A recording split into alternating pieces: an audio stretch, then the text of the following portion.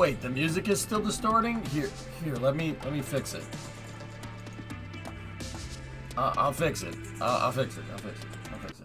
Here, let me try this version.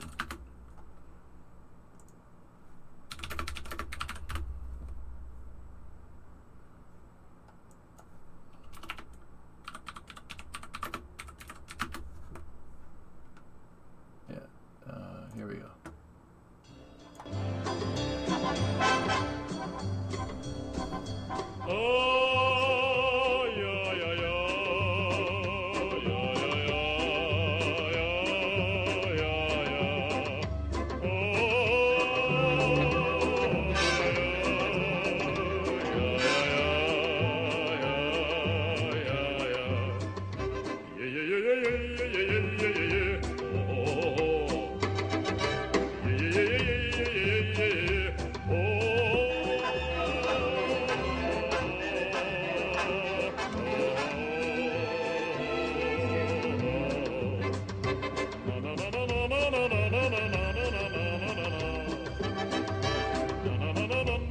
Discovery, go at throttle up.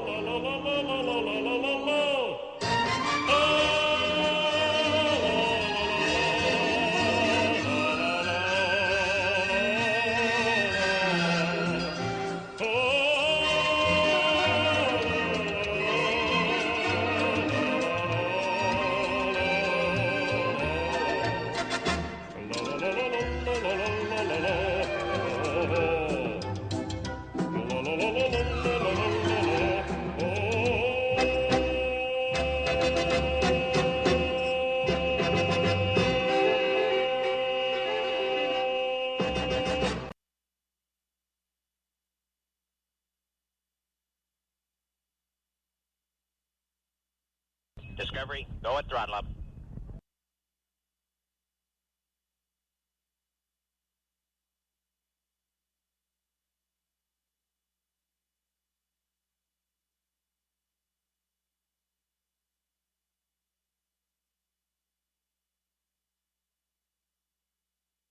John, I can't play any. I can't play any music. All right. Give me 1 second. Give me 1 second. Give me 1 second. Give me a moment.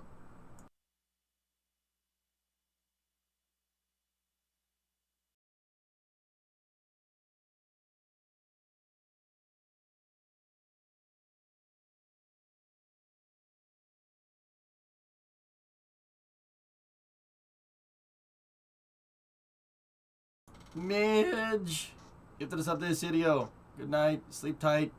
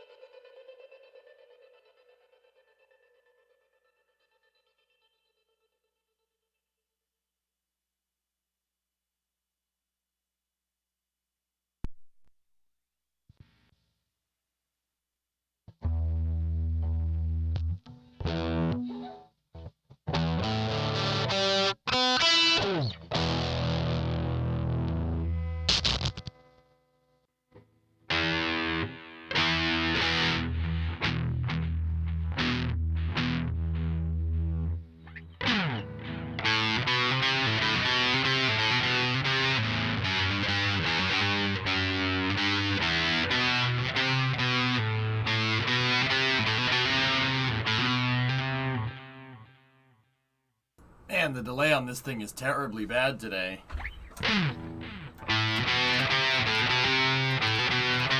Hang on, I gotta take the headphones off.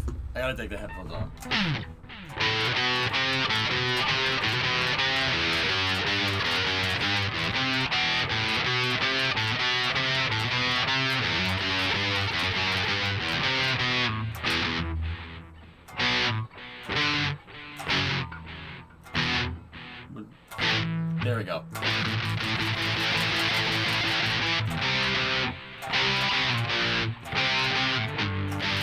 There we go. That's it.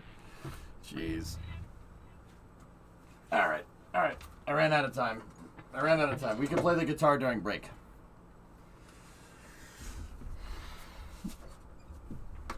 Okay, secretly, Musk and Bezos are best buddies. Dude, I don't think they hate each other, really. I really don't think that they do. You know why? Because they seem like they're... Enroy, they seem like they're very focused on their own stuff.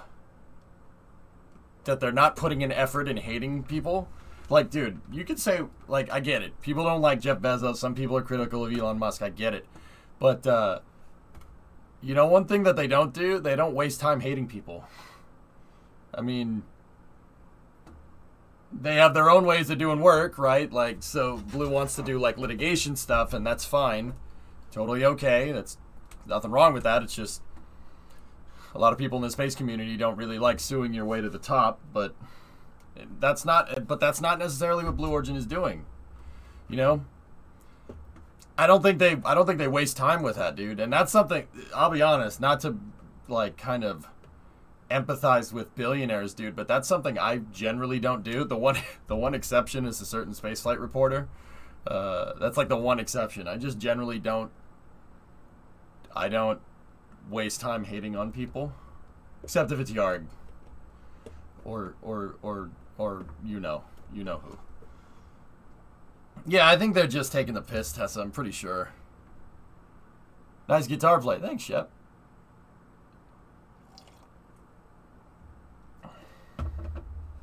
Oh. It's not a good day without Sirius coming in with this. Sorry, man. That thing makes me laugh. That emote is hilarious, man. It makes me laugh. Genuinely, it does. But yeah, I try not to waste time hating on people, dude. You put that energy somewhere else. Like streaming, for instance, in my particular case. ABL got another launch contract. Wicked. Dude, any update on Inspiration 4? Everything's going fine as far as I can tell. Man, you guys ever wake up the next day after you do something like really cool? Like, I don't know, watch a rocket launch? You wake up and you're like, man, was that a dream? Rivera, I've always been excited to see the KSP. Been bouncing between catching up with the VODs and trying to catch you live. Good stuff all around, even when it's rough. It's meant to tell a story and it's meant to teach lessons, Riv. Even if sometimes I don't get those lessons because I'm an idiot. No, the reality of that situation is like, we'll do checklists. We'll figure it out. We'll get the checklist done. There's plenty of places to improve. But even with the checklist, guys, it's really balancing that with chatting is proving to be a little bit more difficult than I anticipated. Balancing mission mode with chat. But I don't see it as any insurmountable challenge. It's not something that can't be fixed. Yeah, drummer, I see it. Yeah. So I'm not too incredibly worried about this. It's annoying. It really does suck. That's not okay. But recently got the Breaking Ground DLC for KSP, but I can't get the turboprop engine from the DLC to work. Any ways to make it work? It doesn't use the throttle. You have to mess with it like you would an electric motor. They're going to modify the GSO system to allow for LH2 fueling into the fairing for payload, which will test cryofluid management on orbit. Launch will happen in 2023. That's for ABL, Thomas? That's cool. Hey, Grab Shark, what's going on? All right, let's Let's go take a look at how this thing fared after the launch. Nice job covering. Thanks, Foo Face. I'm glad you guys enjoyed it. It was fun. Discovery, go at Certainly throttle a up. fun day. Chris gifted a sub to Sirius. Man, Serious Drummer's living in your head rent-free, dude. Jesus.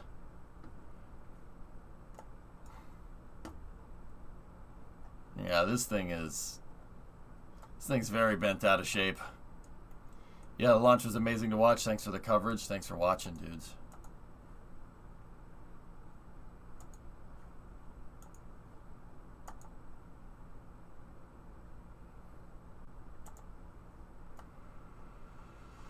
All right.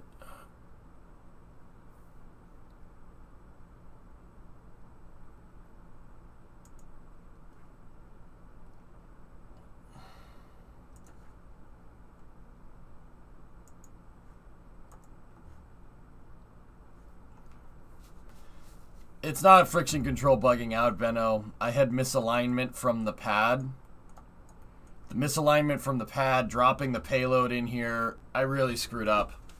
That was a terrible launch. Let's just be glad there wasn't any Kerbals on that one, because that would have ended very, very, very, very poorly.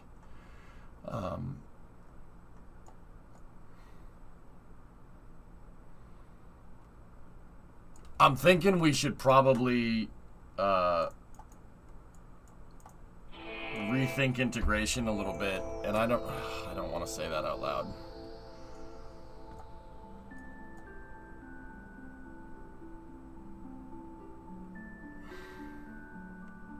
Drummers paid the gas bill, yes.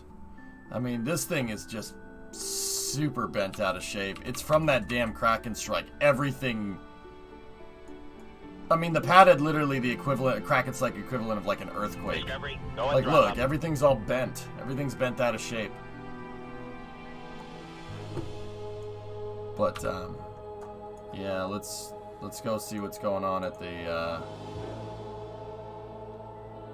Yeah, Edel, I did. Hey, Chris gifted a sub to Sea Shepherd. There you go. Pog gifted a sub.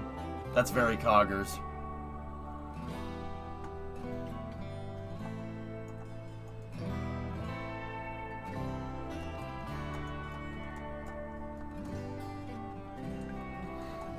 Ugh.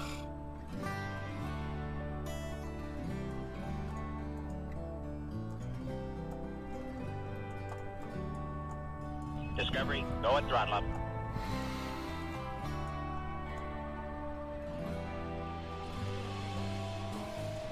This is hard to look at, man. 10 was a fighter.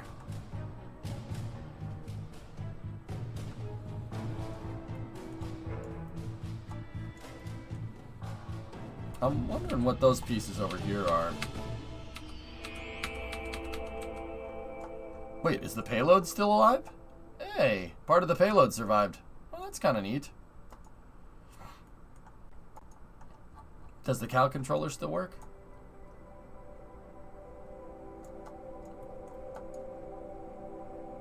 No. All right.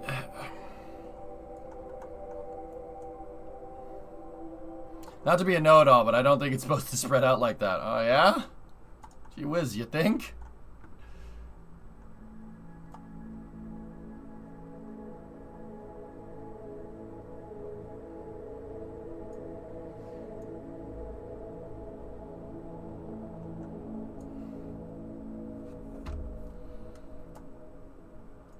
But yeah, I mean, the culprit is there. There we go. We found what was wrong. That's the problem.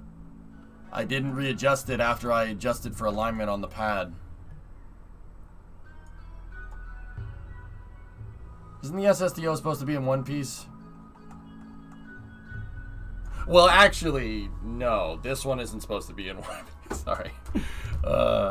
Yeah, it slid off the end and crashed.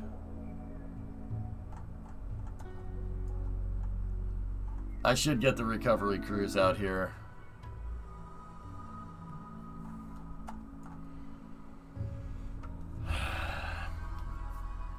Discovery, go at throttle up. AP, what's up, brother? Not very coggers. It's fascinating to see how this thing handles an impact, though, I must say. It's fascinating. That's fascinating to look at.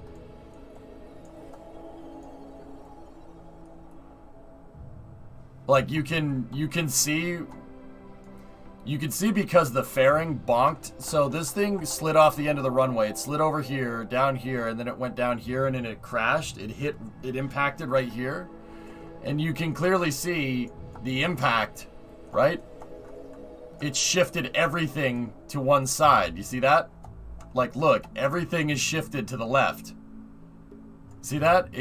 The primary structure goes out to the, well, from this camera angle, it goes out to the right. You can literally see the impact, which is actually, that's actually fascinating. I think that's actually kind of cool. Like, I'm not going to lie, that's really cool that Kerbal models all this. Any updates in mind for SN11? I don't know. You crashed another one? Hi. Yeah. It was a frick all of a mission, dude. This was like Vostok 2. This was Kamarov bad, Chem. Pretty, like, Soyuz 11 bad. Like, I screwed up very badly. Alright, want to get recovery crews out here? See what we can see? Yeah, at least it wasn't the big one. Yep. Who knew if you basically pop the tires and try to land it on flat tires, that's basically what happened. No Kerbals were on board. I think I could take solace in the fact that if Kerbals were on board, they probably would have survived. Because the payload's intact. But, yeah, I don't know what we're going to do with this.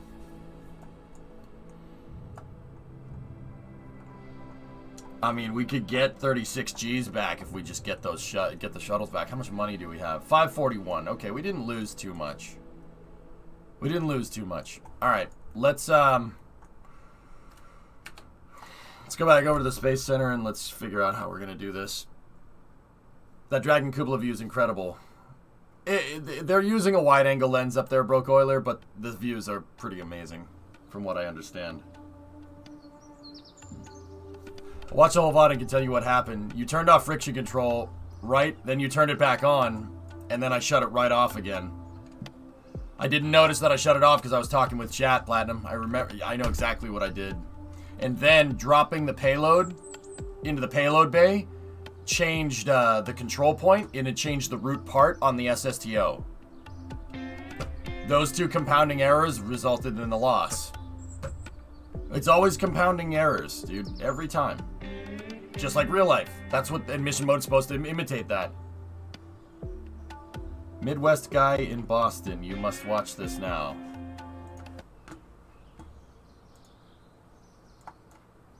I'm Adams, Marky Mark. I helped give this guy from Boston a ride to the Quick Trip once. Hey, Ma. No, I'm still in, where are we? Wisconsin.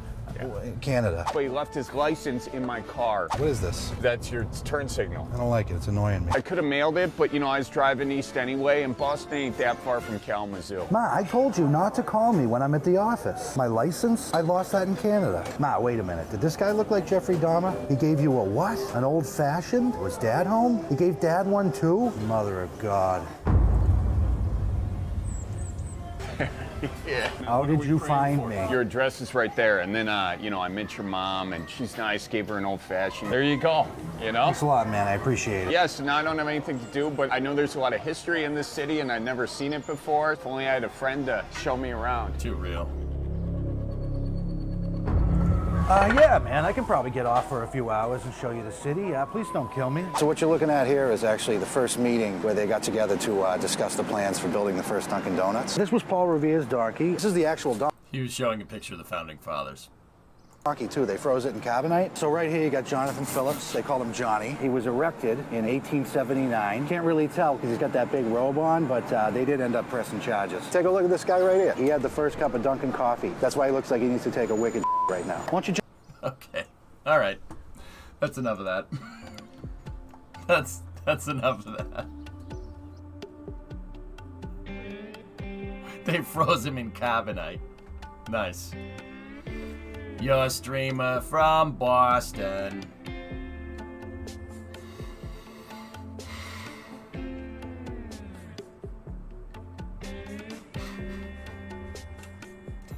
showed Alex. They showed a picture of the founding fathers, and they're like, "Oh yeah, this is where they conferred to make the first Dunkin' Donuts."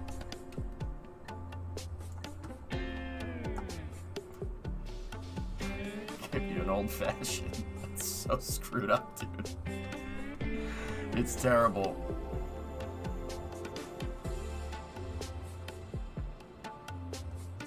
All right. We need to go survey the damage. Chat. Want to see if we can get these back? I've heard this story before. Maybe we should just leave it.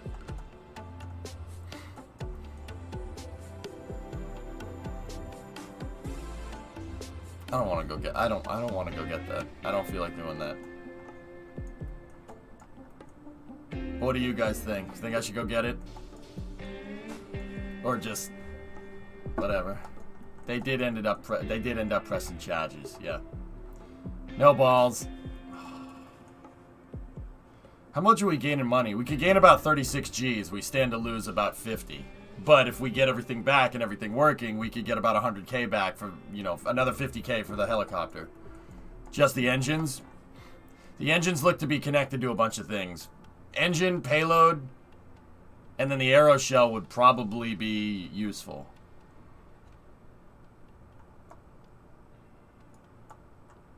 Do we have extra docking ports? Docking ports and struts, yep.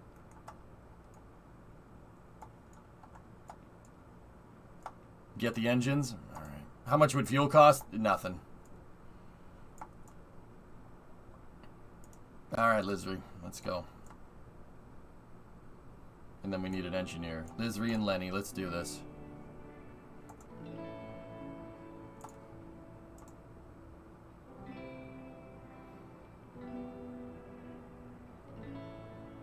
Not worth the time.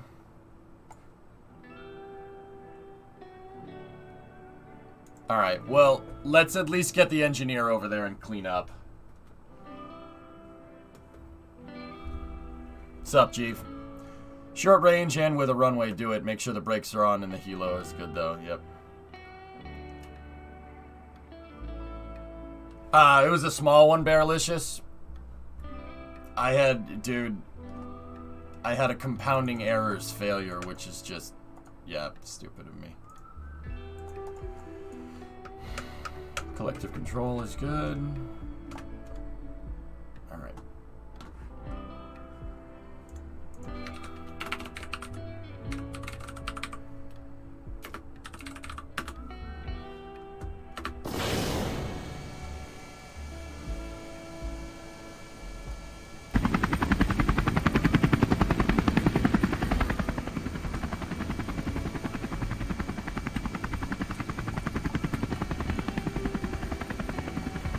No, it has to be 2.4 from KSC. I don't think I have recovery rules for the island runway.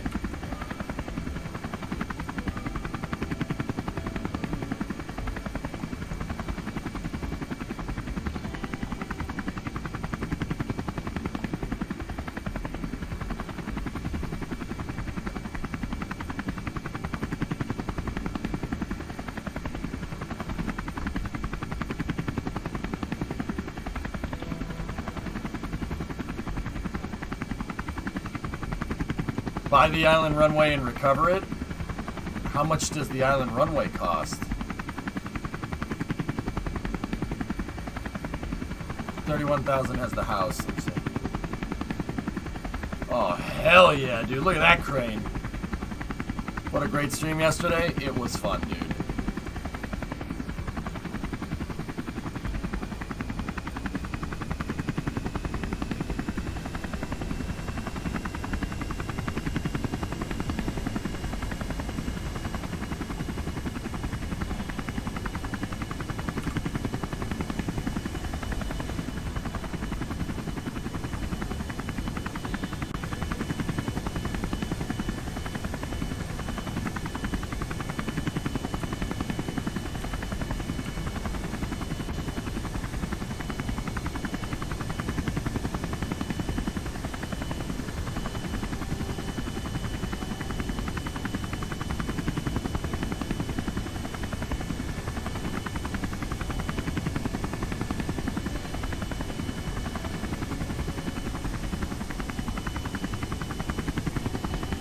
Привет, Билай, как дела?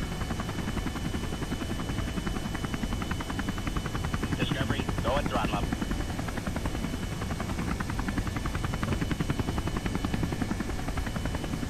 Omni! 78 months. Thanks, man. 78 months.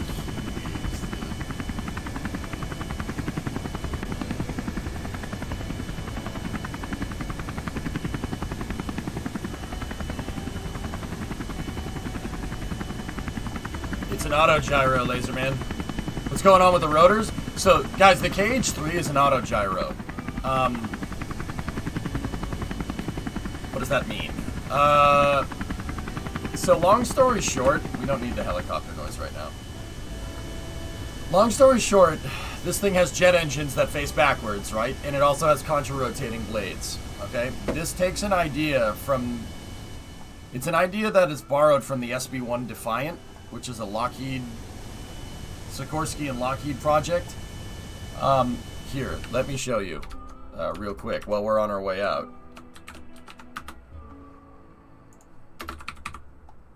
So the SB-1 Defiant is a helicopter that has twin blades up top, right?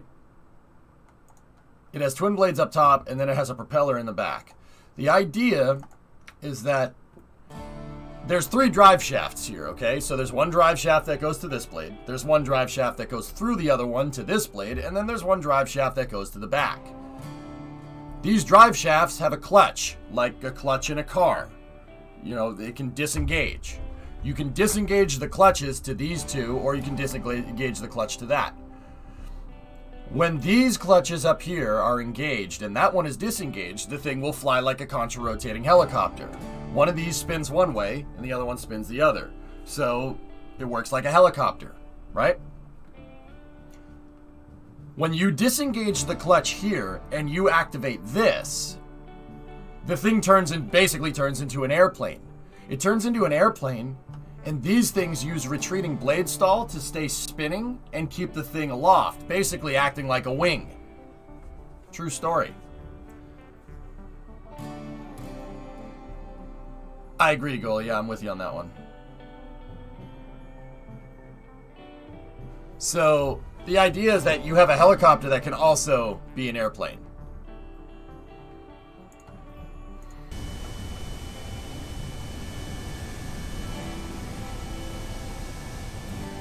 An article about that says it can hover nose down. How can it nose down hover?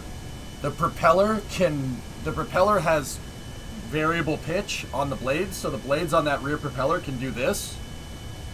So they can change the pitch angle to be reversed and spin the blade and generate lift.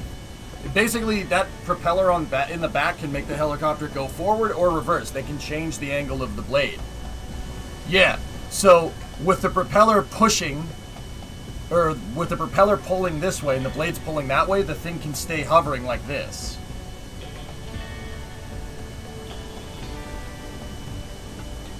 Yeah, the SB-1 is cool, and I borrowed those ideas, but instead of having a propeller, I have jet engines, just because I wanted it to go faster.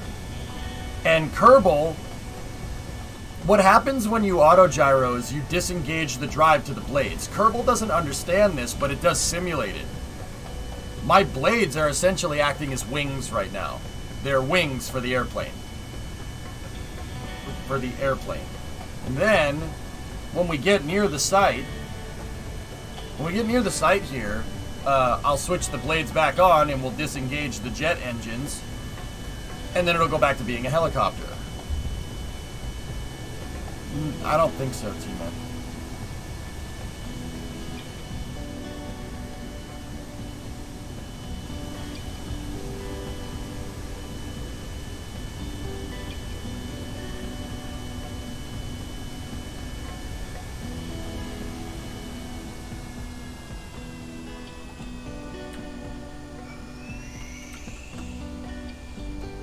Approaching the drop zone. Or crash site, I guess. We need helicopter noise.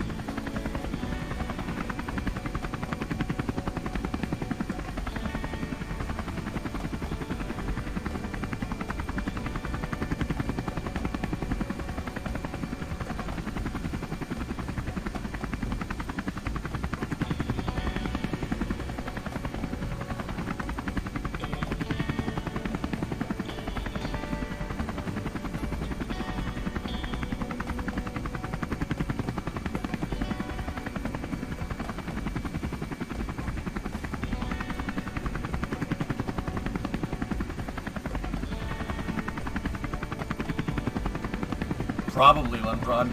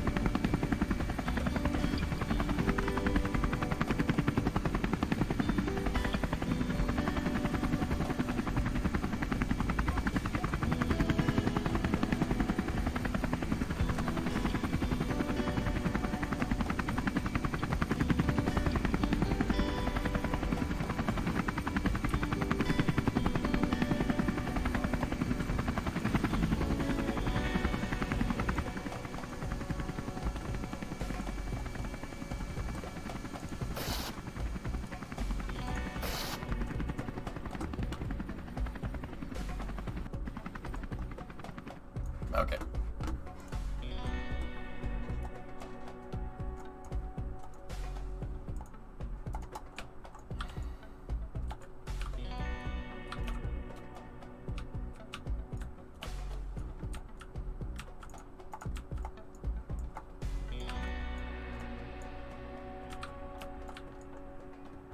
What happened? I crashed.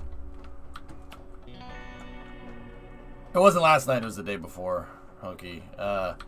Basically, I didn't do a hierarchy. I did the hierarchy check wrong when I launched it, and I had to abort, and I aborted to the island runway. Yeah, screwed up badly. And because the pad was reused so many times, when I landed it on the island runway, I successfully did the RTLS abort. That wasn't the problem. I didn't mess with the friction control. I had the friction control off on the wheels to get the SSTO to line up on the pad, and I did get it aligned on the pad, and everything was good. Then when I went to land it, it spun out because raisins.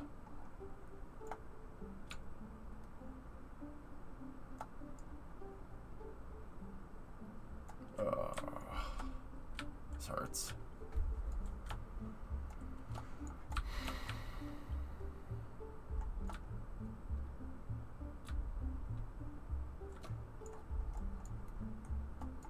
Engines, you did nothing wrong.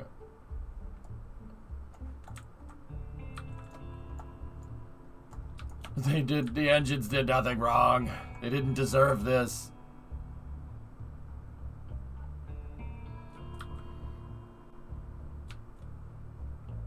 Poor babies. It's not the big SSTO, Fatal. This was the small one.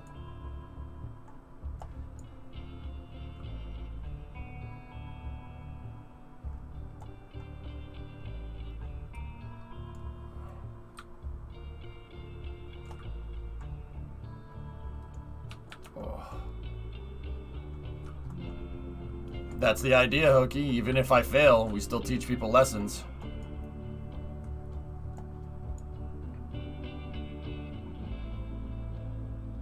Nobody was on board, yeah. No, it's all set.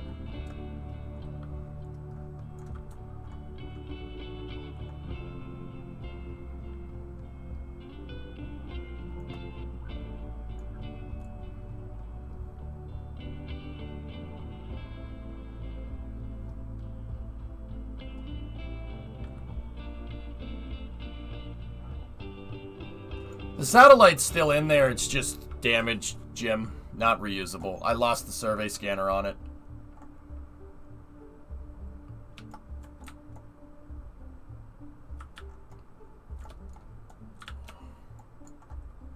This was 10.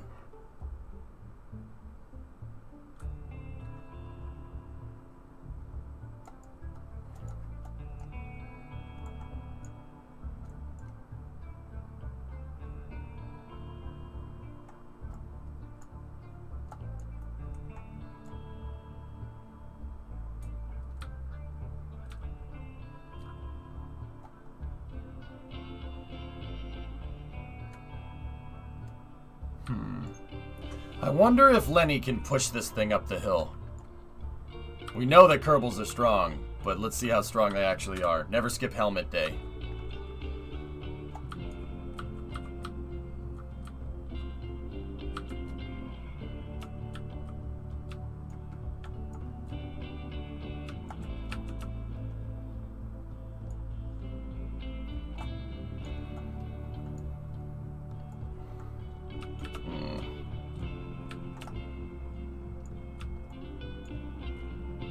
Seven is still active.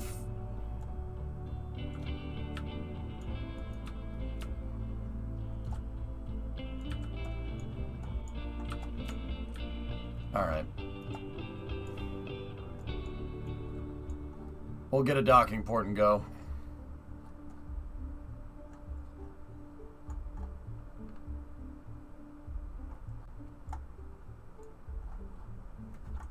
Someone's insurance premiums are about to go up. Can't have insurance premiums go up if it wasn't insured. Got him.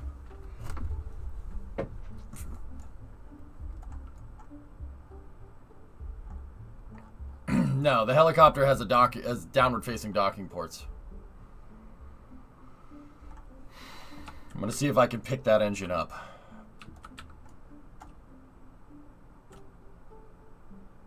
We need a docking port to do it, though. There's docking ports in a helicopter.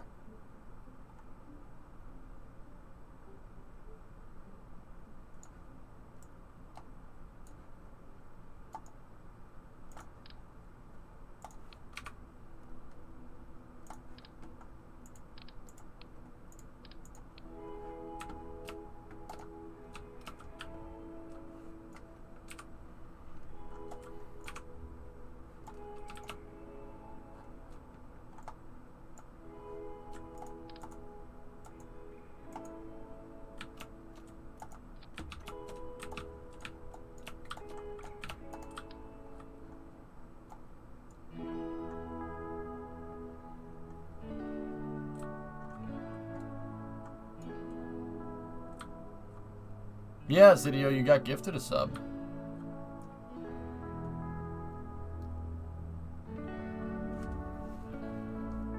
Hey, drummer, can we shut the St. Jude notifier off?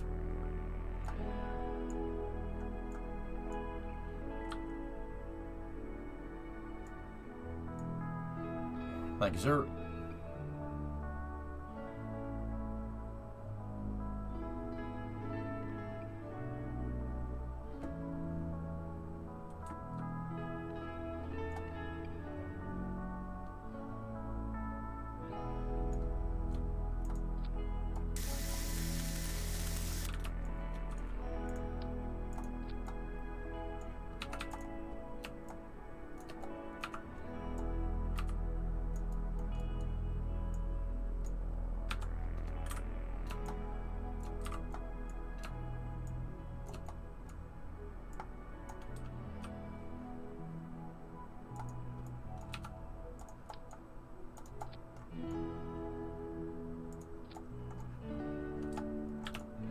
Go piece together a couple of things here. Wait, how did that get all the way down there? Huh. Alright. Hey, come back, you. Oh, it's like Cookie Clicker. Well. Nice. That's awesome. I ain't even mad. That's really funny. It's just like, nah, I'm gone. Alright, I'm gonna head out. Where'd it go? How far did it roll down the hill? It's still going! I'm sorry, that's really funny to me. If you love it, you have to let it go.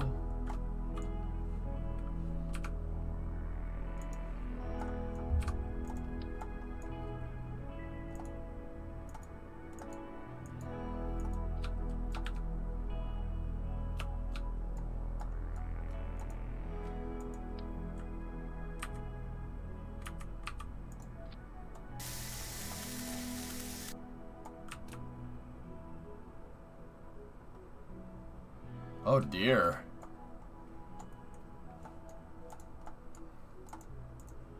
Oh.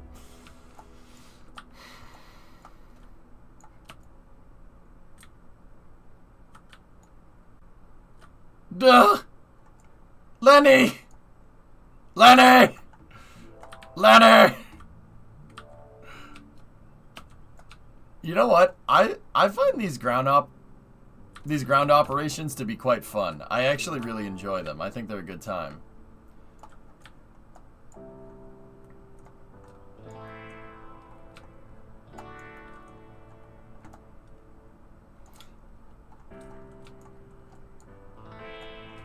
Hey chat, when do we fire EJ because he keeps crashing stuff? When you stop Eric burgering my space program. So yeah, that's never gonna happen. You're stuck with me.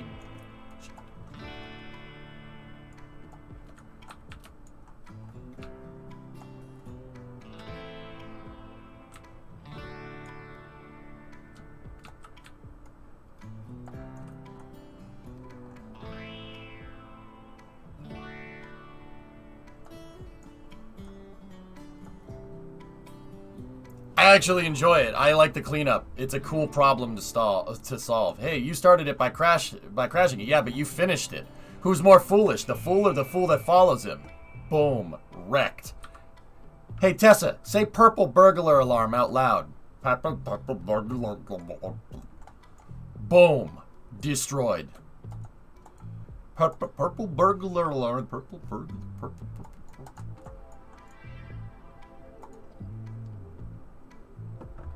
How's Jeb doing? Oh, he's over at your mother's house. Why don't you go call her and ask?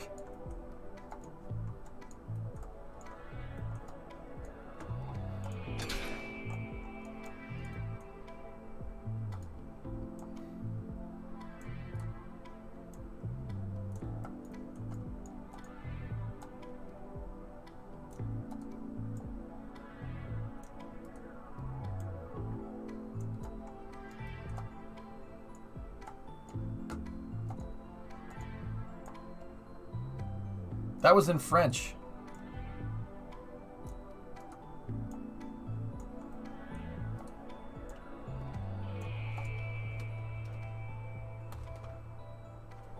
All right, let's do this. Get the helicopter.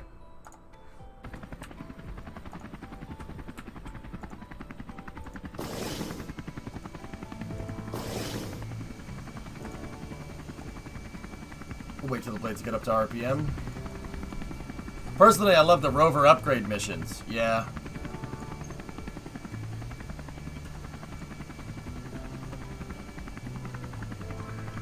Alright. This is an active skill. This is really, really difficult to do. Discovery, go at throttle up. Set the docking port mag force high, and let's see if we can rope that docking port. Oh, we might have to leave scene. Discovery, Or leave fizz range for a second.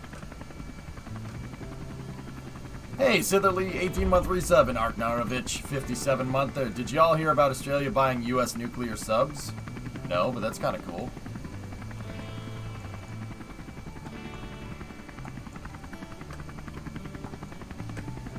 Which ones, Arknar? Which ones did they score?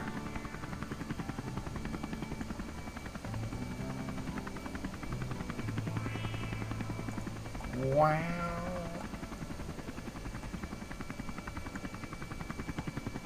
Did y'all hear about Australia buying U.S. nuclear subs? Not buying our subs. Wait, I'm confused now. I think they're contracting the U.S. to build them. Oh, that's cool too. Yeah, we've done that. We'll be sharing tech with them like we do with the Brits. Yeah, I got you.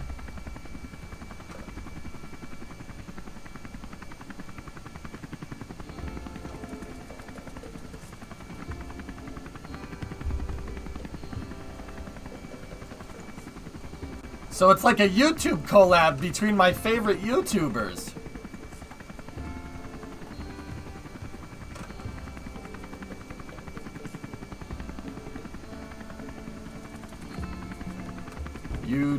New US, UK, Australia alliance. Well, actually, yeah, I don't mind working with the Australians. A lot of folks don't know is that there's Australians served in the Vietnam War. They helped us. Actually, a lot in the Vietnam War. A lot of Australians fought the domino effect because they didn't want the domino going to Australia in the 70s. So, Australians. The Thunder from Dan Ender.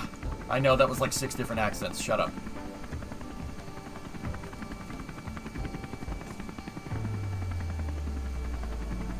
It's a little bit strange that we're getting no updates, Forge, but yeah, everything seems okay from what I understand.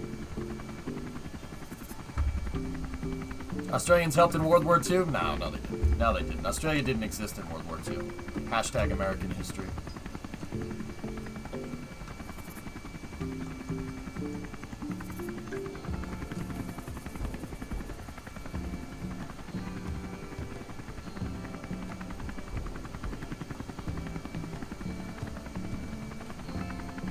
What about the Australian-American War?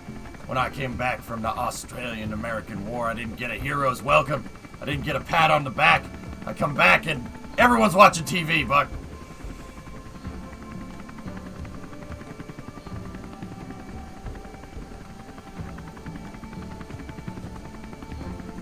Don't touch the landing gear to the ground.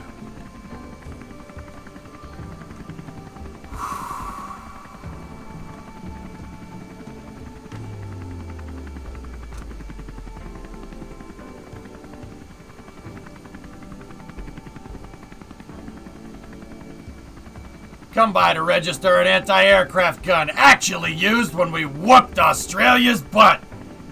Ammunition. Remember, don't dial 911. Dial 357. I love ammunition. It's the best.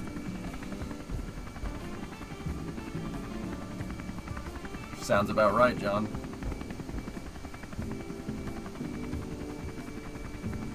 Oh, hello. This is very precarious. We gotta be careful. Ah, I almost had it. Alright. You boys gotta focus a little bit.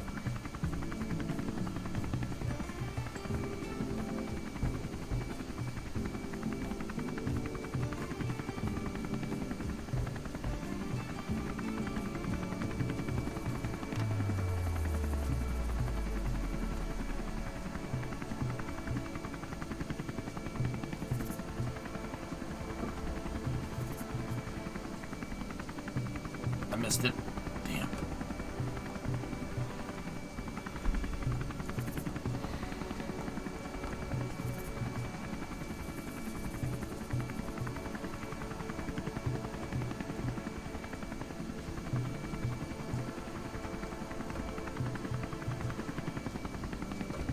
Let's go in for another pass.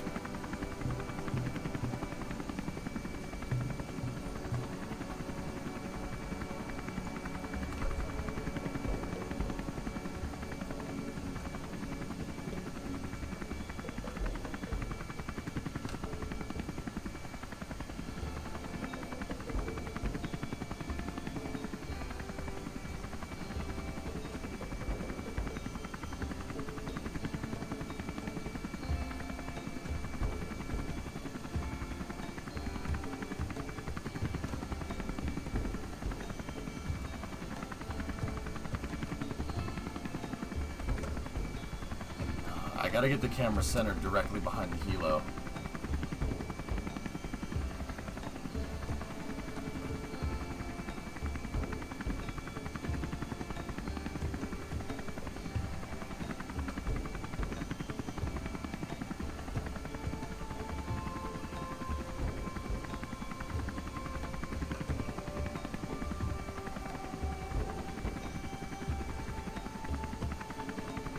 And I have 2 landing lights. See the landing lights that are hitting the ground?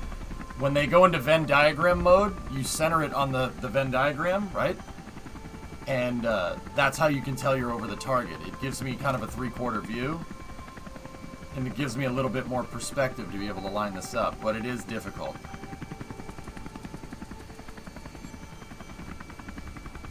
The hard part is actually getting the helicopter to hover.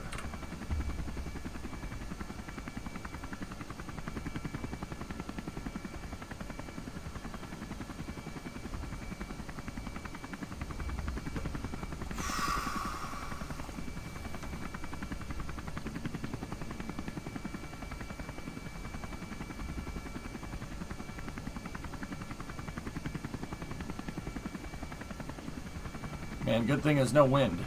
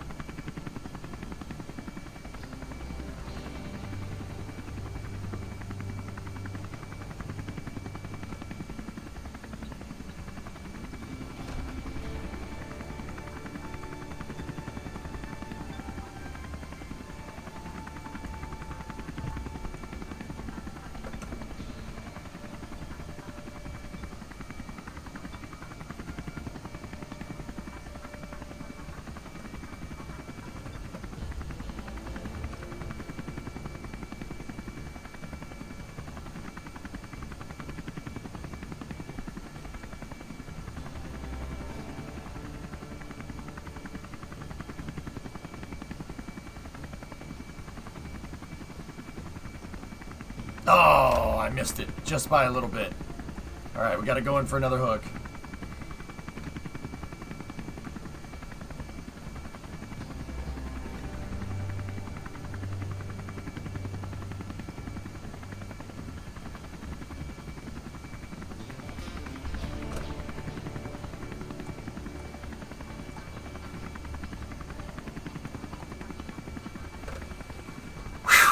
All right.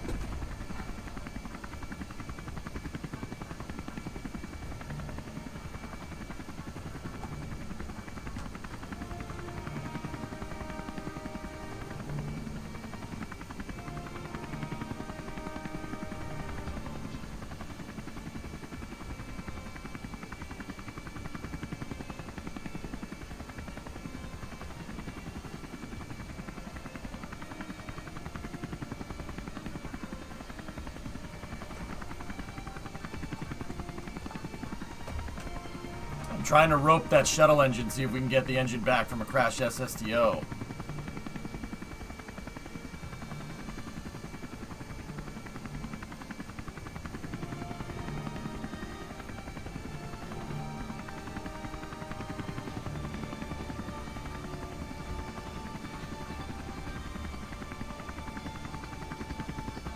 Oh, I swayed it just a little too much.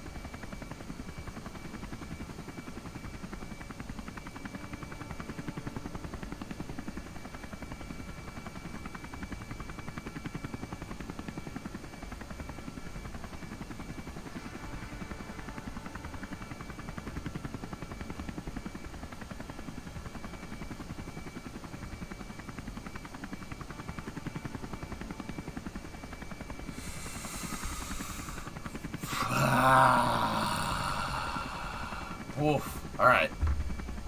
I'm getting better at it every time I try.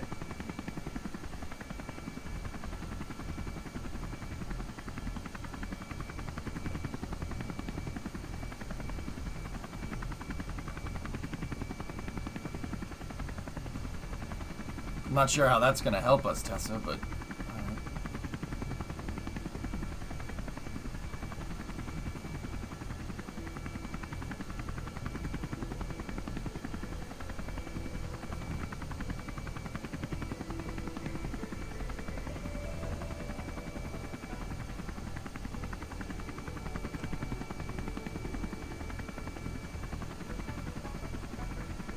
Swayed it too much. So, I've tried landing the helicopter and attaching before. Doesn't work. It really doesn't like doing that.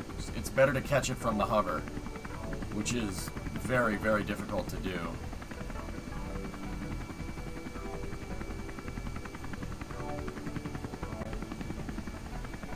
I noticed that we're going through the docking port, but it's still magnetizing to it, which is weird. It's like the docking port isn't glidable, but it's functional. Because I've dropped this thing on it like a good couple of times here.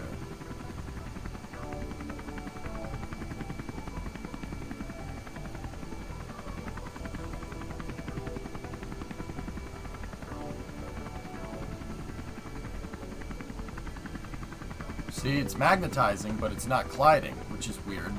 That happens with construction sometimes, dudes.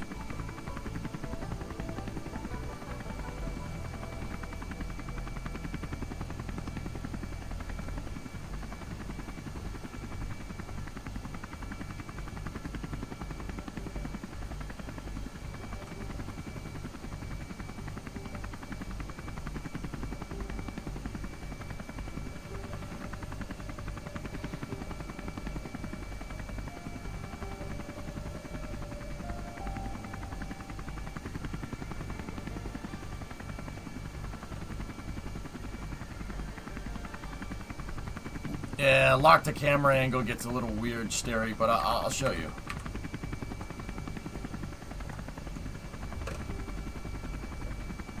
It gets a little strange, but, dude, yeah, I'm not sure I like that. I like the stable camera.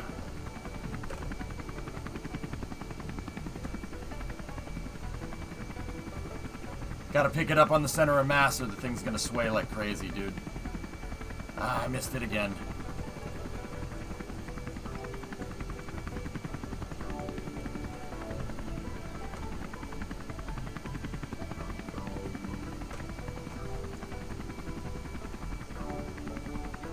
The problem is getting something to hover in KSP and just stay there is very difficult. You can't hover it like you can with a regular helicopter.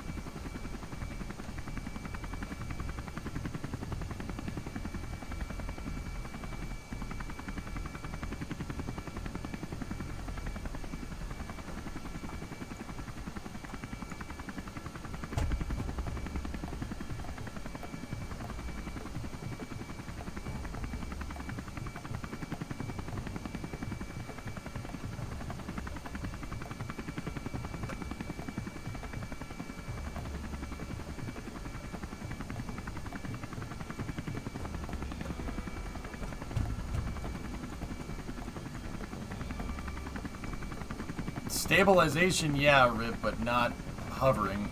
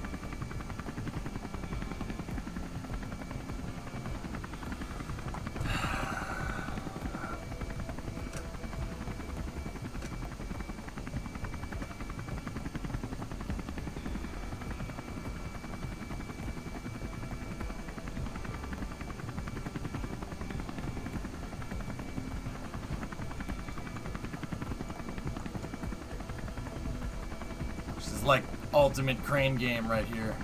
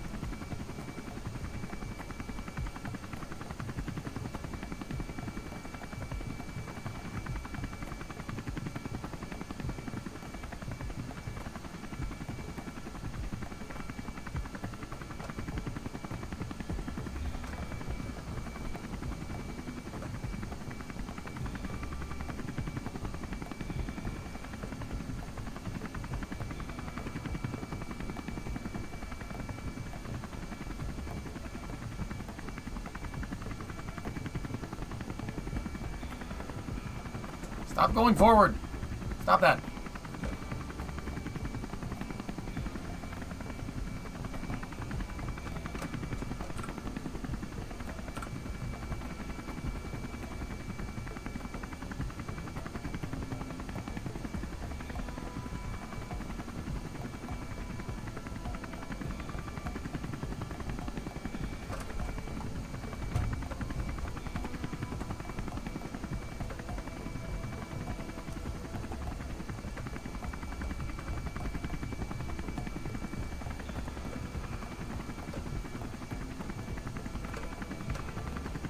So if you crash the big SSDO, you have to do this 12 times, Kappa. Wow, great. Thanks for telling me you can demonstrate basic math skills, Jim. I really appreciate it.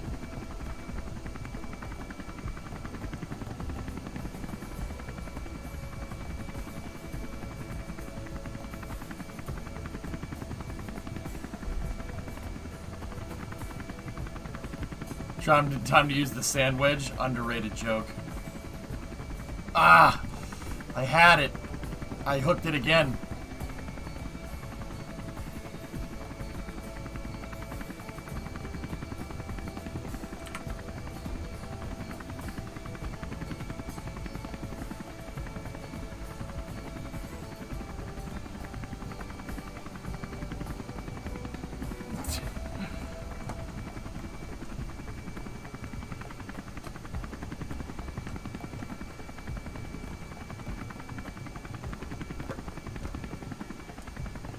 I'm not sure if a claw is going to do us right here. Maybe.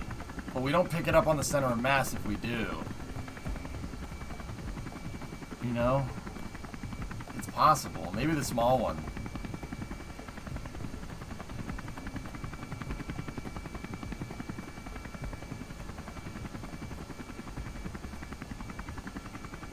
Oh, come on. How did that one not do it?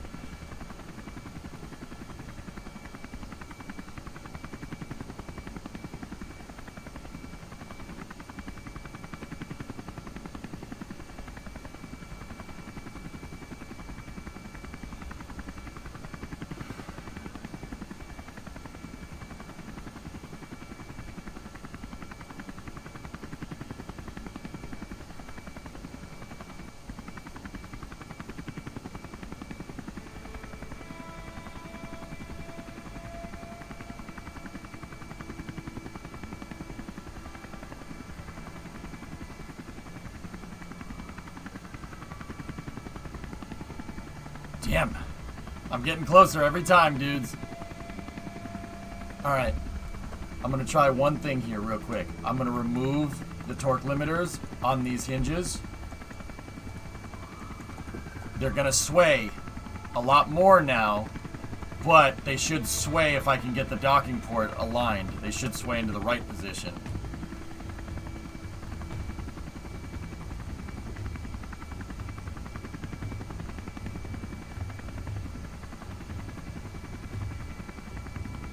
Because the damping forces that I had on the hinges were counteracting the magnetization.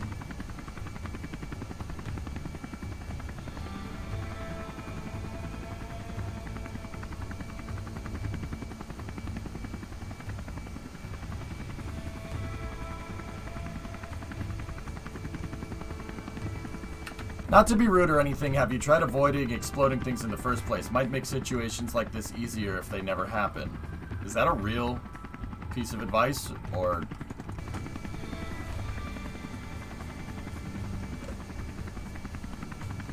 not to be rude? No, that's not Fatal. Not to be rude, but that's not rude. That's a stupid question, dude. What do you mean? Like, how? Oh, yeah, okay. I'll try not crashing it next time. That's like saying, have you tried just doing better? Like, yeah, I'm working on it, man. This stuff takes time, though, bud. I get it. Like, dude, I don't want to crash it. I don't want to crash these things, man. I'm not doing it on purpose. Did you just tell me to get good? Yeah, like, yeah, I'm working on it, man. This is hard, dude. This rule set is tough. It's tough, man.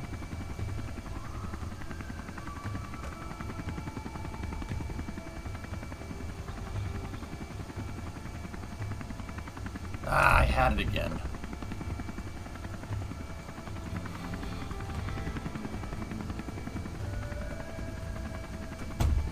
Like, I'll be honest, dude. You know what doesn't help? Saying stuff like that. Like, it's easy to say that in hindsight. Where were all these? Oh, you should make a checklist things before I launched the SSTO, right? Like, and don't get me wrong, some of it was there, but you know, it's easy to say, oh, well, let's make something for friction control. It's easy to say that after the fact. Hindsight is 2020, or is it 2021? I don't know. But yeah, you gotta bear with me, man. This stuff's tough, dude.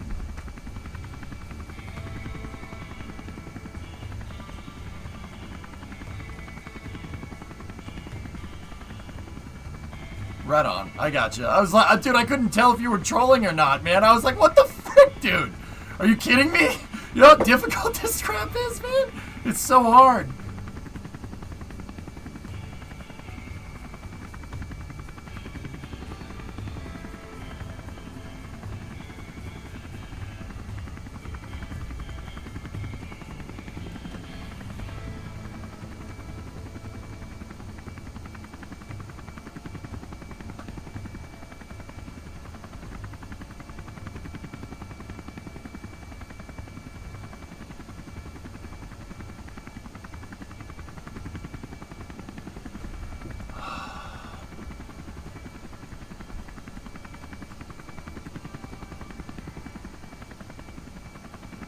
It's so hard to find neutral hover. Dude, if I could find neutral hover with this thing a little bit easier,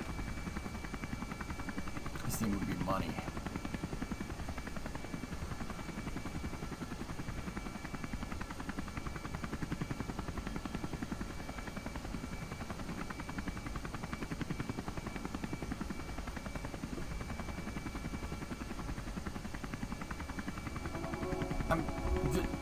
Phil, I'm kind of busy right now, dude. Hold on. I'll check that tweet. Elon Musk giving a very simple response. Alright, that's what you guys want to see.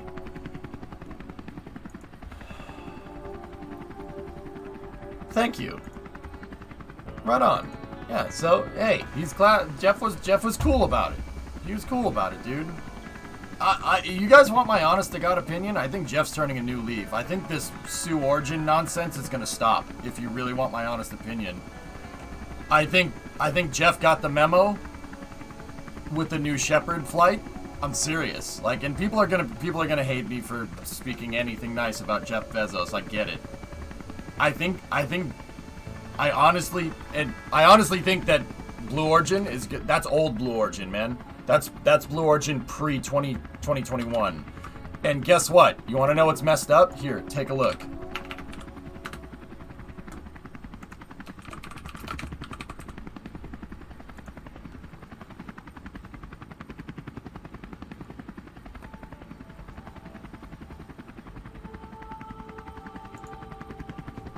Eric agrees. Look at that. This is what I've been trying to tell people, dude. This is what I've been trying to tell people. Jeff went in there and he said, no more of this nonsense. We need to actually do something.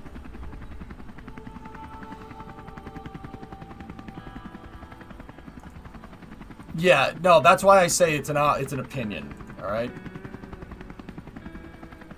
Yeah, well, Jim, we call sources say an opinion. And my opinion is that Blue Origin is going to start doing a lot better. Suing people to get what they want, that's old Blue Origin. I think that stuff, I think Jeff wants to put a stop to that stuff.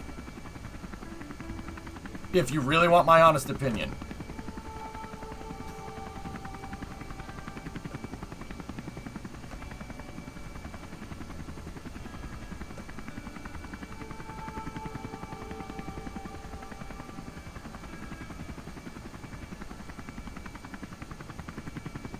How do you keep your calm on this?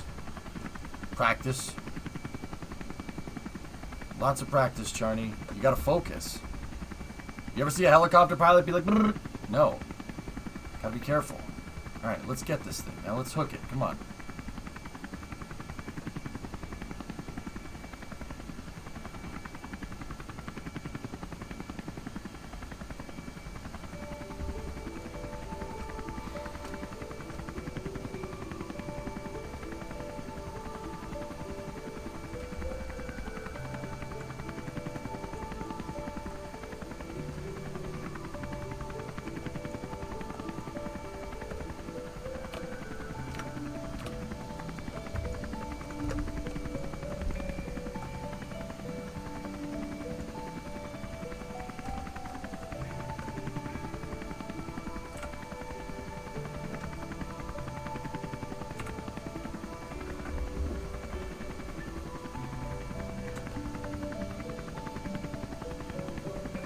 Maybe I'm going about this wrong.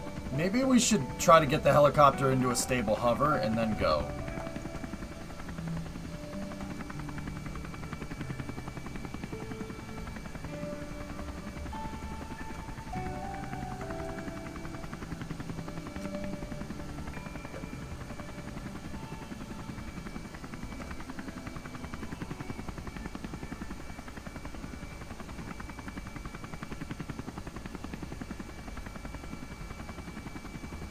RCS off slot?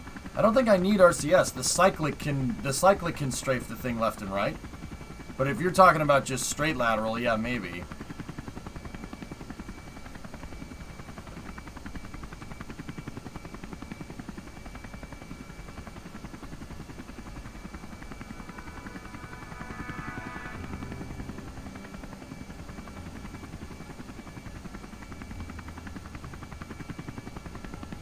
Booyah! All right, we got it. We got one. Yes. Excellent. That's how you do that. Get the thing to a stable hover first. Don't try to get over the target and then stable hover. Hover and then just move towards it.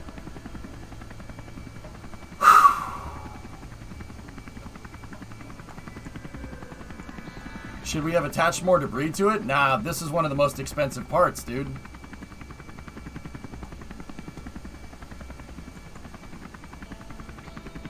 Jeffrey Bezos, you did it! Congratulations!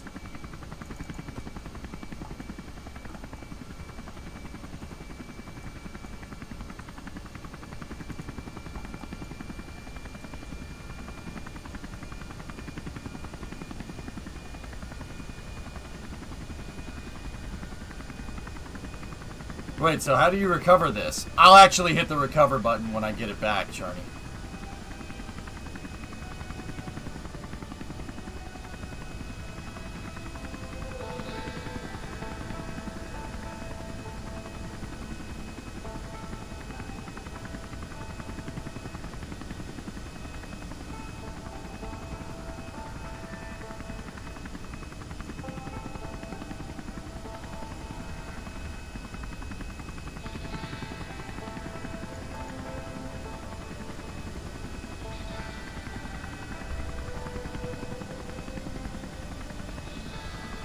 I'm not gonna do that, John.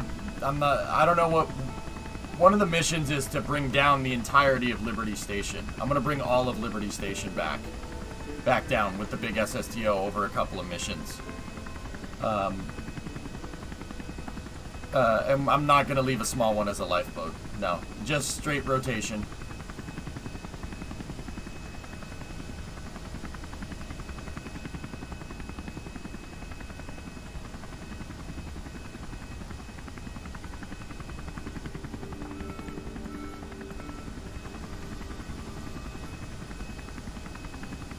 This engine? Oh, I'm gonna recover it, Jim. I want the cash.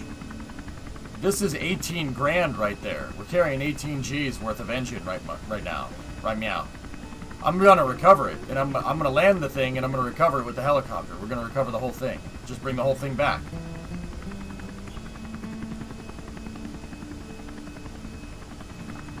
Where are you going to put it? Oh, Liberty Station. Oh, I don't know. Yeah, I'm not sure.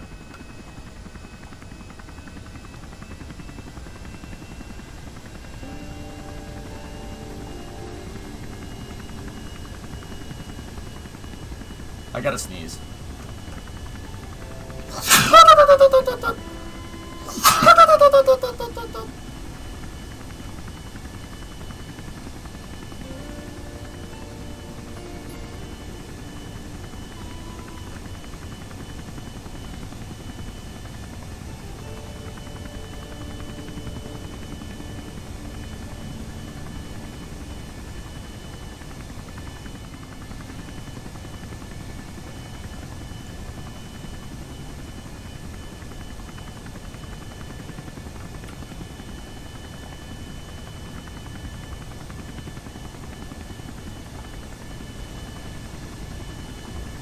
Thanks, Flashwolf. Turbo sneeze.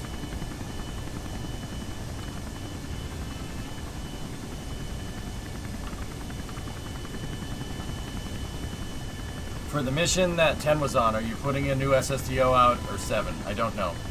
I haven't gotten that far. Focus on the task at hand.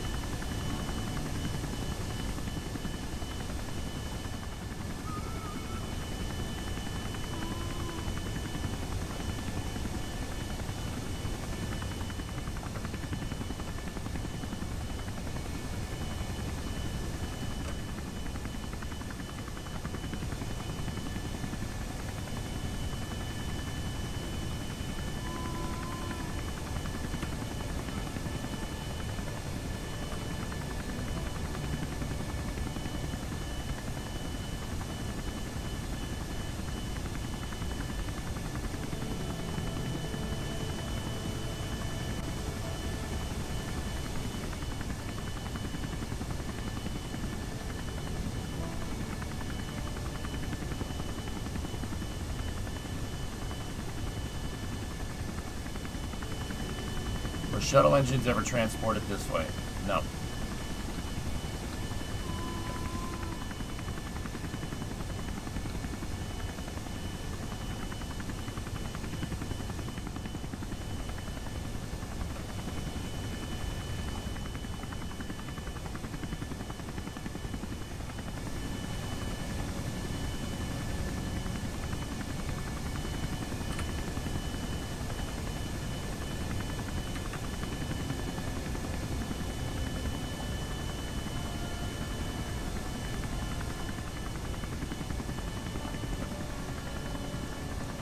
They were transported by truck, just like Raptor engines.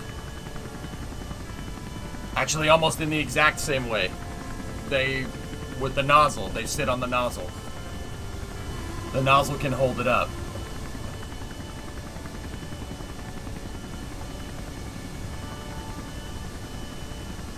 Hey, Luke.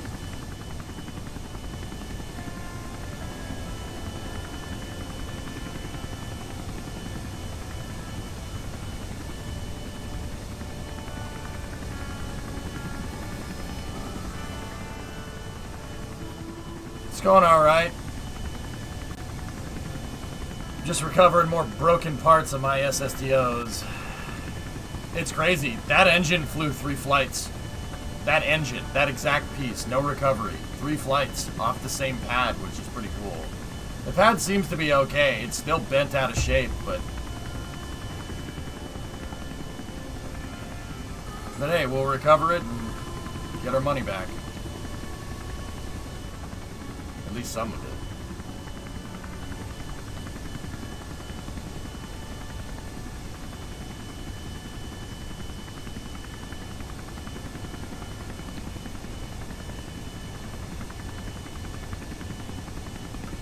An engine broke right after liftoff, Havocs.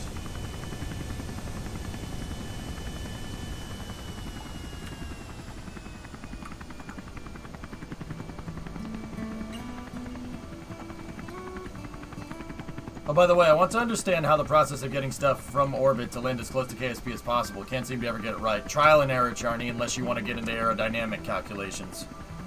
Pro tip, don't get into aerodynamic calculations. Just trial and error, dude. Okay.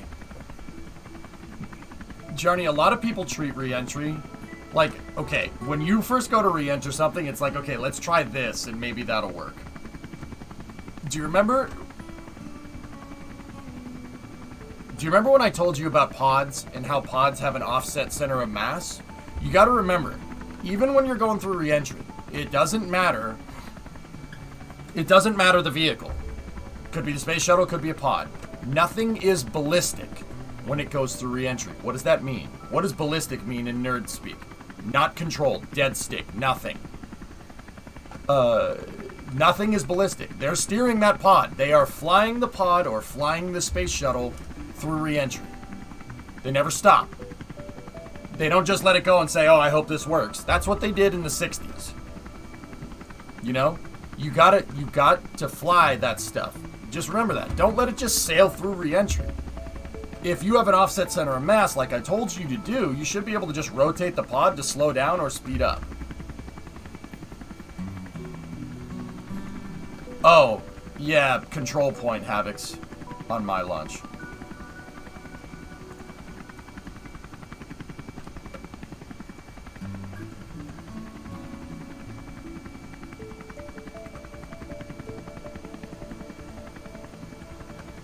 fly the thing back to KSC. You can do that.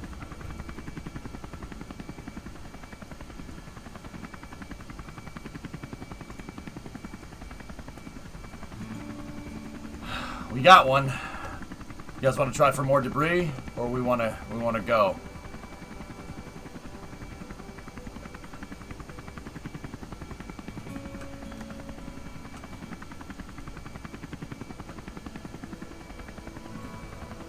Mercs, you want more cleanup? I can do that. Can we refuel? No need. How much fuel do we have left?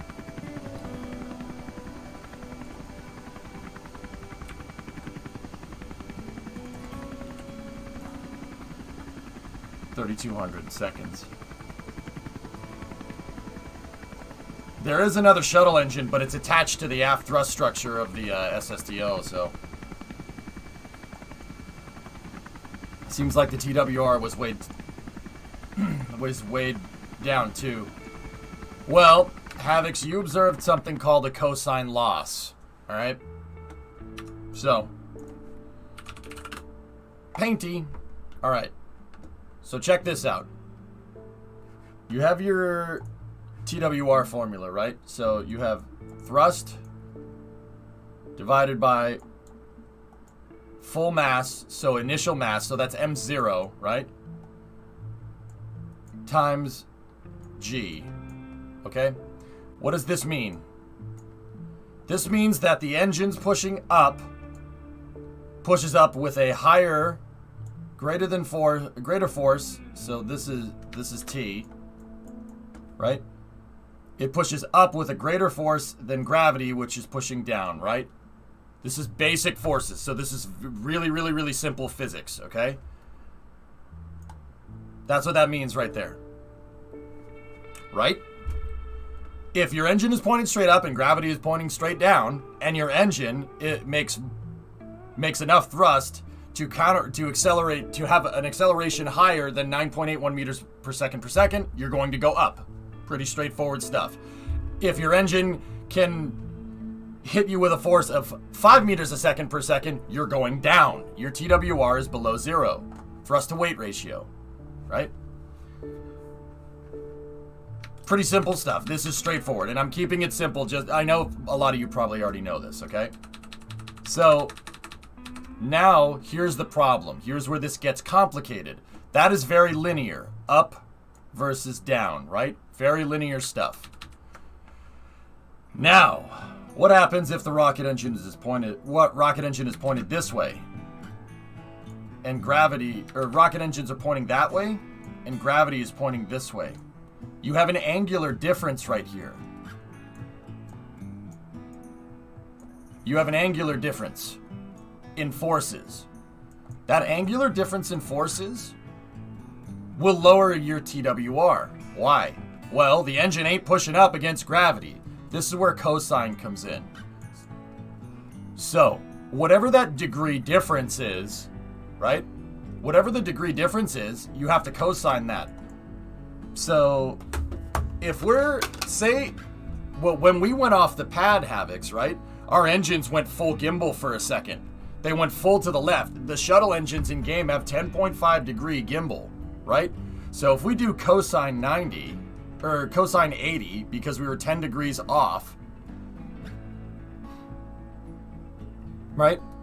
What does cosine 80 give you? 0.17. All right, so now let's try cosine 10. What does cosine 10 give you? 98.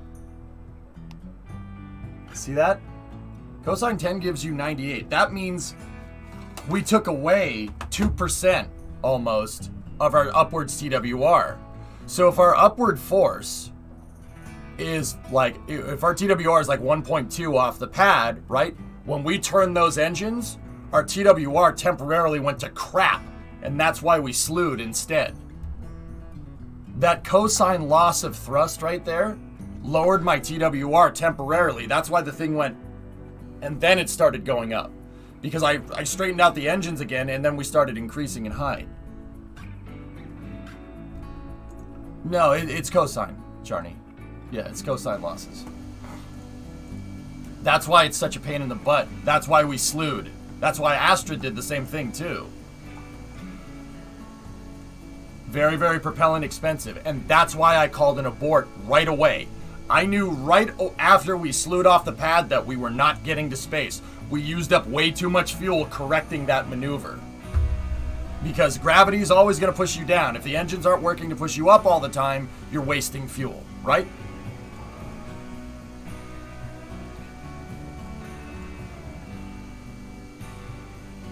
That's why I called the abort. I knew we weren't going to get to space. People were like, no, you should try it. Nope. Nope. That's just going to strand an SSTO in space. Bad idea. Yeah, cosine 10 is sine 80. That's right, Mark. Yep.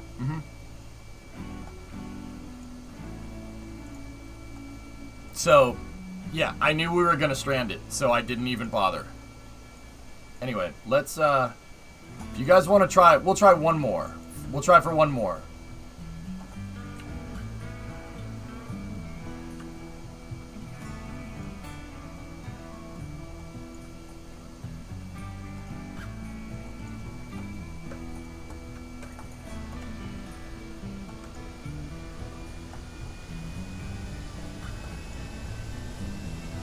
Yeah, Drummer, I went up to a 42-kilometer apogee. The problem is I went too far down range.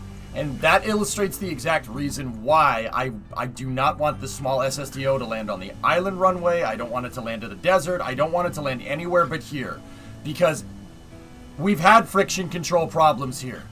And the thing is slid. And if it slides sideways on this pad, on this runway, it's just going to slide off the side of the runway. We don't have to worry about falling off a cliff.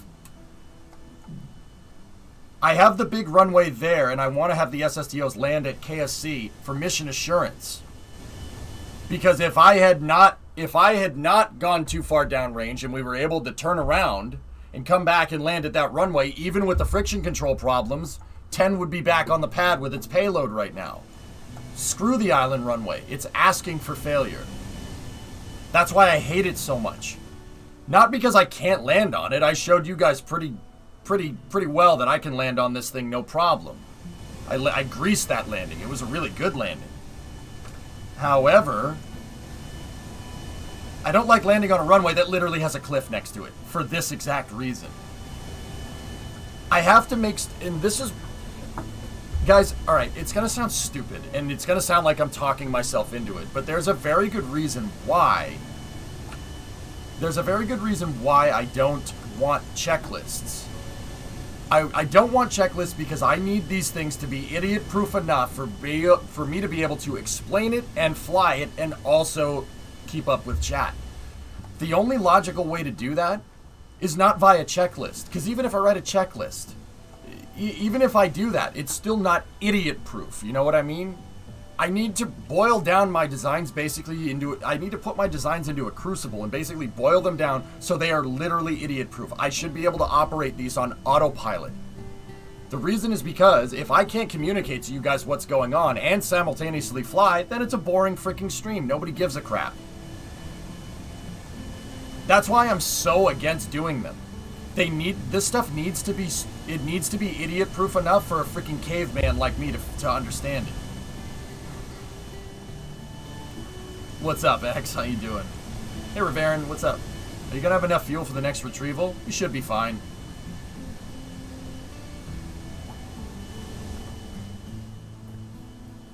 I tried landing yesterday. The best I did was losing just one ring. Yeah, you did alright.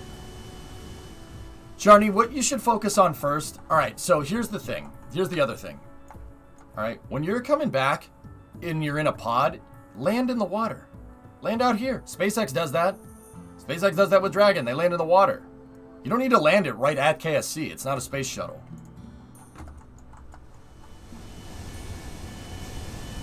Call something idiot-proof and the world would just build a better idiot. Well, fortunately, my idiocracy doesn't go up, Kralani. Maybe, unless Yarg's here. Oh, no, Yarg's alright. Fortunately, my idiocracy kind of is at a very linear rate. So I don't have to worry about building a better idiot. I just have to make it good enough for me to freaking understand what the hell's going on.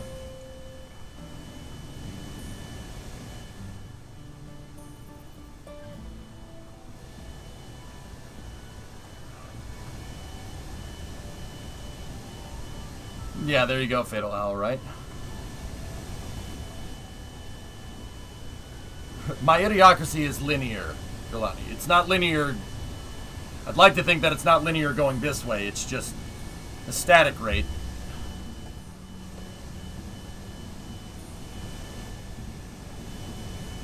"90% of your accidents in game are related to landing gear parts." Yeah. Not a fan of Lukla Airport? Who is, Umbre? Who is? That's my question. Making a mobile launcher platform for the shuttle. Have fun with that. Privet, my pick. What's up, dude? My pick, what do you think about Route 154? Are you pumped? I'm honestly pretty pumped that I have a 97. I've always loved those trucks. Day off for Yom Kippur, chilling. Mazel tov! I'm stoked, brother. You think it's gonna make it? It's got a roller cam in it, you know. It's a really nice. Those 351 Windsors that they put in those Ford trucks from like 94 to 97 are really, really good motors. They're just choked off by smog. We might be removing that to increase efficiency. Are we going full AH56? SB1 Defiant is what I like to think, Pythos. Pumped if it's not junk. I think it'll be okay, Doom. Hurt was telling me it's really not bad. Like, they dropped the honestly, Doom, the diff is what I'm worried about. Diff in the clutch. That's all, because they did clutch drop it a couple of times. But that's the thing, man. It's a heavy duty clutch. And if that thing has the transmission that I think it has in it, if it has a ZF 547, I'm not worried. I'm seriously not worried. That transmission, the ZF 547, is designed for the diesels. It's a power stroke. It's designed for the power stroke. That's why Ford bought it from ZF. I'm not worried about that, honestly. If it's an M50D, which is the Mazda 5-speed transmission, it's an R2 50D, which means it's a heavy-duty transmission. I'm not worried about that. Yeah, and even then, yeah, Tesla replacing clutches is not that big of a deal. Did you catch the picture I sent in the aerospace channel in Discord last night? Crazy cool views of the launch from Orlando. Did you see the jellyfish? Actually, I haven't checked yet. I'm officially addicted to LKO rendezvous missions. Make sure to keep going, dude. Yeah, Merkers, I'm not worried. Everyone's like, oh, they dropped it. They dropped it with no load over the rear suspension. That suspension can take a hit like that, no problem. Like, the engineering says that it can. Ford wouldn't design it to be dropped like that and not... I mean, it's a heavy-duty truck. I'm not worried. Once again, the worst thing that I'm worried about is the diff, because Hoonigan welded the diff. They welded that sucker.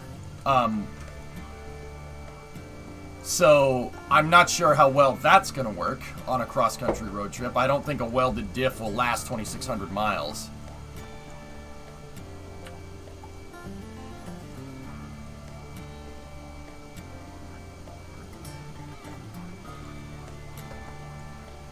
Yeah, Pythos, you call it the M12 LRV. I like to call it the Warthog.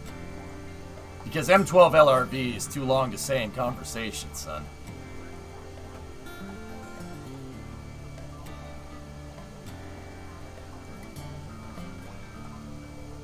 I think it will do way better than you think on the highway. Yeah, Mercs. It's a Sterling 1025, dude. That thing is, I mean, even welded. That's a really, really strong rear end. Guys, it might look like a regular pickup truck, but this is an HD. The HD is basically semi-truck parts. This truck has parts in it from a truck that's supposed to, like a box truck. Like those big box trucks that you see, not the semi-trucks, the box trucks that come into, Kerbin, nice, that come into Starbase. Yeah, that's what I'm talking about. They're not,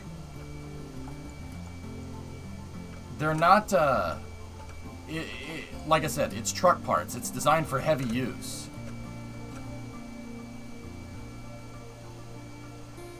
I mean, the trucks were designed to have the trash beaten out of them by some farmer, you know? See last.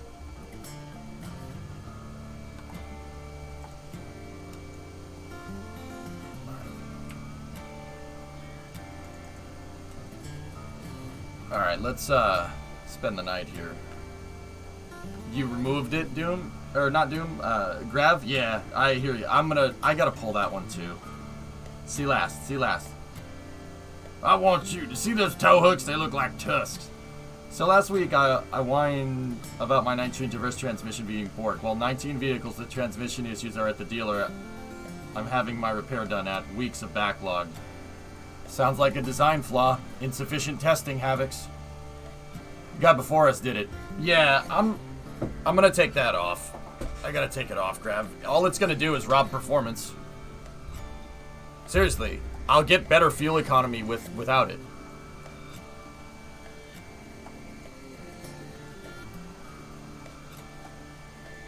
You don't know if you'll buy another Chevy? Dude. Look,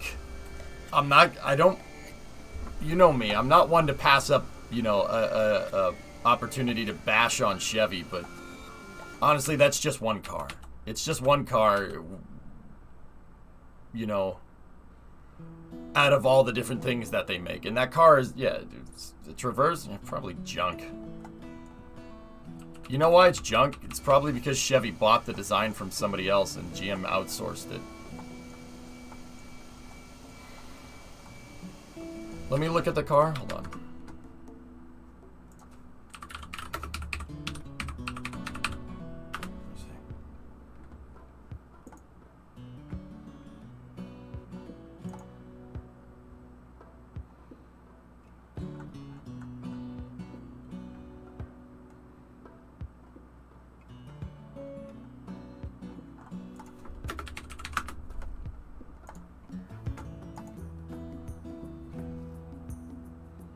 What do you think of the Lightning? I like it. I think the Lightning is very cool, Arknarovich. Yeah. And you know what I hope? You know what I hope Ford will do? Have all the parts, sell the parts as a kit. I'm serious. Sell the parts as a kit. The hot rodding community wants to get their hands on these parts to do EV swaps. Like, can you imagine like old cars driving around with EV motors in it? I would love to do that. Like take like a 58 Fury and put an electric engine in it. People would just get really confused. A lot of people would complain, but yeah, whatever. Wife wanted a diverse since 7 seats and her family is a Chevy family. Why'd you buy this piece of junk, dude? Buy a Tahoe. This thing. Chevy. LLT engine, 3.5 cc's, 217 cubic inch, dual overhead cam V6, variable valve timing, and GDI.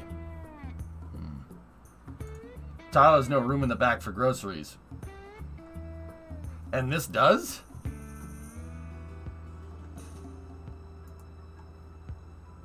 And yeah, Arknarovich, the thing is, I'm defending Chevy. This is just one vehicle with a bad transmission design, dude. It could have been just bad QA.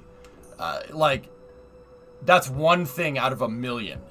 You know, like, once again, and this is what I mean about cars. People take this... Oh, starting soon.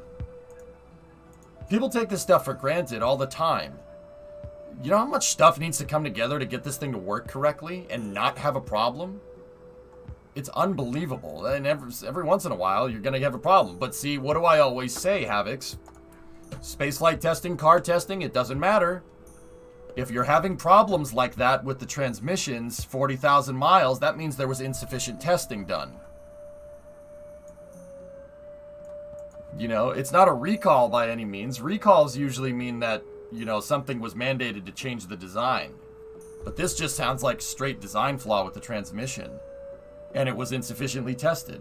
Tons of parts from China. Look, Brass, I give those guys over there credit. They can mass produce parts like you would not believe, but the parts aren't very good. They're junk. They're junk parts.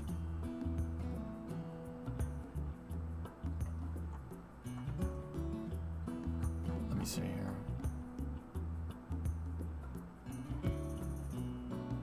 Neighbor down the street has an 18 Traverse with 8,000 miles. Already has a new transmission put in. Ugh. Alright, now here's the next question. Transmission. Look what the first thing to populate was. The Chevy Traverse was equipped with a 6075E transmission, but they aren't without their problems.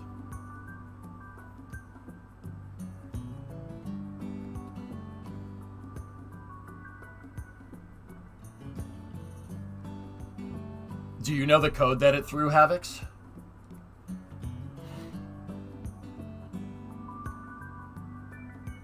No. What? Okay. Whoa. What was the transmission doing? I can probably tell you what's going on. What was the transmission doing before you gave it to the shop? Was it sluggish to shift? Was it overheating? Did the check engine light go on and the transmission work fine? Like what? Lost the reverse gear? What the hell? It lost the reverse gear at 40? Yeah, yeah. Have them fix the transmission, sell the car. Buy a Tahoe or something. Or an Explorer or something. Jesus Christ.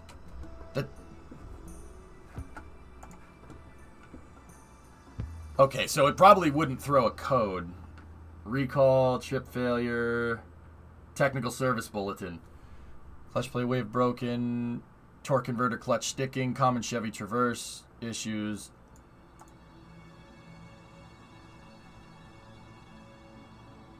Yeah, this right, see all this stuff right here? This is every transmission that has problems has these problems. This is like saying, oh, you know, common problems of having a red car, having red paint.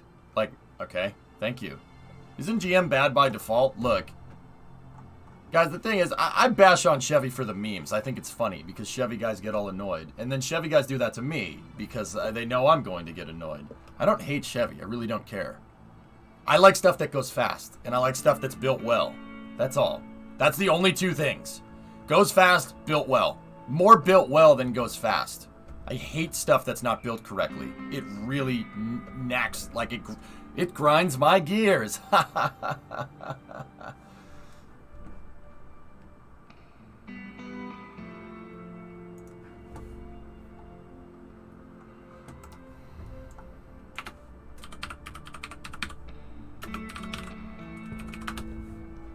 Give me a second, Jim.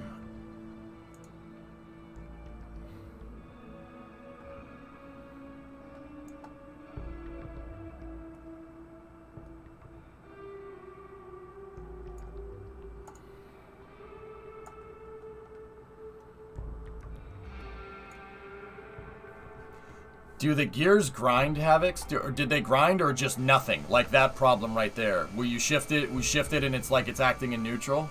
Was able to get it to go into reverse after sitting in it just like that forum post.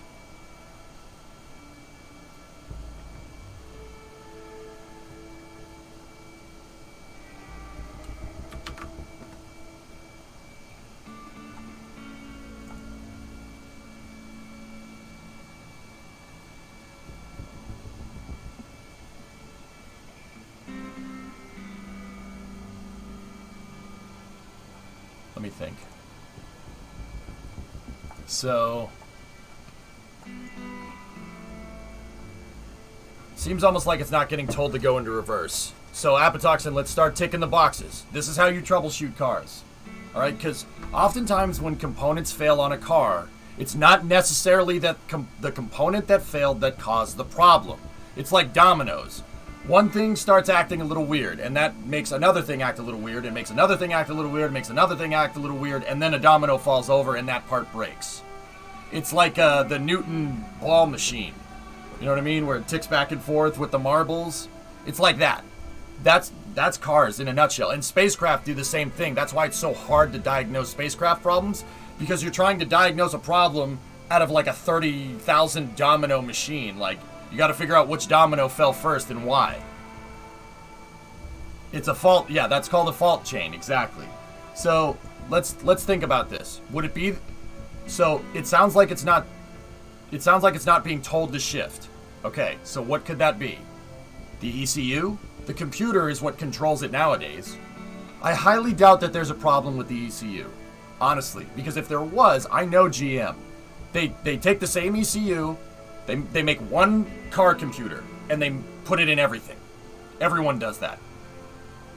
They make one computer that's designed to work with everything, and then they change the specs on it depending on the vehicle to tune the car. If it's a truck, it's gonna have a different tune than a car. Simple as that. So it's probably not that.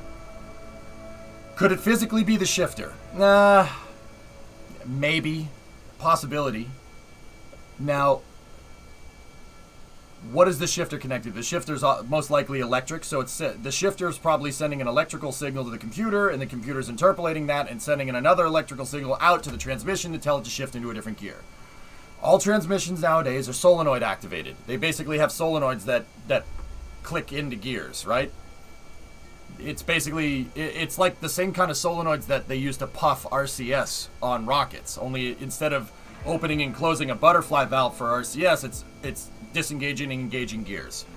So Havoc's, it's probably not wiring. I wouldn't say wiring, because the wiring's brand new. If you had the car and the car had 300,000 miles on it and it was doing that, I would say wiring, because the wiring moves around, it shifts around, it rubs up against things, and it can ground out. I would say, if I had to guess, the shifter, just like the ECU, is probably mass-produced. It's probably put in a bunch of different cars. Ford does that. I know that Chevy does that too. So I wouldn't say it's the shifter. I wouldn't say it's the ECU. I'm thinking it's the transmission. Because the transmission, because this is either a transverse front-wheel drive or a transverse all-wheel drive car, is exclusive to that particular platform of vehicle. Traverse is the only vehicle on that platform. It's most likely the transmission. There's a bad solenoid on the transmission, or you're getting a bad ground somewhere. See, that transmission is that platform is exclusive. Look, they don't make. It's the only one on this Lambda or C1. Oh.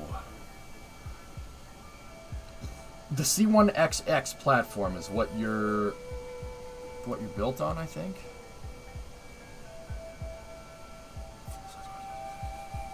They switched it to a midsize. It was on the Lambda chassis, which that's a great chassis there. Lambda was the Trailblazer and stuff.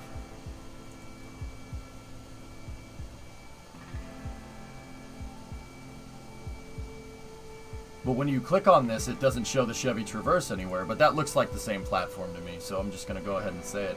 Here, let's check. Let's take a look at something real quick. GMC Acadia transmission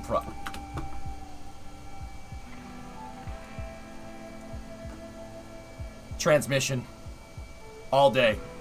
You have same problems on a car on the same platform with a different badge. That's your problem. There's something wrong with that transmission. Hopefully it's covered under warranty.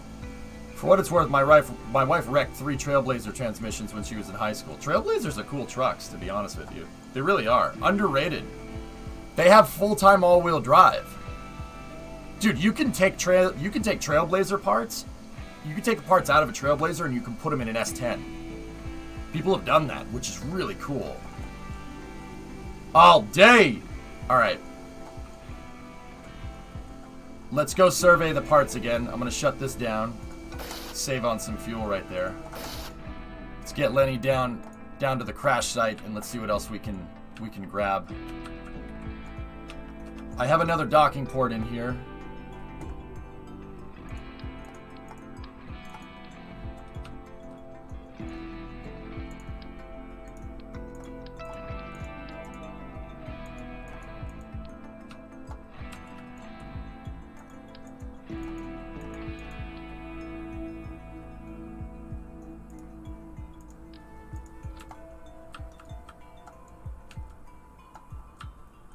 Trailblazer is pretty coggers. It's a cool truck for one.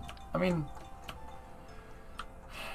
for pickup trucks, I really like body on chassis because that's way more durable. But Trailblazers are cool. I mean, I just really don't like crossover cars, man.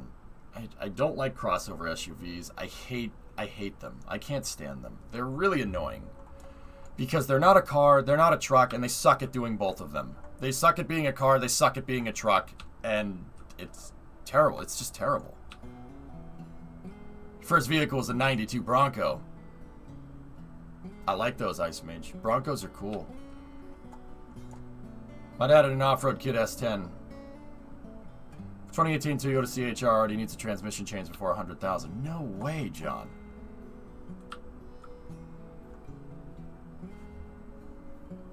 I hate how cheap new cars are, dude.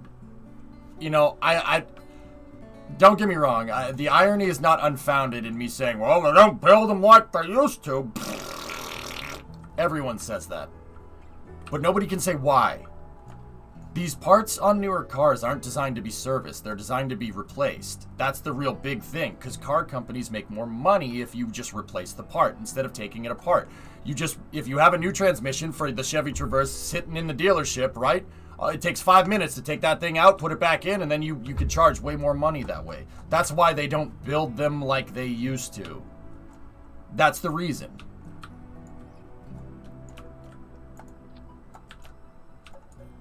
Before, cars were more like a subscription service. They were more like a subscription service, kind of like how Tesla operates nowadays. But, yeah. I digress, I suppose. What are we doing here? I'm picking up the pieces from a junked SSTO, dude.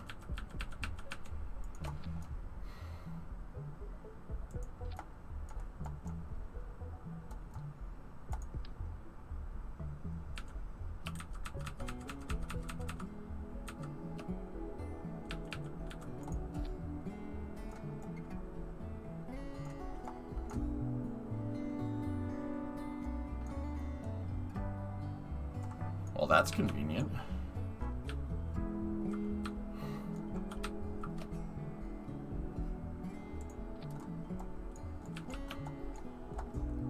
That's actually really helpful because now it's pointing pretty much straight up.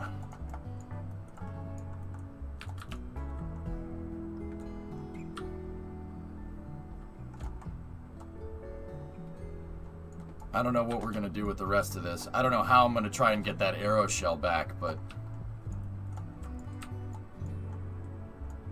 I don't know what to make for food. Free, I'm not too incredibly hungry right now, so I'm sure just make something for yourself, sweetheart. It'll be all right.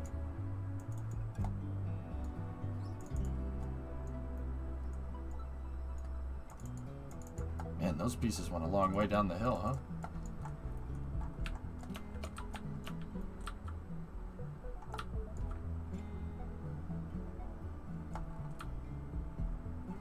Anything newer than about 2008 is bad because they cut the margins on the tolerances. Yeah, Tessa, because parts aren't designed to be serviced. Exactly. That's why they don't build them like they used to. And don't get me wrong. I understand the business model. I get it. So, you know what I'm going to do? I'm going to take a page from the video game industry and I'm going to vote with my wallet. I'm going to buy an old car. Screw buying new cars. Why would I waste my time with that? Oh. So, this 97 that I'm going to buy, that's what I mean. I have the confidence that thing will make it. Serious. It will. I'm pretty damn sure. I wouldn't even attempt it if I wasn't, if the risk assessment was too low. Just like a space mission. Right? I mean, I could always make something like that, Havocs, but the problem is making stuff like that is a little bit on the difficult side. Making something like a big Osprey V22, that's difficult. It's really hard to do. Did you cover this? Well, I haven't started space news, John. The Inspiration 4 crew is healthy, happy, and resting comfortably. Before the crew went to bed, they traveled 5.5 times around the Earth, completed their first round of scientific research, and enjoyed a couple meals. I really wish we were getting more status updates about this, guys. I'll be 100% real. I don't like that we aren't. I like the way that they do it with NASA, where they keep in contact with the crew and the comm loop is open the entire time. And that's the cool thing about NASA missions. You get that transparency every single time because they have to. They're federally mandated to.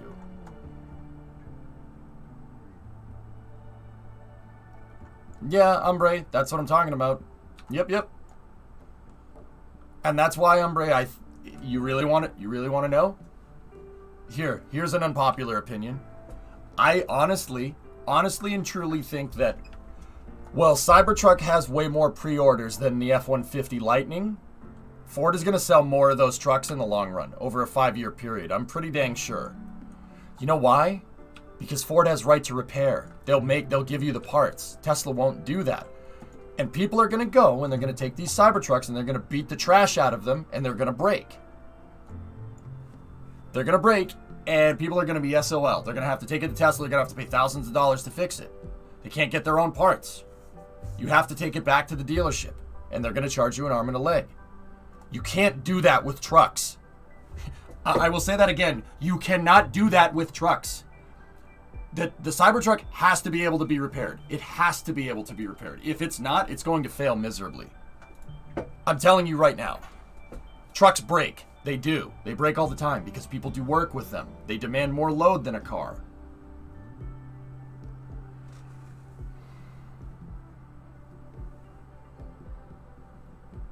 Oh, there you go, Grav.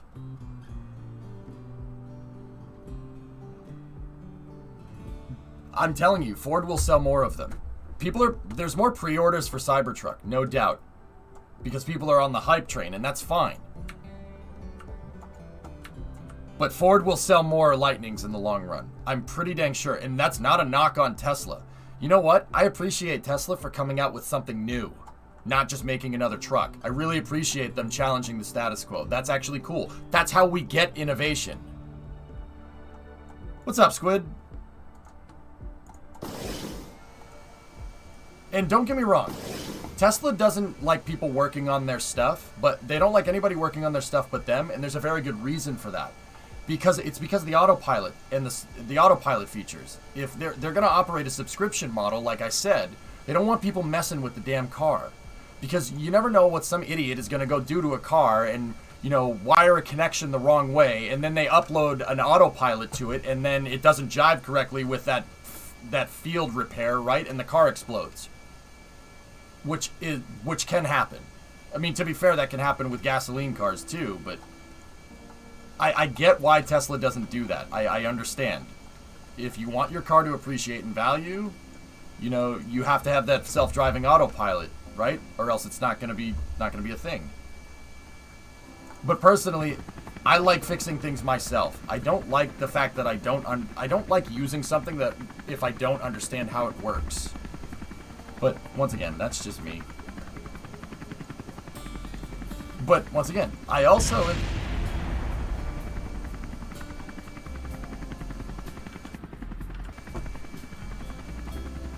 that better not have been the docking port we just placed, man.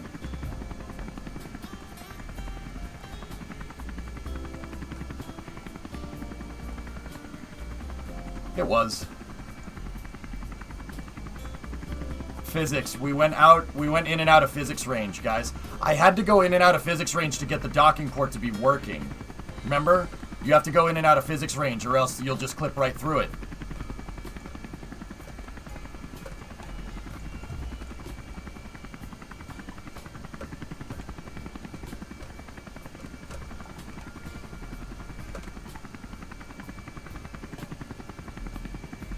That's risky trying for the aft port like that. Do you have any spares? I can part one out from the payload attachment fitting in the payload bay, Jim. I'm just going to make sure in this case, just in case this thing tries to jump like that again.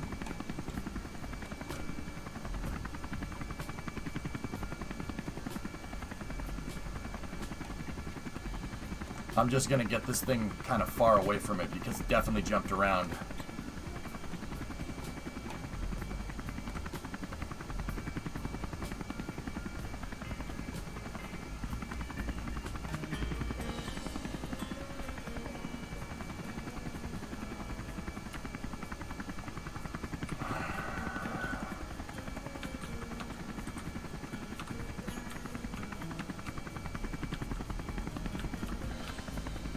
It slid off the runway X.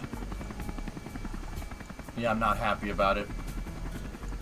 It slid off the runway over here. Not over here, over here, and then went down this hill and crashed into the runway. It's why I hate the island runway, because there's basically a cliff at the end. So if you slide off the... If you exit the runway threshold, if you have a runway excursion, this happens. I hate landing stuff here.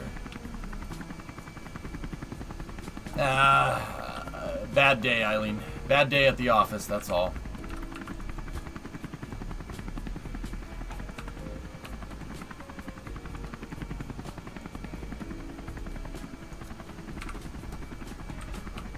Now let me just do a time warp, make sure that's okay. There we go, it won't freak out on me. Did the front landing gear break? No. What happened is, when I was getting it aligned on the launch pad over there, I removed friction control from the landing gear to get it to slide into position. And I turned friction control off, it slid into position. I turned it back on, because I was like, okay, I don't want to go and land with no friction gear, right? And then I noticed it was misaligned, and then I shut it off again to align it, and then somebody in chat asked me a question. You can go watch the VOD, and I didn't turn it back off. So when I went to land on this runway, I basically just slid right off the end of the runway. It's rough, but oh well. Like, yeah, I mean, Pilch, if you're still here, you said it a second ago. Not even a checklist wouldn't have caught that.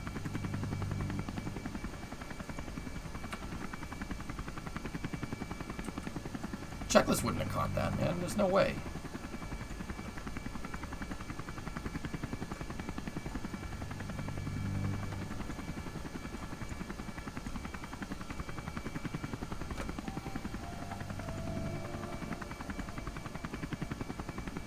Well, turn the chat off? I can't do that. I have, and that's what I mean about making a checklist in the first place. Checklist isn't going to solve the problem. I'm still going to make these mistakes. It's about the design, dude. I have to make these intuitive enough to be able to operate on autopilot in case somebody asks me a question. I can't just be like, oh, don't ask me a question. We got to get out of fizz range for a second because I moved that docking port. Okay, we're out of fizz range. Let's go back down. I know, it was a yoke. Yeah, I know, but people were asking me about it earlier. That's why I used it as an opportunity to explain. Checklist would have caught the takeoff issue, though. Yeah, I don't know, man. Maybe.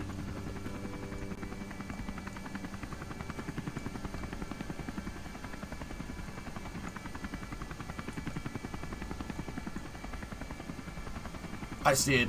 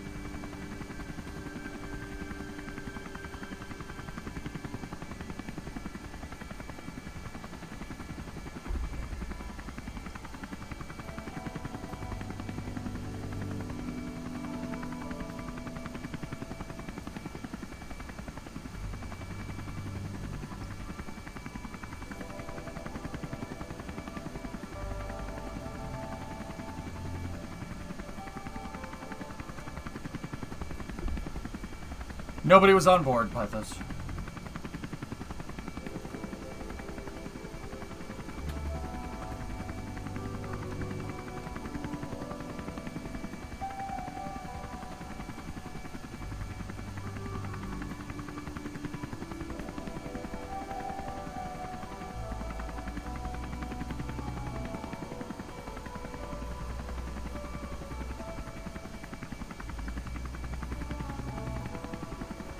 I don't know how that one didn't go, but alright.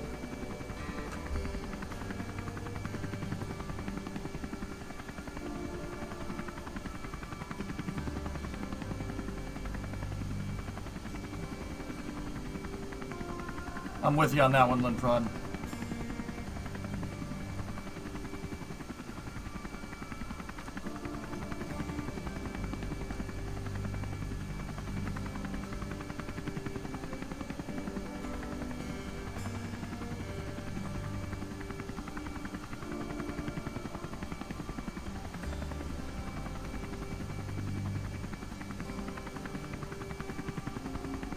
Alright, guys.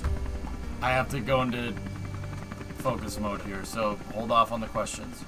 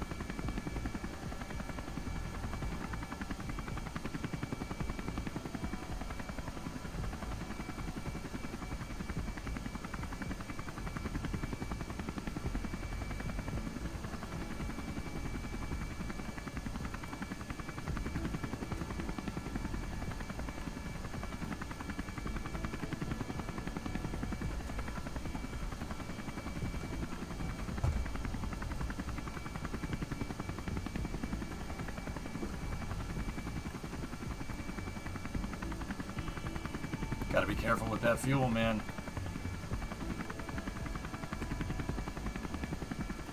I'd say if we go below 600, we gotta get out of here.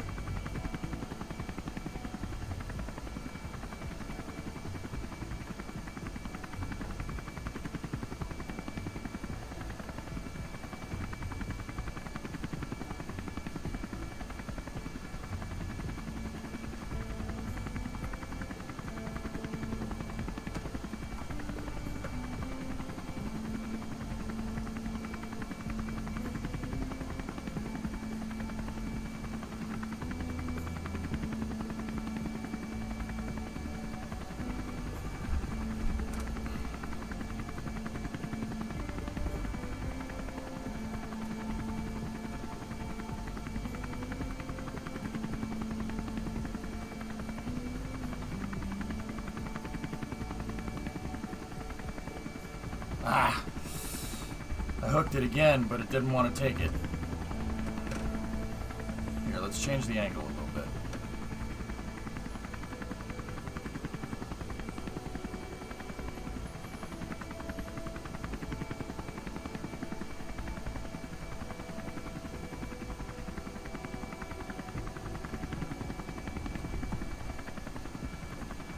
This is tough, dude.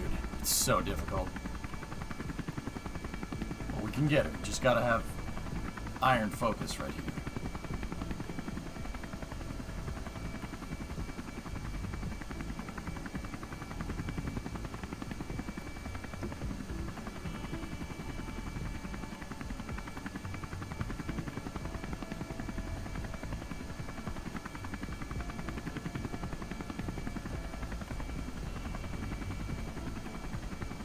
I'm not sure. Not really, John. I mean, maybe. I don't know. Let's check. Relative speed is not really going to help me here too much, but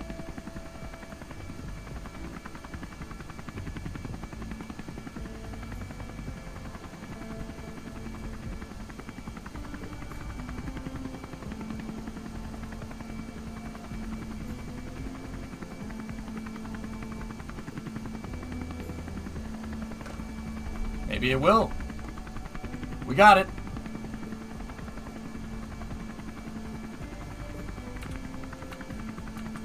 All right, let's get out of here.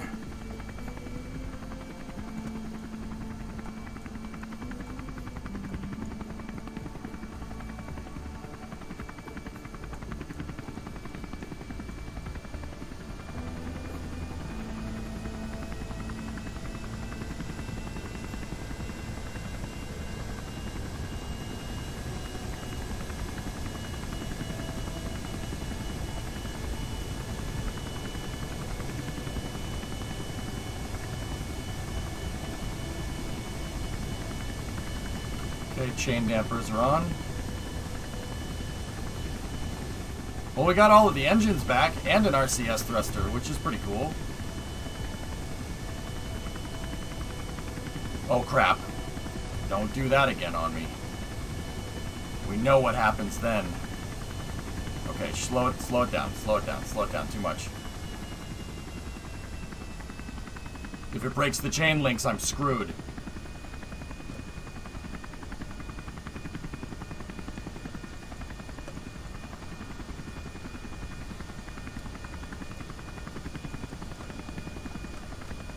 So the last time we did that, and the chain links went behind the engines hit them and it blew up, and then the debris hit the helicopter and we crashed. So let's just...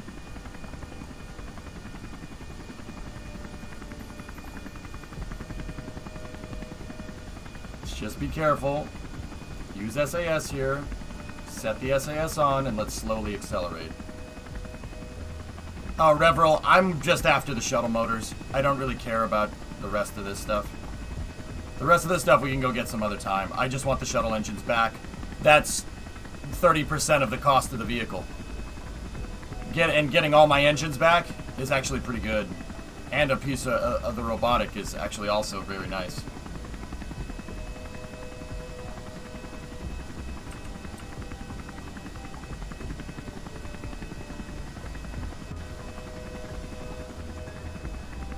Well, I'm worried about fuel here, guys, that's all.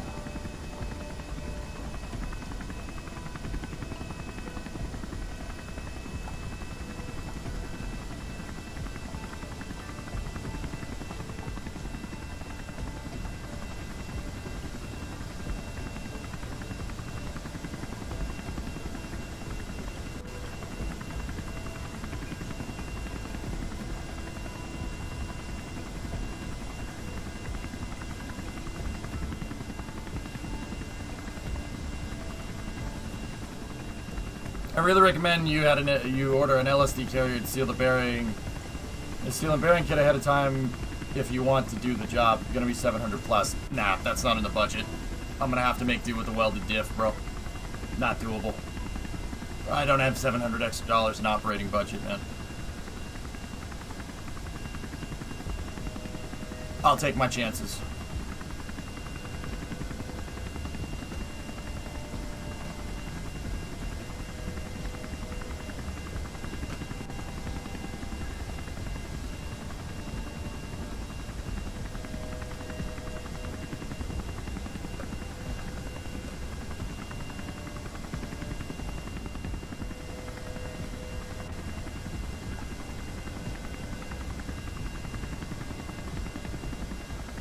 Can you unweld it? The problem is welding it kind of... No. I'm not buying a new one. If we have to go junkyard scavenging, doom I will. There's no way a junkyard 1025 diff is going to cost 700 bucks. I'd rather do that, to be honest with you.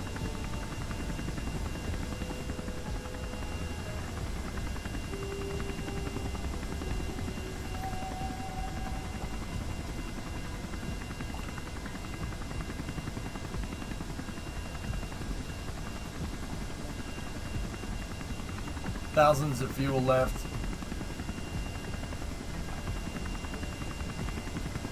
Yep.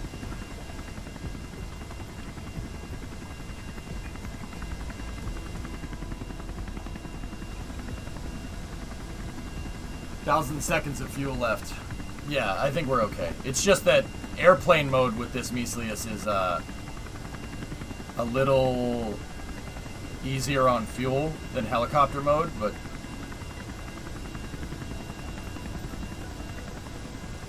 we just got to be careful with this part, that's all.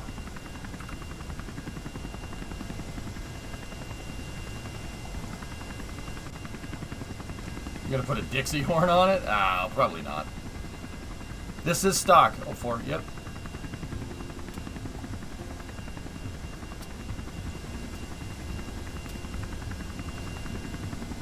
Oh, it's a 1025 or a 105. They're good axles. 350 bucks tops and gearing anywhere from 307 to 588. I don't have the money to go buy a new one, Gollum, or at least I don't want to spend that money. I have a lot of leeway money for this, and I need to make sure that the leeway money would be for hotels and stuff. And food and gas. Didn't you have a cargo plane? You made a few of those. In another save, where I would have to buy them to bring them into this save, Revel, yeah. I do have that, but if I, in mission mode, if I want them, I'd have to buy them.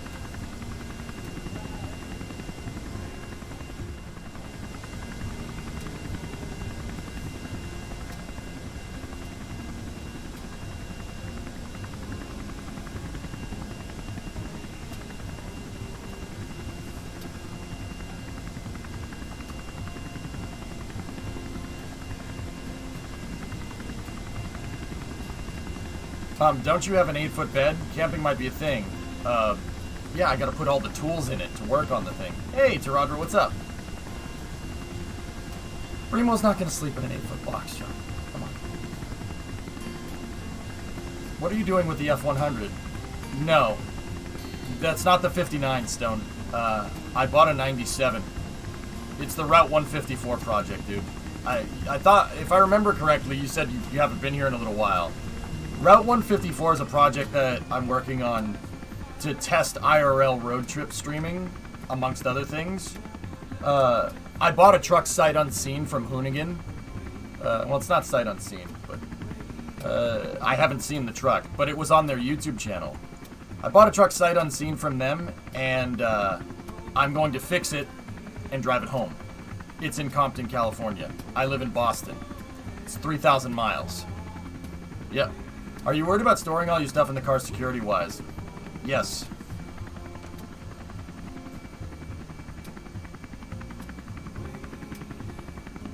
It's an F-250, it's not an F-100. So I bought another truck, which is pretty cog.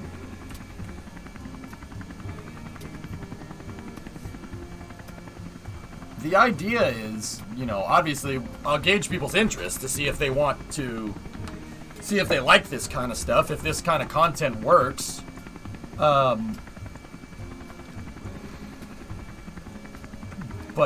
Yeah, you know, if the truck gets back here, I'd like to take that truck and make it into a streaming rig. Make it into a truck that, like, I could drive to a rocket launch, and it has everything that I need to cover a launch, etc., etc.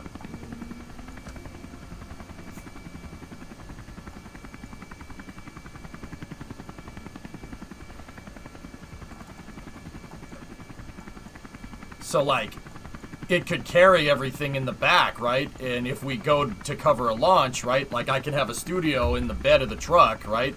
If I build, like, something in the back for it, we have a studio in the back, right?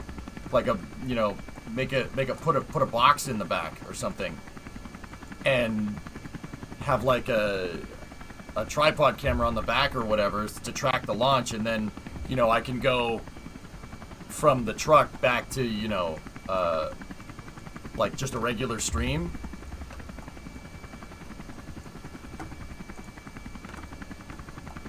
NV4500 Trans is bulletproof. I think it has a CF5. I think. It could have an NV4500, it could have a CF547, or it could have a Mazda 5ODR2.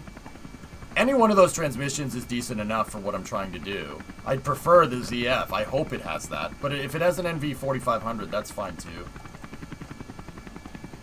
Alright.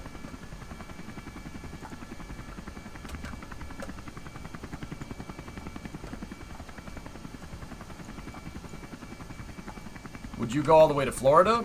Well, let's get the truck home first, and then that's kind of like a phase 2 deployment thing. Yeah, Vanguard, that could help too. Alright. I got the parts that I wanted. The shuttle engines are what we need, so let's land this thing. And I think we only lost a docking port and some fuel.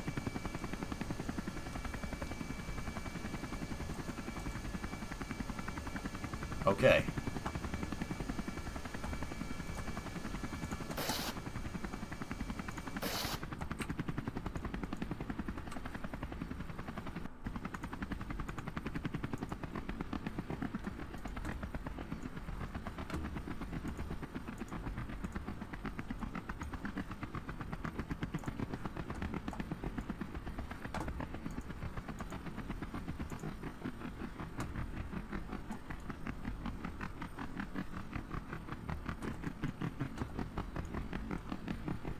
What's up, Gerard?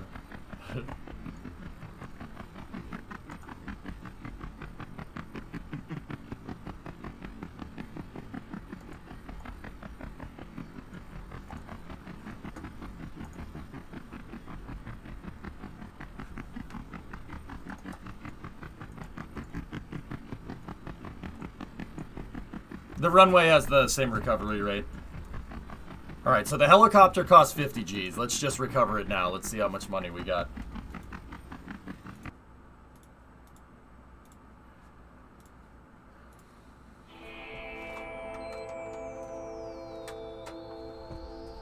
I gotta turn on the AC. It's getting hot in here.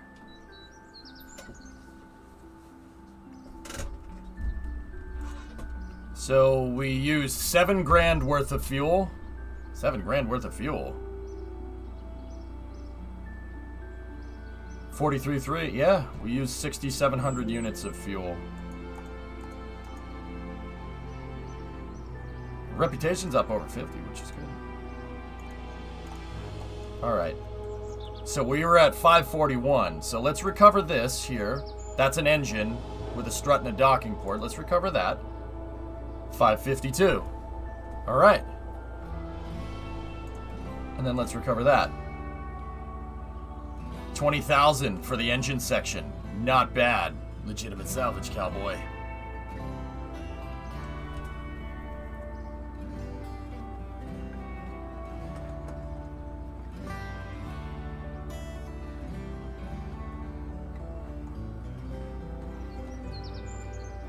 No, that was me playing sound, Jim.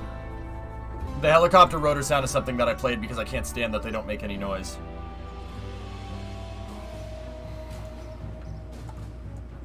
Okay, so we obviously didn't get our full money back, but we did okay. Alright, now we gotta... I'm gonna leave that debris there for now. There's not much I can do with it. I could go grab it, I suppose, but I'd need to get a truck out there to collect all of it and then bring it to the flat area where I could load it into the helicopter.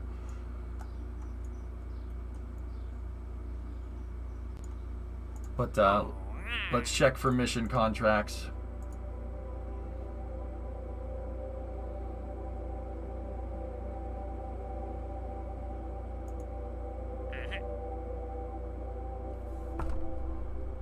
Shouldn't have crashed the lander. Discovery, go at throttle up. Hey Hawk, 27-month resub.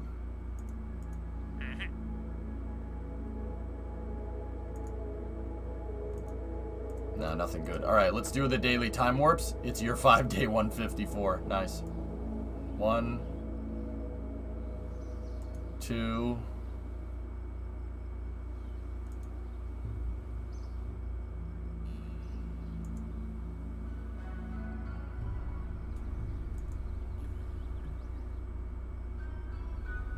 I could, Wolf.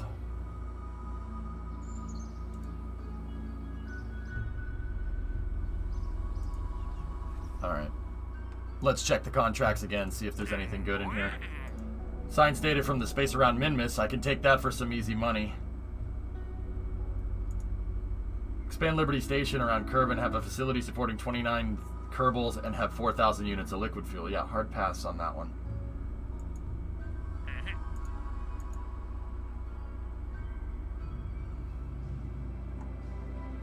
Let's just take the science data from space around Minmus for now.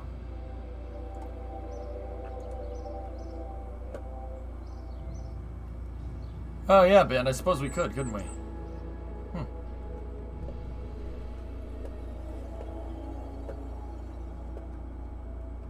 What are those parts for? They're crashed from a crashed space plane, Glom. Those were the expensive parts. I recovered them for some cash. We got about 40 G's back, which is good. Yeah, that's useful. What was I doing here? Hold on. Transmit rover scientific data around Minmus. Okay.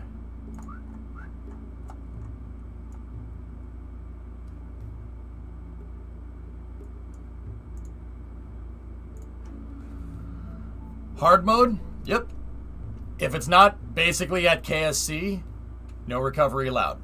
that flat area around KSC all the way to the shoreline is where is my recovery zone. If you want to hit that recover button, it has to be near there.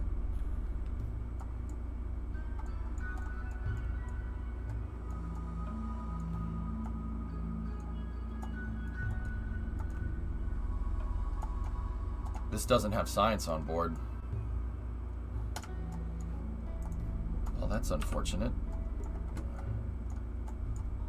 Let's try KERL.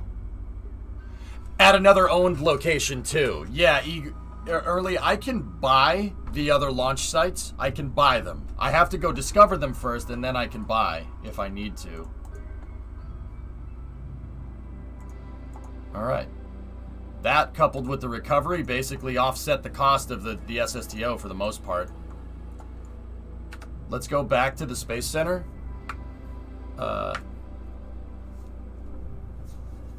Hey, French, what's going on? Should I just not care about the time skip and just skip to the next transfer window?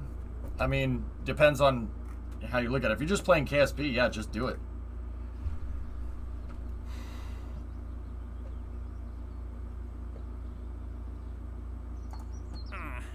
You look so much younger without the beard. I haven't been here in weeks, so I don't know when you shaved. Yeah, Denix, I get rid of it. If it gets long enough, it just gets annoying, so I just get rid of it. But yeah, younger, I'll take that. That's fine with me.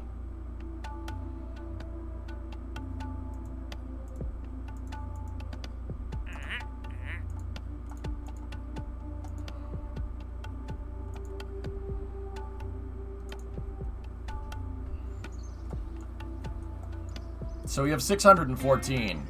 We basically offset the cost for that. Between that mission that I took. That mission that I took made me about 50 and we got about 40 back. The SSDO cost about 100. So yeah, I think we're good. It sucks. I mean, we could go get more pieces and get more money, but I think at this point these pieces it's just wings and there's a piece of a satellite in there and stuff. We could go get them. Guess. Can we spend science? I gotta go up to the station if we want to get more science off. We have 500. What do you think KSP2 should do in order to make moon planet buildings not just a gimmick, actually worth doing?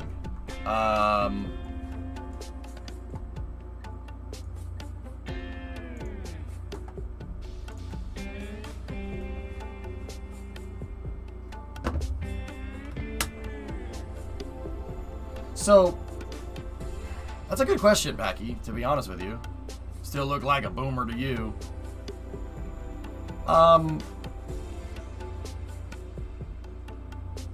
What's the... type in exclamation point 154. It's a meme. It's an engineering meme. It's a meme number.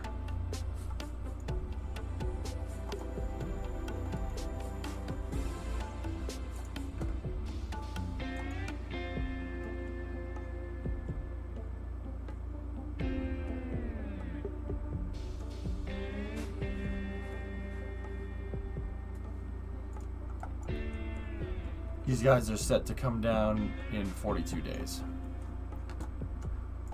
Dude, I don't know. I don't, like, okay, so I know why we should do it in real life. Packy, in real life, we should go to these other planets to expand out. We should expand out into the stars so we don't ruin this planet. I'm not sure if that translates very well into a good gameplay feature. Because Kerbal is a space flight simulator, but there are liberties that are taken for gameplay purposes to make it a fun game to play and not just something like Beam, which is a straight sandbox game that has some scenarios built in. You got to think about it from a gameplay standard. The contracts would probably be a good way to do that. You get more science. Your science yields from building a base proper instead of just going and transmitting. Like, they could have modifiers on science. Like, if you build a base out there and have a science lab, or being able to build a ship on another planet, being able to live sustainably, stuff like that.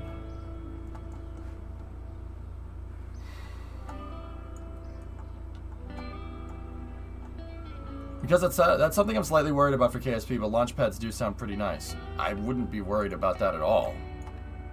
Dude, honestly, Packy, what makes the other thing about making KSP so good is that there's no real correct way to play it. There's just playing within the confines of physics. I can make a rocket shaped like a shoe fly into space and make it do contracts. That's no problem. I have one shaped like a wedge of cheese right now. It's not really an issue. I think, honestly, keeping it super open-ended like that is part of the reason why this game is fun. Keeping that sandbox thing, and honestly, is I think the right way to do it. And I honestly wouldn't have any problem whatsoever if KSP 2 is just KSP 1 with better graphics and better simulation. It could literally be the exact same game, better graphics, better sim rates, so you could support higher part counts, and I could have years of fun with that. I'll be honest with you. Website building for photography is fun.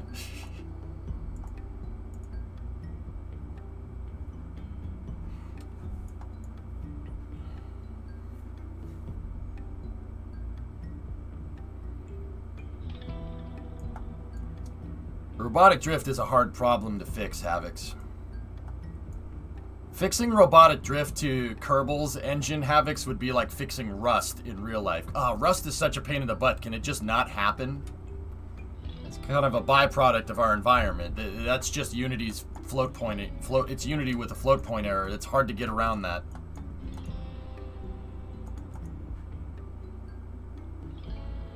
I just want reliable landing gear. Yeah. Ever since they had... Kerbal... The thing is that Kerbal has a reliable... Kerbal had a reliable landing gear setup for the longest time, Electron, and then when they switched to Unity 5 for performance optimizations, their suspension package that they made didn't work anymore. Unity took the modules out, and then they ended up having to use Unity's stock suspension modules and then adapt that into landing gear. That's why games like this, Summer Car, always have weird suspension. The suspension module for Summer Car, for the suspension physics in Summer Car, is the same as it is in KSP. That's why stuff Kraken strikes in Summer Car and cars launch off into space, just like they do in KSP. Same exact thing. I don't mind drift. See, like Havoc's, my thing with the drift, though, is like Rust, it's predictable. You know what scenarios are going to create mechanical wear on your stuff, right? Just like you know what's going to make your car rust, right? So, seriously, that drifting is very predictable. It's really easy to understand how stuff drifts with enough science, with enough like analysis on it. So I don't really consider that a problem. It's annoying.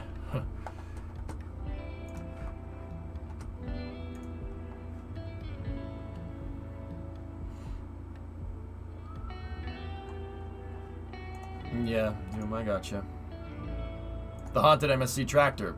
As long as it's consistent, Havocs, I don't care. I really don't. The drifts are annoying, but they're consistent. Just like Kraken strikes. And if they're consistent, that means there's a way to engineer around it. I mean, everybody looks at drifts and says, oh, this shouldn't be a game, this shouldn't be in the game, this is so stupid. But that's, like, in my mind, the way I look at it is, once again, like Rust. Oh, Rust is so stupid. Why does stuff oxidize or corrode? That's so dumb. Find a way to engineer around it. Just another challenge, man. I kind of take that bad and turn it into a learning thing. At least I try to.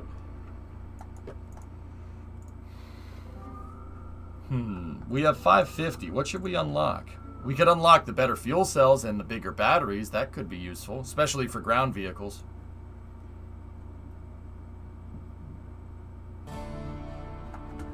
Joking, you ever think, like, in some same way ants are incapable of perceiving us, there are beings in the universe that we ourselves are incapable of realizing? Yes, actually, that's what I think is going on. Either that or we're just too far away. But yeah, pretty much. Yeah, Packy, you've been watching Jack? Because I mean, Packy, the way I look at it, dude, like how fun would the content be if it was just me sitting here whining about how stuff drifts all the time? That wouldn't be fun to watch at all. So, nothing a can-do attitude can't solve, you know?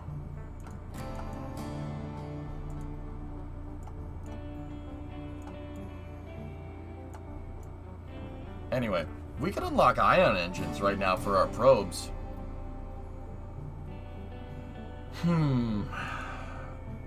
Or we could do hypersonic stuff and shoot for the rapiers and then build Skylon instead. Yeah, it's Lardy Bart. Yeah, I'm happy. Yeah, I like the RimWorld music. It really works. Miss what happened? Actually, no Kerbals died. I had an SSTO crash. One of the small ones took a dump. Mifty. I screwed up the launch and I crashed it. Multiple compounding errors made me crash the thing. Ions are so expensive though. Oh, whoa! No, screw that. I'm not doing that. That's super inexpensive. That's super expensive. Metamaterials will give us the 6-axis node, the big docking port, bigger engine plates, bigger structural tubes. That could be useful.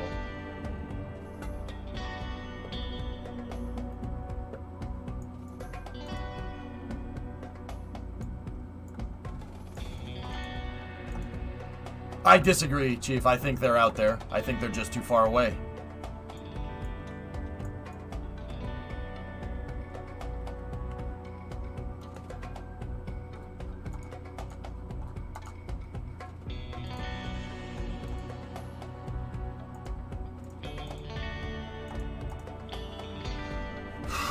I'm gonna go with hypersonic flight.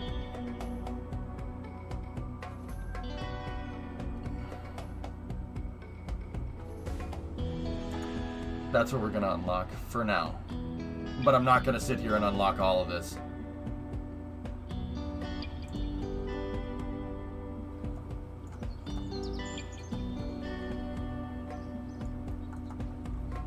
Anyway, enough not saying it was alien stuff, guys. Let's get back to work.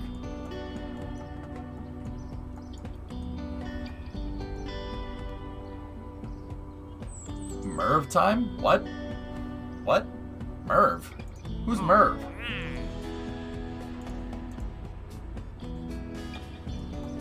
Now I want to install a cold air intake on my car, but I don't want to void the warranty. Don't modify your daily driver, sister. Don't do that. Yeah, don't do that. Alright. Yeah, we can do that, John. That's fine. The real question is, when are we making the MADV? I would love to.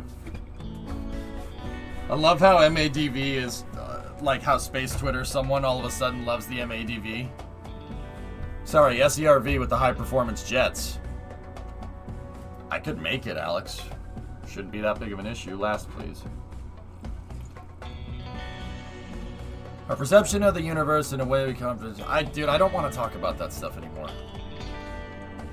But I mean, yeah, that's there's credit in what you're saying, but enough with the whoa, dude stuff. Like, let's get back to work. SERV would be cool.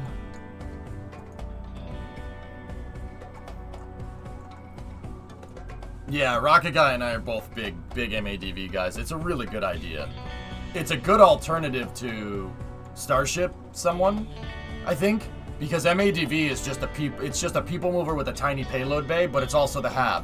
Starship is heavy payload movement, so it's like having a small and a big SSTO for the moon and Mars, which is really a really good idea. Redundant, dissimilar architecture. MADV is the lander we should have just done for the Artemis missions. Yeah, there we go. I said it. I mean it.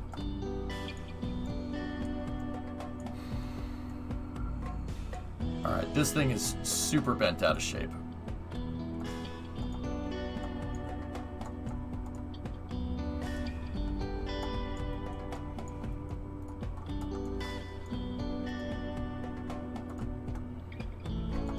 Yeah, we're getting nasty hinge drift here.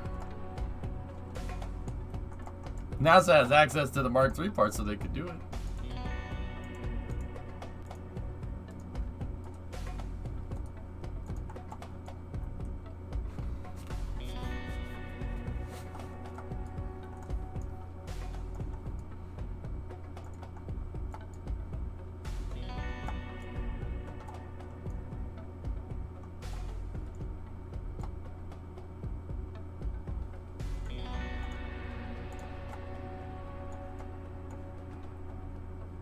Did that docking port still drift with 4 struts attached to it? It did. Huh.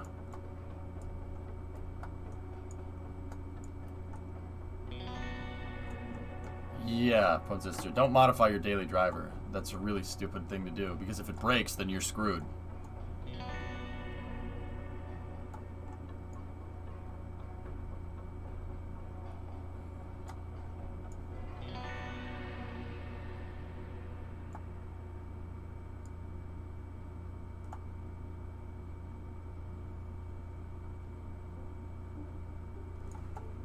Man, this hinge drift is insufferable. What is your daily driver? A 2008 Mustang GT.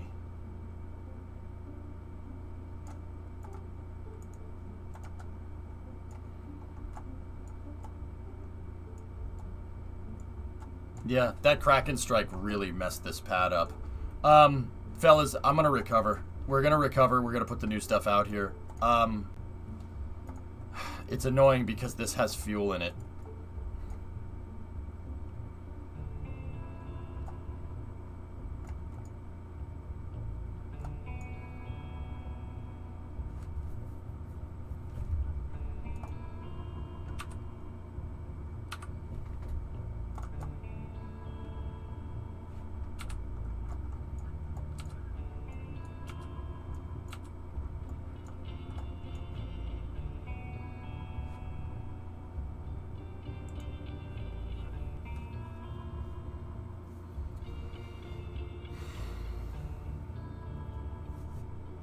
I just got a crazy idea. Please hold.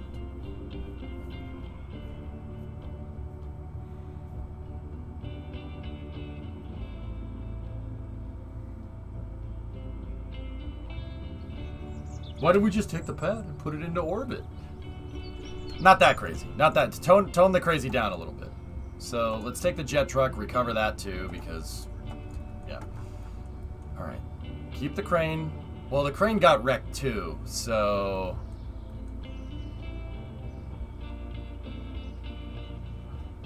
Just leave that. You know what? You know what? Bring the crane. The crane got damaged after the last mission, so let's recover the crane. Leave the pad there. That pad has fuel in it. All right. Last. Dude, I went to the car dealership and the owner had part of his collection in the showroom. 2 Shelby 500 Cobras. I thought about you. Yeah, alright.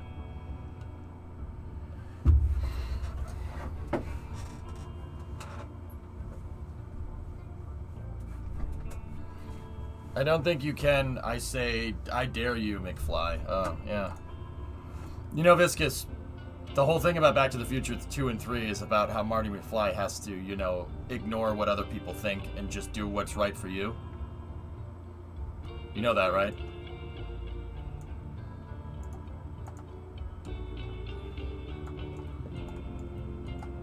Yeah, Platinum, it's fun.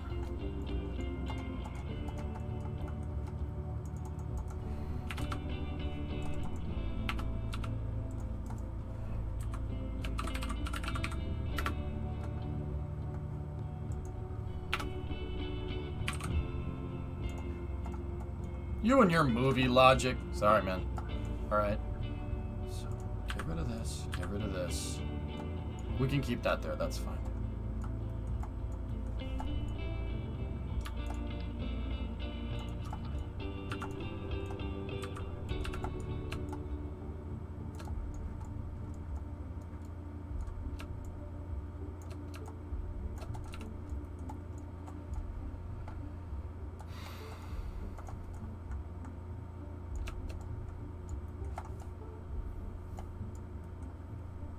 Get rid of the docking ports because screw the ground anchors. That thing just broke it even more.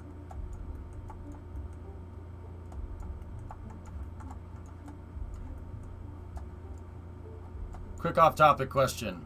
Do you know if there are any live video updates on Inspiration 4? No, nothing. Easy, and I'm not a fan of that. I'm really kind of annoyed that that's what they decided to do, but it is what it is, man.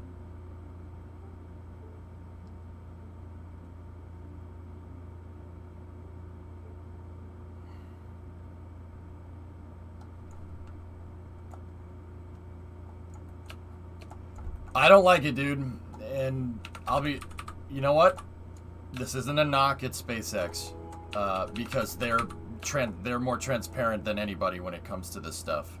I really hope that commercial spaceflight in the future doesn't do this. I really hope they try to operate like NASA, where they keep everything kind of out in the public. That's what makes NASA missions so cool. And that's why it's important for NASA Discovery, to go and throttle up. flying missions with people on them. Ugh.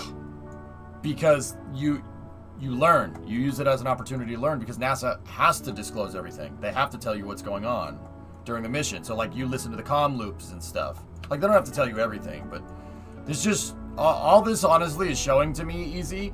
And once again, not dumping on SpaceX. Huge SpaceX fanboy, and if they don't want to share it, well, guess what? They're a private spaceflight company. They don't have to tell you dick. Okay? I just really don't like how we don't. It's just okay. They're good. All right, the webcast is over. Bye. And then we've seen 2 pictures of the capsule since. They don't have to share anything. Yeah, I don't like that. I don't like that. I don't like it. I think it's lame, to be honest. It's not fun to watch. The launch was amazing. But I want to see them doing the science. Just like we watch the astronauts do the science on the ISS. I want to see them doing the science. I want to see them looking out the window. That's the most inspiring part of this whole thing. They could be saving it for a Netflix documentary, yeah, which is just... I'm not sure I like that, Shado. Is it about inspiring people, or is it about making money? Now, don't get me wrong, there's no reason that you can't do both of those things, but the whole thing behind this mission seems to be... The whole theme behind this mission seems to be, inspiring people via altruism. So, inspiring people to be a good person and to help, blah, blah, blah, blah, blah, blah, and we don't get anything out of it, like... I'm not... and once again, I'm not like... Alright, I'll be real with you. I just want to see pictures from space. I just want to see pictures from space. I want to see more pictures from space, not less. Like, that's the honest-to-God truth.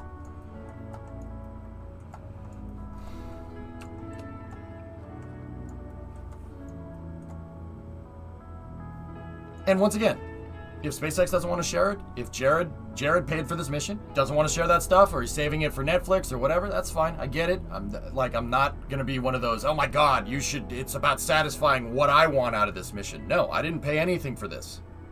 All right? I get it. Like, I'm not going to be mad if they said, like, no, we wanted to save it for Netflix. Sure. Okay, cool. No problem. If that's what's going on. We don't even know if that's the case, you know? But anyway, let's keep going.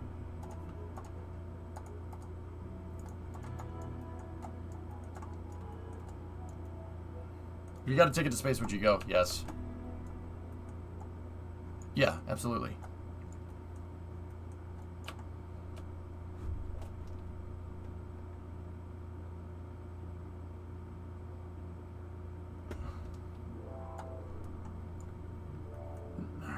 I'm trying to think what else we can do to this thing to get it to work better.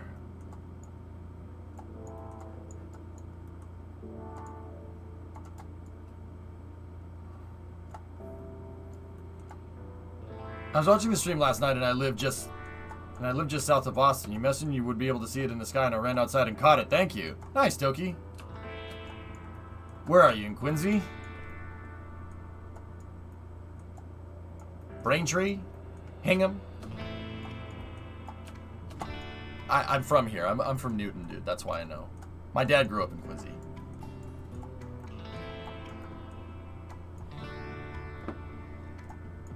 I agree, Hellfish. Yeah, that's true. Yeah, I'd rather design the thing, Chief, to be honest with you. But anyway, let's keep going. But anyway, Toki, yeah, I'm glad you liked it. It was awesome.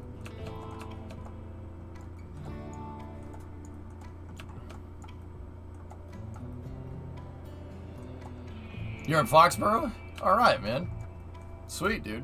Yeah, I'm up in Newton. I'm about, I don't know, 15, 20 minutes away, if there's no traffic. If there's traffic, about an hour. You know what I mean. Route 1 and 95, dude, just... That's awesome, dude. I'm glad, dude, it's cool. It's cool. Like, you see it. You see the thing, and, like, okay, going outside and seeing it isn't much. If you go and look at it, it just looks like a star going across the sky, right? It's not special, but then it kind of clicks. Like, watching it on TV is one thing, or watching it on a stream is one thing. When you see the thing fly overhead, you're like, what the hell? There it is. It's a whole different experience, man. What's the name of the backtrack music? Pavi, this is RimWorld. This is the RimWorld soundtrack. But that's cool, man. Hell yeah.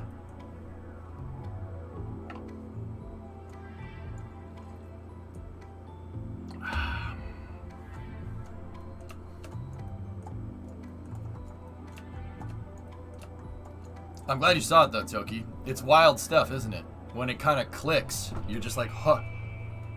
Okay.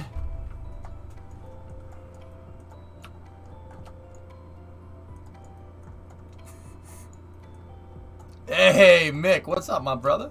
I saw the ISS by accident when I was in a car looking out the tinted part of the windshield. That's cool. Mick, what's going on, dude? Simuli had a 9-month resub in there, too. I saw it fly over DC last night. My neighbors asked me what I was looking at, and I explained it. They thought it was cool. Yeah, that's always neat. It was so cool. My fiance was like, no, that's just a satellite. Nah. Even then, no, that's just a satellite? Like, okay. It's still cool seeing those things, too.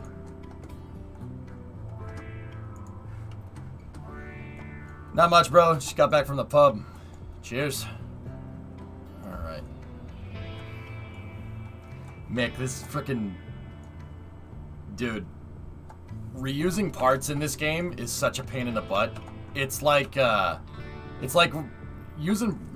these parts are made out of, like, pot metal and stuff, dude. Freaking... So, you see I have hydraulics, right? And the hydraulics pull... They pull the thing back and it pivots on this axle, right? It's like a trunk opening up, basically, or a boot opening up, right? Same kind of thing.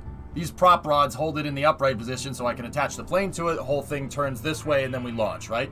The parts in KSP actually wear. And it's not, they don't do that on purpose. They bend. They freaking bend, dude. Like stuff, like if you have something made out of like cast pot metal, like a bracket or whatever, it cracks. Same kind of thing. Like, I have a pad out there, and all these hinges are no longer true. They fall out of line, which is so damn annoying. I'm trying to think a way around it. I can't weld the thing back together either. Yeah. Mick, without saying that, yes. Yeah. You guys have that nonsense too. Freaking... My hinges drift all over the place. They wear out. It's really, like, it's kind of cool that happens, but it's really freaking annoying, man.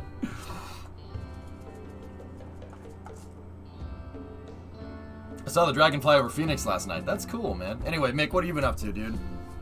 Yo! Oh! Wait a minute, hold on. I want to talk to you about that K-series engine. I've never seen that. We never had that over here. The K-series engines that you were working on with Mike.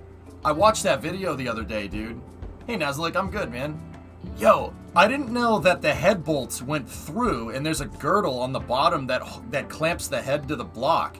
That's really cool, actually. Yeah, Tesla. Yes, the Rover K-series. Yeah. That's so cool. That's such a good idea because it's not pulling on the engine block when you have high compression, right? It's actually keeping the engine together. That's a really smart idea. That's really cool. All I look at, Mick, all I do is look at that and I say, boost for days, man. Just boost it. Just turbo it. Just freaking thing will take it, you know? You get that with an MLS head gasket in there. Multi-layered steel, so like the steel gaskets that expand with the heat. Oh, dude, you could boost that thing for days. That's such a cool idea. Yeah, Mick knows about that, drummer. At least I'm pretty sure. Oh, dude, that's such a cool design. That's so cool. We never got anything like that over here. There's nothing like that. No way. Dude, I don't, at least to my knowledge. Freaking smart, man. That's very British. It's a very British thing, and I mean that in a complimentary way. That's a very cheeky fix. I think that was the lesson learned from the Austin Maestro Turbo and the Austin Metro 6R4. Yeah. Shame Rover crapped out on the head gasket. Yeah, right? Yeah, I was looking at that thing. It's a piece of junk. Dude, I was watching that whole video. I was pausing it. I'm like, ooh, what's this? You know? The video that I'm talking about is a Drive Tribe video, guys. Here, you know what, Nick? I'm gonna link this up if you don't mind.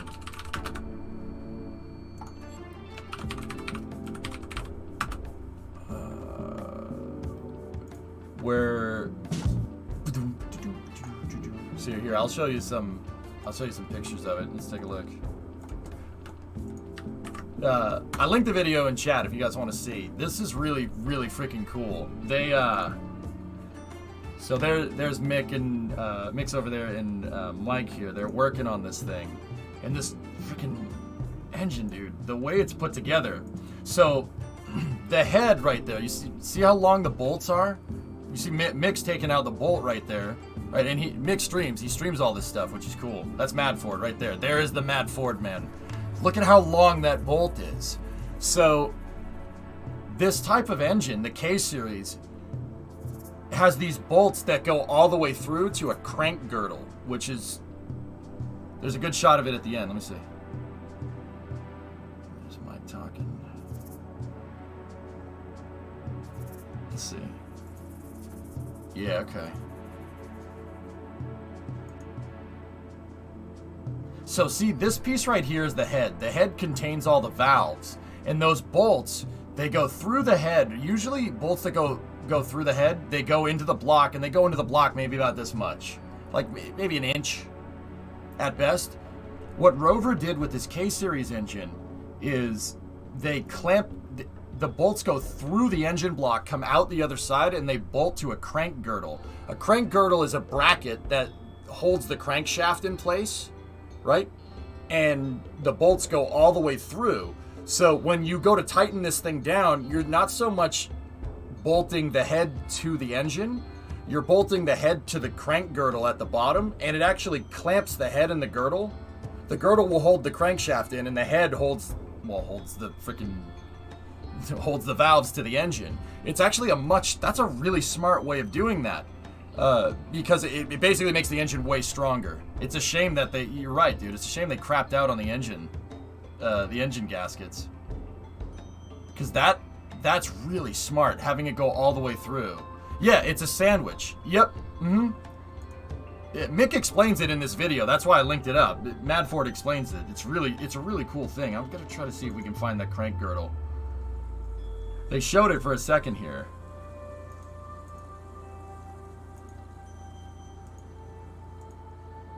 Okay, here they turn it all over.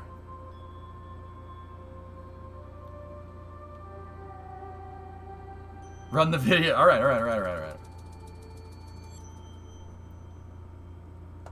Ugh, yucky. All right, so here they're gonna take the block off. They're gonna take the oil pan off here. Cast aluminum pan. Very nice. So once again, this is on the Drive Tribe channel. Mick does all the wrench work for, well, not all the wrench work. He does a lot of the wrench work on the Drive Tribe channel. Here, check this out.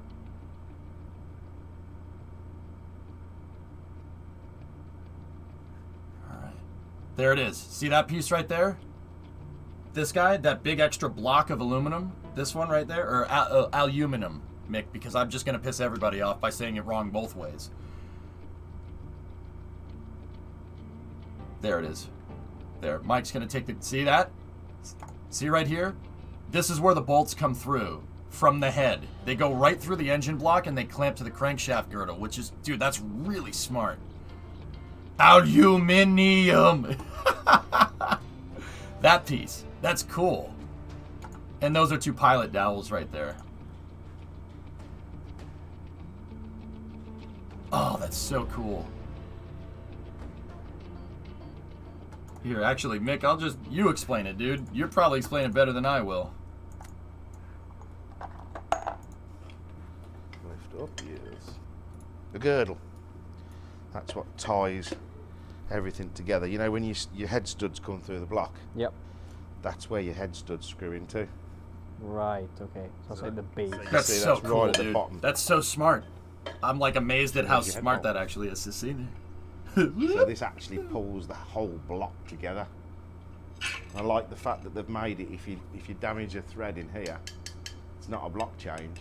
It's just the bottom bit. Oh, that's so smart, dude. Why don't we make engines Leave like that this? the way it came out. Like so. That's the way it's come out. So that's what I mucked up. Mick, I got a question. On that K series engine, is the girdle holding the crankshaft, or do you have mains below the girdle? Is the girdle holding the mains, or is it holding the crankshaft in? Yeah, no, it's really smart, dude. Where's the turbo encabulator on this engine? Oh, they took it off already. There's mains on top of a girdle. Oh man, yo, I want one. I want one of those engines. Lancia hanging on the wall. Oh yeah, dude. Chief Mick doesn't mess around with stupid cars, with slow cars, that's for sure. Does it have 4-bolt or 2-bolt mains? Because if they did 4-bolt mains on top of a crankshaft girdle with that design, that thing is bulletproof. That engine's never gonna break. They're not foreign and British, sir.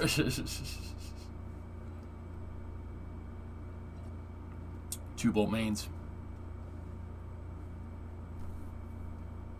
That engine could have been so good, but Rover. Mick, what do you think that engine's good for? Just out of curiosity. You know, you do it right, put a good head gasket in it, and then like boost the trash out of it. What do you think it's good for? They rev for days. Yeah. Actually, hang on. Let me look at the crank. I just want to say, sorry, I'm taking a quick detour. I don't, because of time zones, I don't get very much time to talk with Mick about cars. Is it a flat plane crank? Hang on, let me see. Oh, you son of a... It's flat plane. Oh, this thing is cool, man.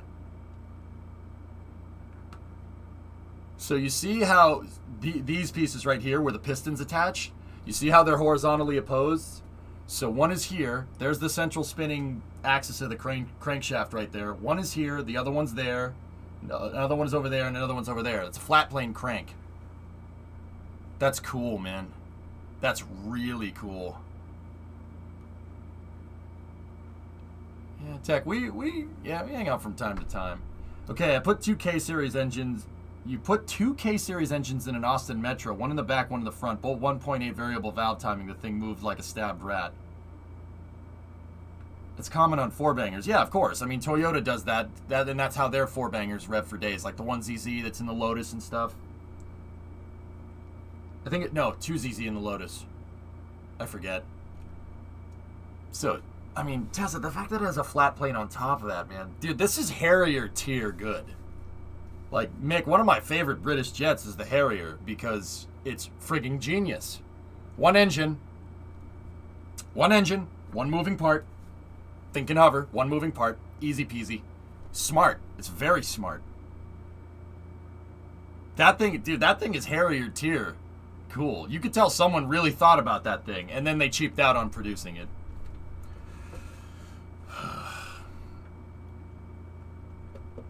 A good K series will do 300 easy with boost.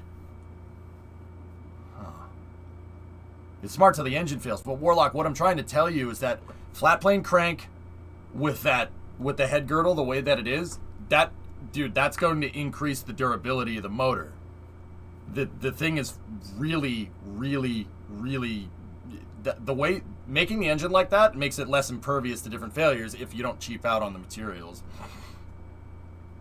The Metro had 500 horsepower and weighed 800 kilograms. That's Formula 1 power to weight, dude. Oh, the Harrier, Warlock. Yeah, that Pegasus. But hey, still. Metro 6R4 in Group B. Yeah, very nice. You can drive front-wheel drive, rear-wheel drive, and 4-wheel drive. That's cool, man. That's a cool build. It's a cool motor. I wanted to share that with you guys, Chad, and obviously I wanted to talk to Mick about the cars, but that engine is so cool. We have nothing like, there's nothing like this over here. Nothing. Not even close. Closest thing I guess would be like a Honda engine or a Toyota engine. We don't have anything like that. Limiting factor of the K series is temperature. If you blueprinted the engine in better materials, you could get up. Yeah. Tesla, that design has such good promise. Everybody should make engines like that. Everybody should make engines that way.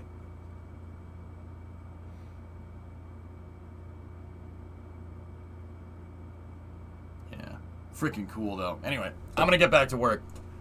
It's good to see you, Mick. Always. Let's get back to work here.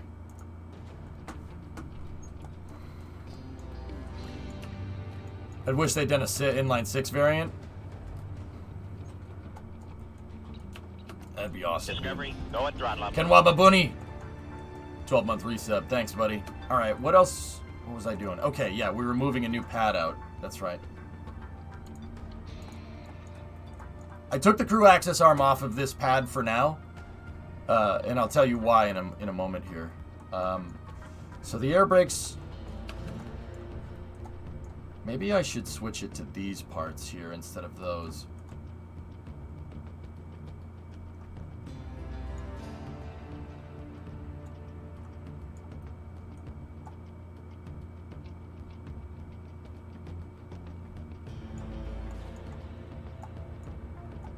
Yeah, they had the Rover 3.5. Also a good motor. That's a Buick motor. 215 Buick motor. It's pretty cool. Pretty cool little thing.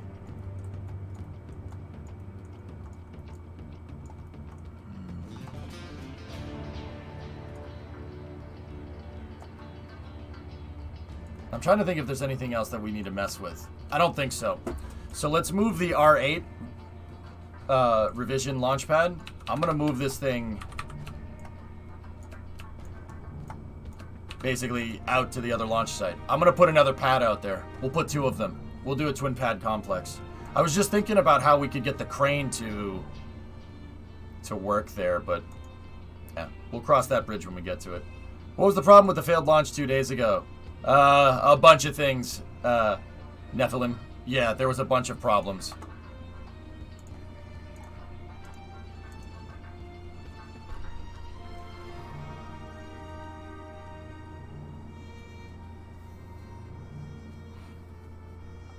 No, we didn't lose anybody. It was an uncrewed test, guys. We didn't lose anything. So, Nephilim, basically, long story short, because that pad that I have out there right now was, the pad that I have out there right now, all the parts were bending. So I had to do some steps that are out of my normal checklist to get the thing to work correctly. And that ended up causing enough problems, so I had to put the SSTO in a configuration that when it went to take off, it didn't work very well.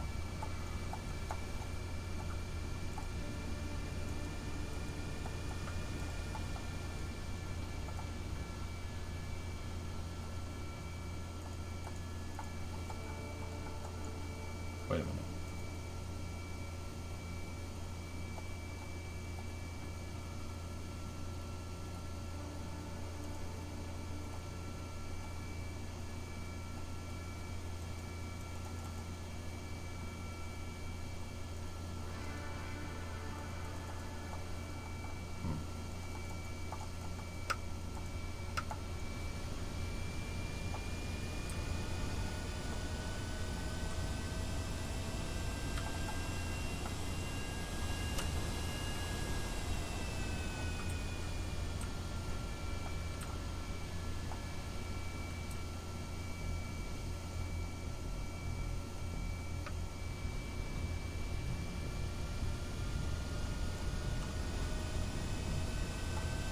Don't mind me, I'm just driving my launch pad around. Have fun, bro. Catch you again soon. Always, Mick. Be good, brother. Cheers.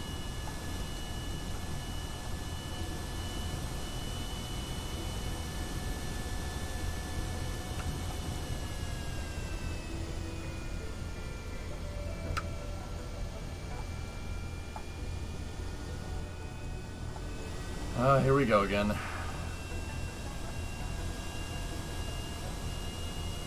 Scraping the ground with the pad. Everybody says it looks like a giant land speeder, yep.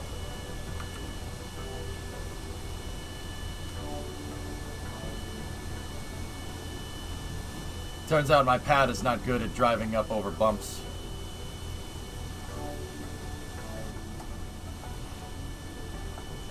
Gotta wait until these wheels touch the ground. Wonder if you could get the pad to fly by adding wings.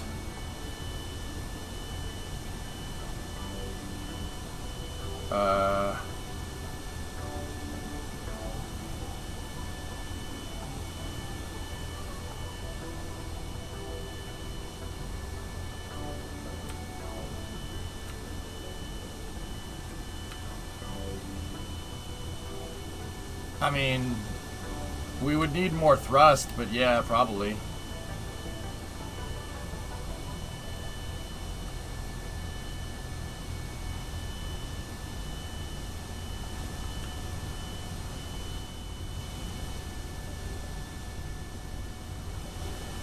Tad needs a lift kit. What's up, DNF?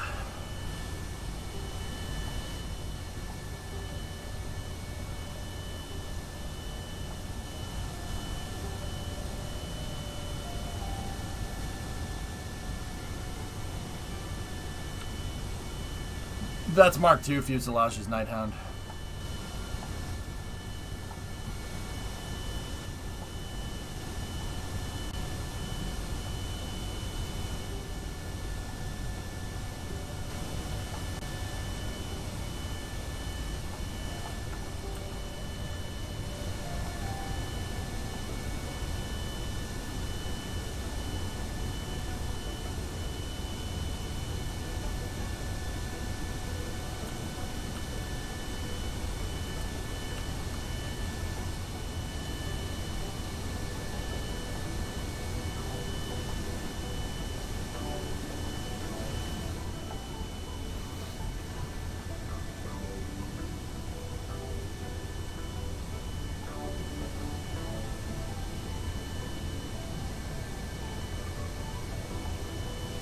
Doesn't look like we're going very fast, huh? But we're going 20 meters a second, making 40 knots right now. It's not bad.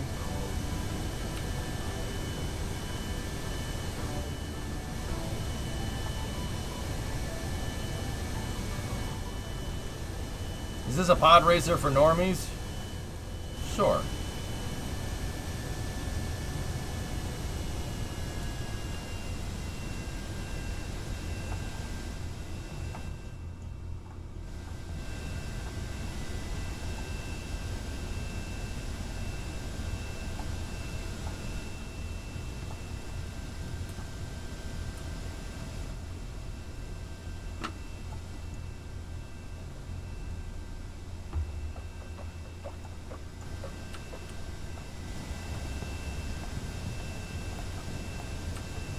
About 200 tons and change, Nephilim. Nope, 324. It's fine, someone. It's fine. It's fine. It's fine. No problem.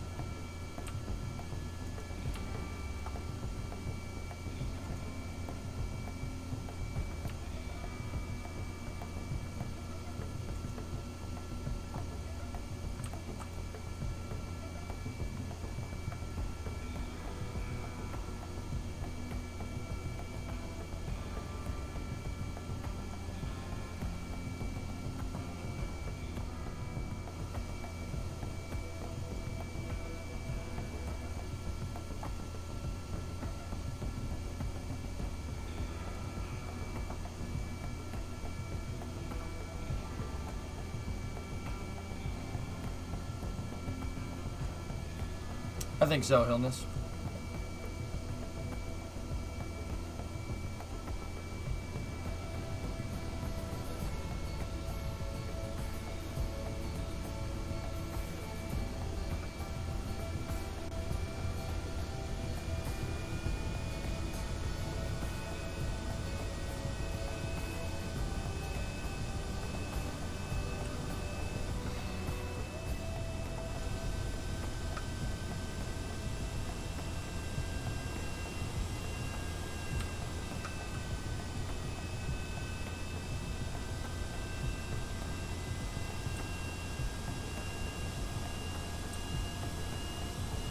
This is how I'm going to transfer fuel from one pad to another, guys.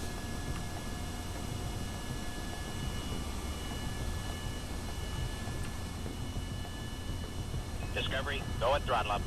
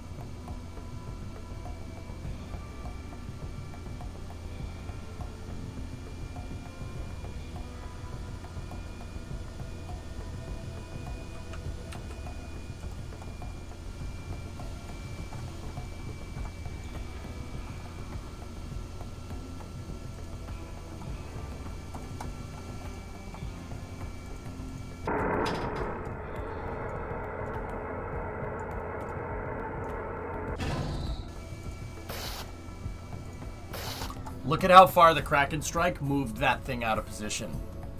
Yeah, not ideal.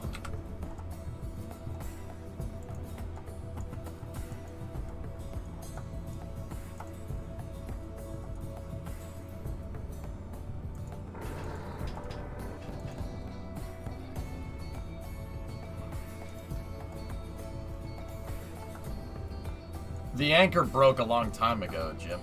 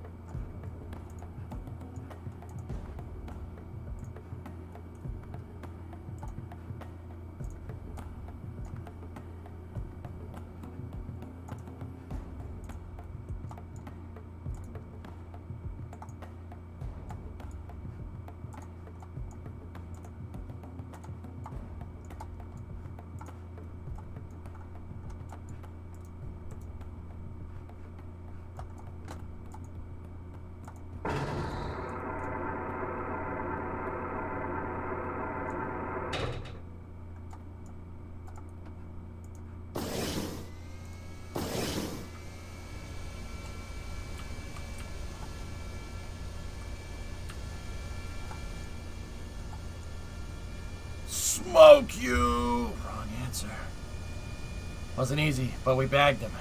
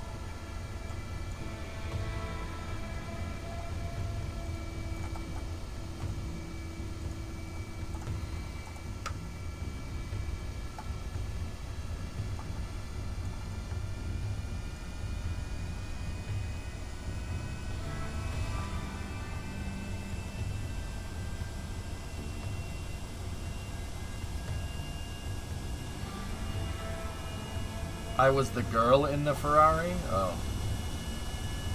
Wait, why was I the girl in the Ferrari? I'm confused. More than you can afford, pal. Ferrari. Smoke.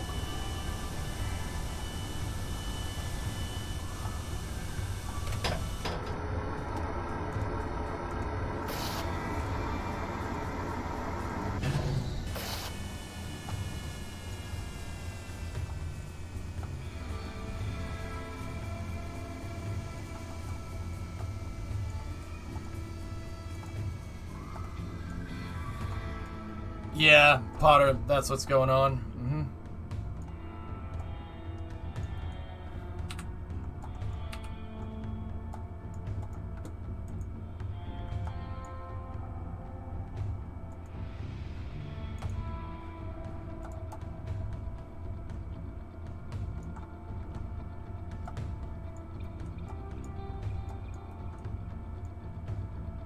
I made you dumb, and then Hildness made me change my idea. Okay.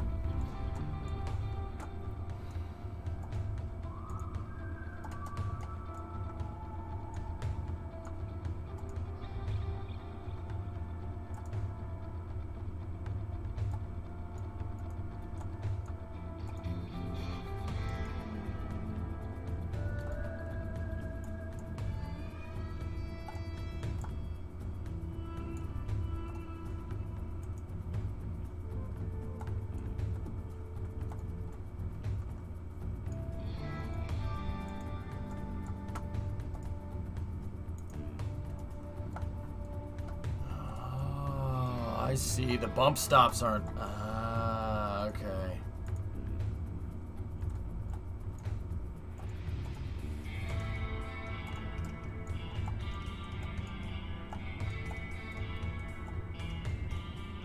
Alright. I see what's going on.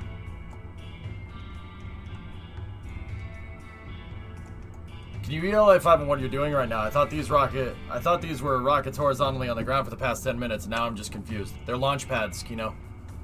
This is a launch pad, dude. It's not a rocket. Launch pad. I roll the space plane up here. We attach it there. The box right there, we call it the launch box. Rotates it vertically. Then we launch. Love the channel. You're very informative. I love it. Thanks, dude. No problem, Magimac. I'm glad you like it. Yeah.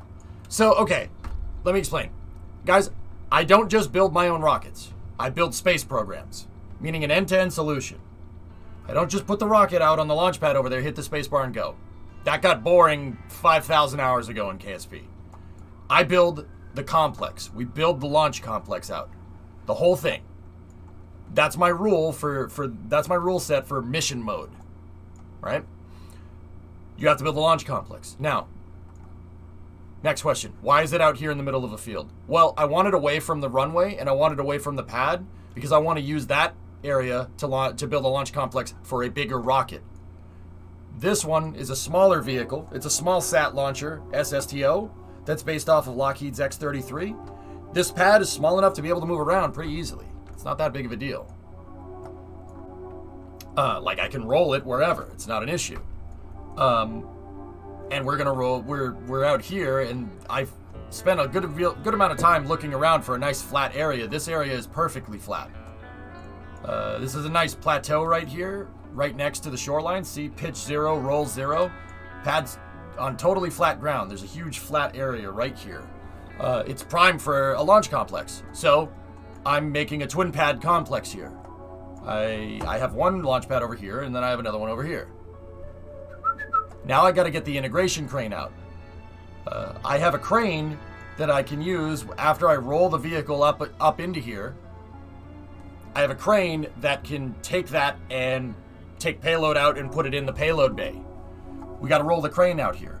What I've been trying to think about, and my idea is, we could have a twin pad complex, but can I make one crane to service both of the pads? I mean, I think I can do that. That shouldn't be an issue. Twins, bezel, twins. Yep. Let's rename this vessel. So this is, actually, we want to put it under configure vessel naming. Set it as a lander. This is Launch Complex 3B. The other one is 3A. Let me just make sure that we're named correctly here. Configure the vessel naming. Launch Complex 3A. Perfect. All right, now I know the difference. Are you using both launch pads for one bigger spacecraft? No, the same small spacecraft can launch from either one of these. Kino, the problem that I'm having right now is that parts in Kerbal actually wear out over time. Yeah, just like they would in real life, which is weird, but it's for the wrong reasons. Like, okay, so see the launch box on Complex A? Look at the launch box on Complex A and the launch box on Complex B. I just put this pad out. See how it's completely straight? This one is all bent out of shape. Parts bend. Look at the panels. See, everything is bent if you look closely at this pad. So, this thing also has like 100 tons worth of fuel in it. So what I'm going to do is I'm going to get one of my fueling trucks out here. I'm going to load this pad up with fuel, and then I'm going to siphon all the fuel out of this and load it into that pad. And then, I don't know what I'm going to do with this. I might just keep it there just to watch it and see how it drifts over time. Yeah, and go. But the next thing I need is the crane. I need the crane out here. But yeah, it's a fun way to play Kerbal, but it is ridiculously hard. It's ridiculously challenging and hard to play this way. It's tough. It's tough. It's a tall order, man. Can we talk about the W my guys scored today, if you know what I mean? Yeah, pretty cool, Lavi. Mm-hmm. Yeah, Nighthound. I have a theory that docking and undocking is what causes drift in parts. Under certain circumstances. I'm trying to understand how parts wear in KSP right now so I can make them more,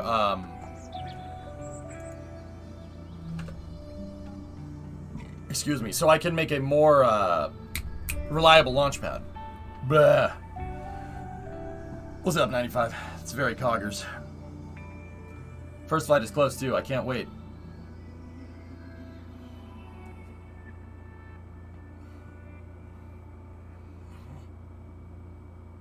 Yeah, Kino, once again, this is not conventional Kerbal gameplay, dude. If somebody is newer and they're coming in, they probably have no freaking clue what's going on.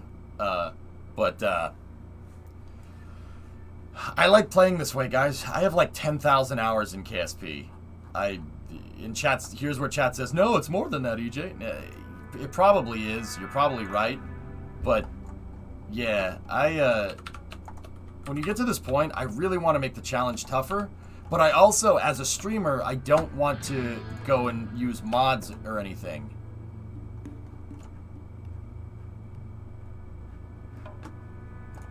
Because that makes, if I had mods on top of this, people would just get more confused.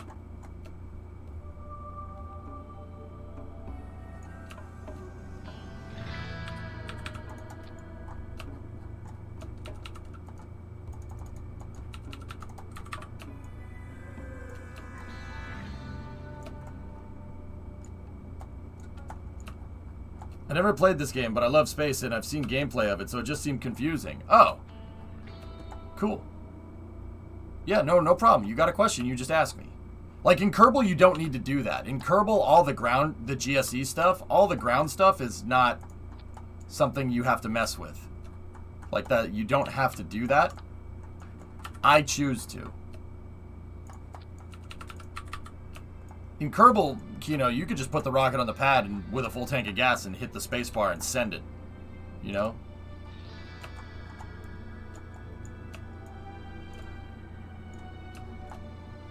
I did that for a long time. I've launched thousands of vehicles in KSP. Thousands.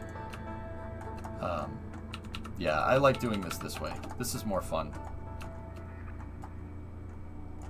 No. What's that, Thomas? SpaceX equipment is progressively being removed from the support ship GoQuest as Bob and Doug replaces the role of the ship. GoQuest was the very first ship that SpaceX chartered way back in 2014. And a legend of 70 missions. Oof.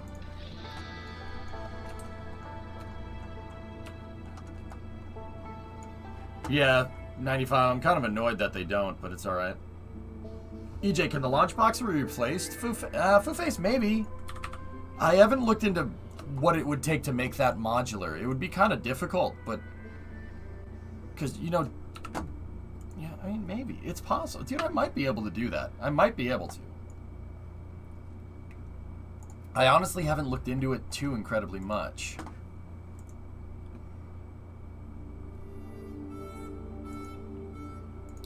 Are there pros and cons to building all the ground stuff? It's extraordinarily time consuming. That's the con. But the pros is that I get to demonstrate, you know, plausible realism. I get to demonstrate what it takes to put a launch vehicle on the pad, to get all the testing done. I use it as a way to explain how spacecraft are made and how spacecraft operations work, you know? Yeah. It was just the launch, Shishidza. It was just the launch, which sucks. I'm really kind of annoyed by that, but once again, if SpaceX doesn't want to share it, that's up to the crew, you know? That's not our...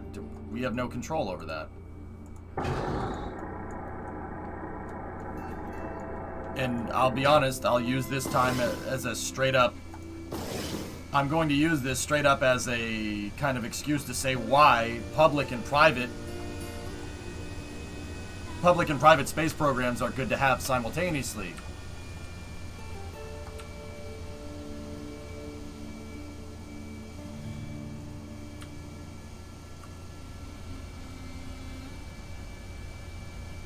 Yeah, in terms of like playing the game, Kino, no, there's really no benefit of doing this. You have a launch facility right there that can basically teleport your vehicle onto the pad. There's no way that's ever going to be as cost effective as this. Or that this is going to be as cost effective as that, you know what I mean?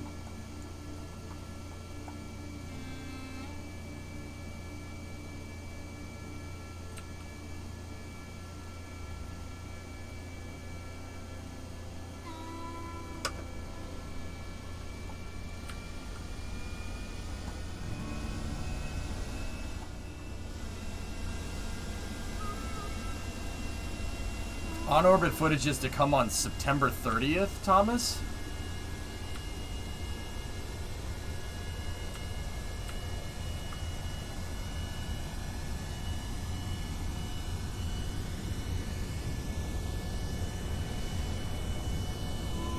I mean, you'd get a nice explosion, Rip.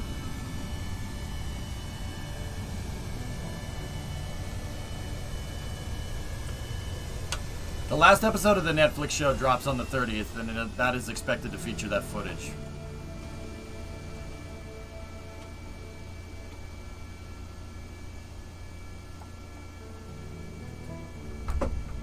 Full disclosure, Thomas, that's stupid.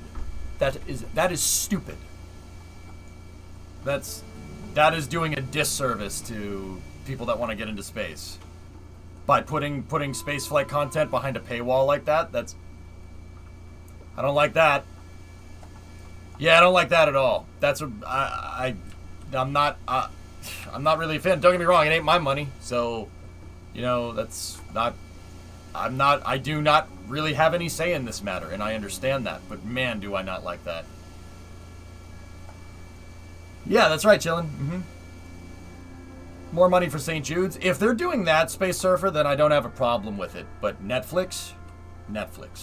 They put live on-orbit footage of the first commercial crew behind a paywall.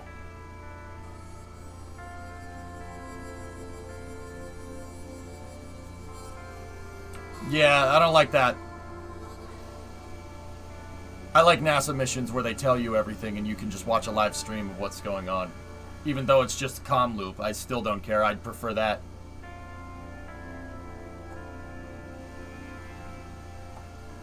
But then again, that's commercialization, guys. That's what everybody wants to push for. SpaceX doesn't have to tell us what they're doing.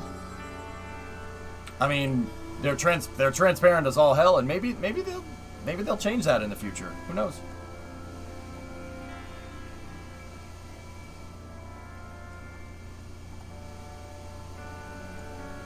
Yeah, I mean, it's a strange phenomenon. Everybody's so all about commercialization without actually realizing that there are repercussions to this. Everybody treats it as a no con all pro game, which is stupid. That's very, very short-sighted. That's very short-sighted. That's a really stupid idea. But yeah, Red 8, yeah, you're not wrong.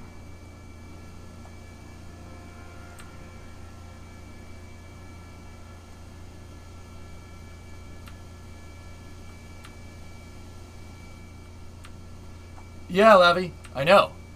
And they think that people will listen. Oh, well, why aren't you streaming it? Well, if we complain enough, they'll live stream it. No, they won't. No, they won't, because, spoiler alert, your opinion doesn't matter in this regard. You have no skin in this game. Now, do we have skin in the game as taxpayer when it comes to NASA missions? I love it. People are voluntarily withdrawing their say in spaceflight. That's hilarious to me. Really funny, actually. Good job, guys. I have skin in the game as a taxpayer in what NASA does, so I want them to stream their missions. I have no skin in the game with SpaceX.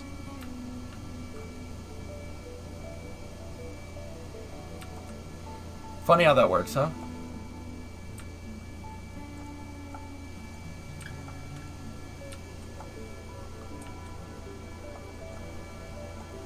So check this out, Kino. Take a look.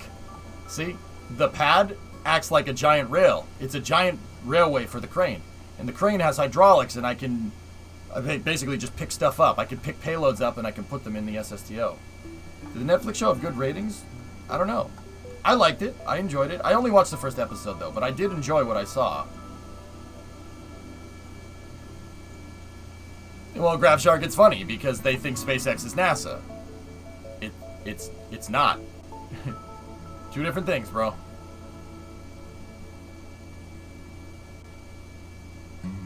Why do you need two platforms? Well, that one, Wes, has fuel in it, and I don't feel like lugging more fuel out here. I'm going to take the fuel out of this one, and then I'm going to siphon it, I'm going to put it in here, and then I'll just probably leave that pad right there, and yeah, we'll see where that takes us. Oh, the crane's on backwards, by the way. It's backwards to how I usually put it.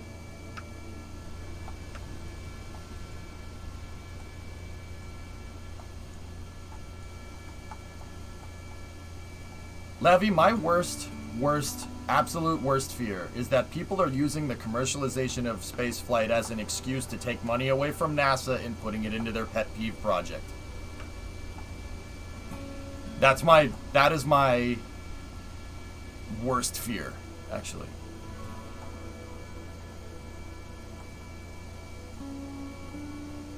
I was talking with a guy one time at a family outing a little while ago, and you know, guy's a space nut. We're friends, you know, pretty good friends, right? And he was trying to tell me, like, you know, the whole SpaceX fanboy stuff, and there's nothing wrong with that. That's fine. People are enthusiastic about it, and I appreciate that, and I understand it. That's fine, right? Okay, Crane is in position on Complex 3. And I asked him about the cost structure for HLS, right? And he's like, oh, it's not cost plus. I go,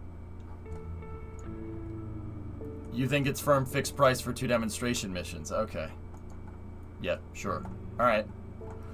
You know that it's basically firm fixed price with tax dollars because it's privately funded, right? Like, oh no, SpaceX can just do it for cheaper. I'm like, dude, you don't even know the contract. You don't even know the contracting structure. What are you talking about?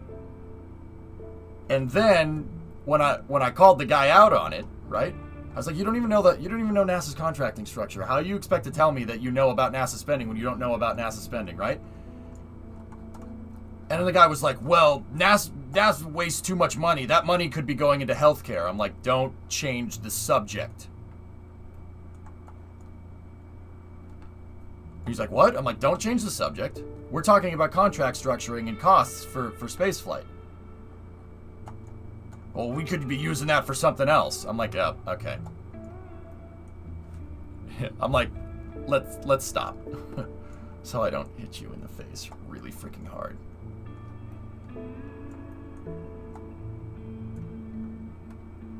So, yeah, it's funny. Like, you know, the truth came out pretty quick when I called the guy out on not knowing what he was talking about. Well, we could use that for healthcare. I'm like, yeah, we could. Or we could use it to go to the moon.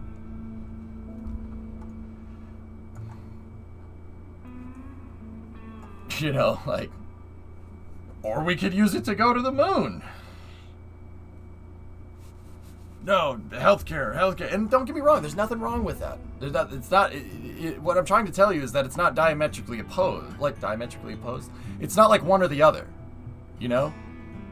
It's not that I have a problem with, you know, like, if people want public health care, that's fine. Like, that's not what I'm saying. Like, the point is that, you know, there's this person that thinks they know a lot about space, and they don't even know the contract structure, and when they don't know about the contract structure, they change the subject. You know what I mean? I'm worried that type of mentality is what is happening, and we're inadvertently taking money away from NASA. And I said it once, I'll say it again. There's nobody on this planet, or there's nobody ever. I don't think the people that are off this planet would say this either. But ain't nobody out there going to convince me that less money for NASA is a good thing. It's the stupidest thing I've ever heard.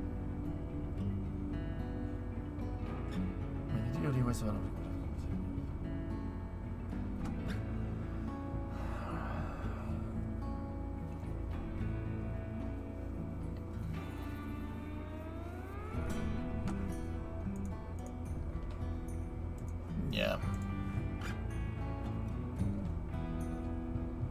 I don't disagree, but what are the pro-space people talking about at points of that argument? I found myself in that same conversation. Same conversation? First of all, don't change the subject. Are we talking about healthcare? Or are we talking about spaceflight funding? We're talking about spaceflight funding. We simultaneously do what we do with NASA, and we also have a bunch of other government programs that cost way more than NASA ever could at the same time. You can't, like, are we talking about government funding, or are we talking about NASA's funding? That's the argument right there. Don't let them change the subject. Don't move the goalposts. No, what are we talking about? People do a lot of whataboutism like that, and it's really annoying. But it is what it is. Like I said, you know, if these folks want to think that, that's fine. Like, everybody's valid to their, you know, different opinion. But it's funny to me because You know, the people that want more commercialization of space, which I don't have a problem with, and I think we should do. I think we should do both of those things. I think NASA should be funded and SpaceX at the same time. That'll make a more robust and healthy economy in space, just like how the post office and FedEx both exist at the same time, right? FedEx can offer you things that the post office can't, like not losing your package. But then again, FedEx does that sometimes too. But the post office also offers a lot of other things that FedEx doesn't, because they're a government entity. It's better to have both of these things. Both of those things are the surefire way to have a more sustainable spaceflight economy. There's no way that's not rocket science, man. Yeah, forlorn, exactly. Like it's strange to me. It's strange phenomenon. But this the same people that are all about this get mad when SpaceX won't show us Inspiration 4 because Netflix wants to exclusively have footage of on-orbit stuff for their documentary. You would never, ever, ever, ever have this with a NASA mission. That would never happen in 1,000 years. Ever. Like, ever. NASA would never do that.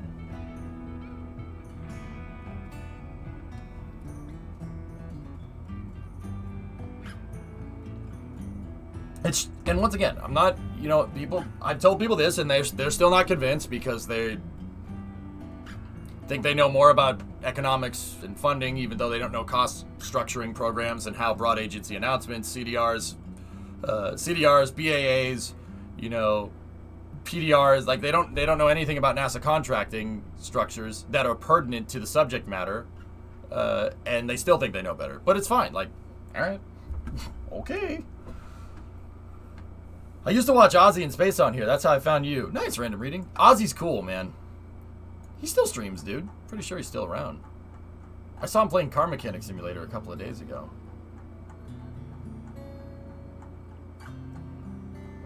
Thought experiment. Pretend a law is passed such that if NASA saves money in one thing, they can choose how to spend it on another thing. Would that change what we're discussing?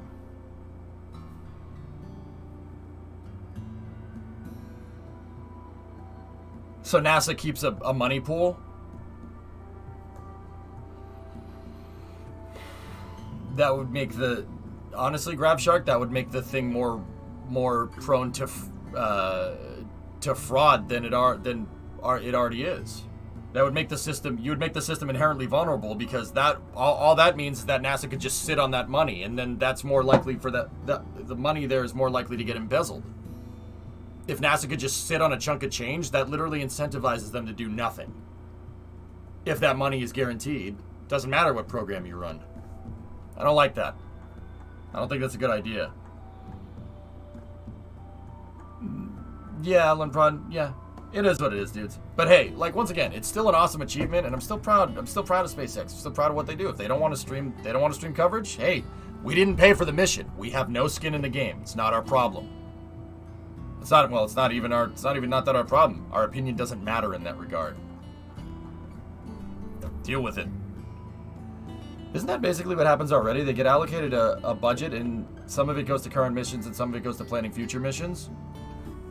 Yeah, but there's cost structuring programs, Pablo, to each program. There's cost structuring that is thought out during a critical design review. It's part of the CDR of NASA's contracting process. The critical design, basically NASA projects how much this program is going to cost within a nominal range over time, what you need to ramp up and ramp down with it over time, and then go from there. And then if you get the funding with that, and then it goes, and then that funding goes away, and it doesn't necessarily shift somewhere else. When NASA programs end, you don't necessarily shift the cost somewhere. Those dollar amounts just go away. Like NASA doesn't have a pool of money like that. It's funded on a program basis. So the SLS program is a lot more money for NASA than if it wasn't there. NASA's budget would be $5 billion less than it is right now if SLS got canceled. I'm trying to find my damn fuel truck. That money doesn't shift that money doesn't shift laterally. It doesn't stay in NASA's like prize pool. That's not how that works.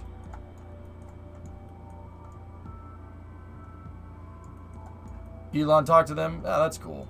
Yeah, no, once again, guys, I'm a little disappointed that we don't get more live shots, and I'm even more disappointed that they're not showing us because Netflix has exclusive coverage to the interior stuff because of their, because of that. But hey, you know what, man? I don't have Netflix. Brimo does.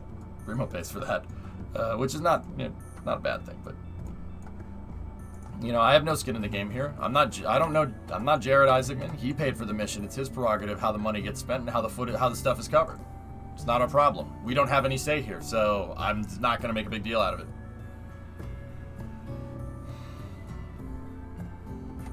See last link if you feel like SMHing my head. To be fair, sometimes I think the chances about how you see it.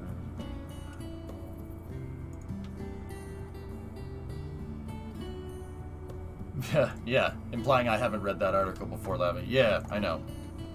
Strange.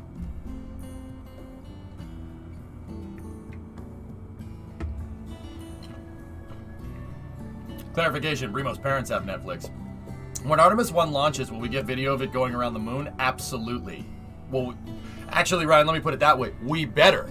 Because now it's not just us whining. I pay taxes. I want footage of the Orion around the moon, all right? It's frankly, if they don't do that, then you have something to whine about.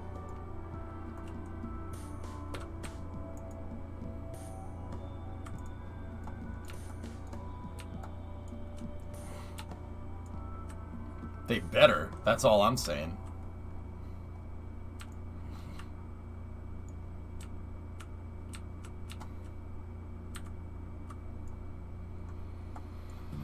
You don't get to see videos inside Area 51, though.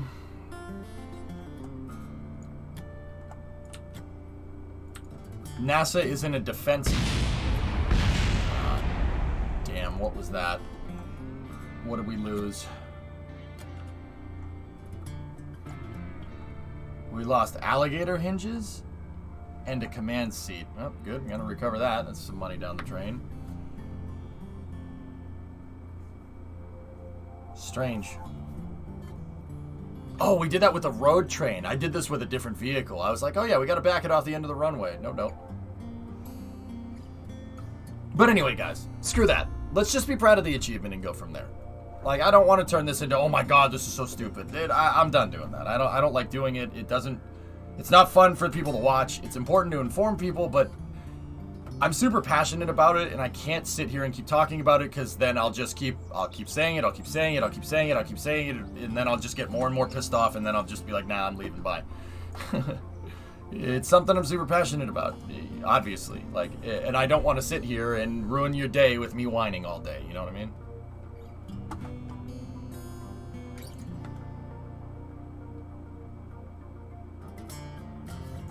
Nice.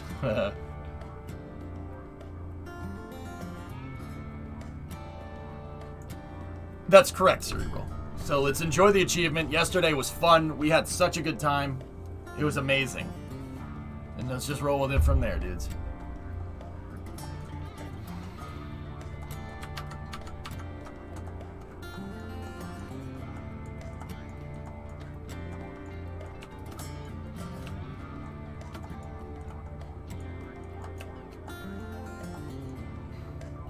Yankee. I know. It's not... Dude, I agree. I agree with you. Alright. Let's get that fuel truck out there. Agreed, Thron. Agreed. Wholly agreed. Yeah. But guys, let's not. Trust me, it's easy to... I don't want to... So... Spaceflight is this weird kind of dichotomy, I guess, between optimism and cynicism, right? You have to be optimistic. Anybody that's crazy enough to spend money on something like this needs to be inherently optimistic. But at the same time, it's very, very easy to be cynical about it. Oh, we haven't been back to the moon in 50 years. Nothing's ever going to change. It's so stupid. Why do we do... See what I mean? And that mentality right there is self-defeating in principle.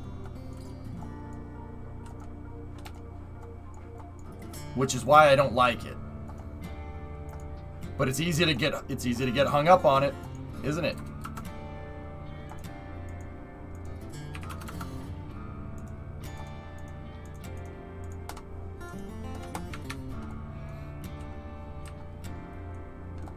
McGregor's getting busy with new test stands. Wow, they're building a lot, huh? Do you think SpaceX getting in trouble for the car in space broadcast has something to do with them not broadcasting this? SpaceX getting in trouble for the car in space broadcast. What is that? What? What are you talking about? No, I don't know what that means. Yeah, Trehek. It's this weird kind of halfway. Like, I'd say it's like 70%, 70 to 80%. You have to be 70 to 80% optimist, and you have to be maybe 20 to 30% like realist when it comes to spaceflight. You can't just. You have to be optimistic, but you can't just expect a spacecraft to work based off your hopes and dreams. It's kind of weird thing.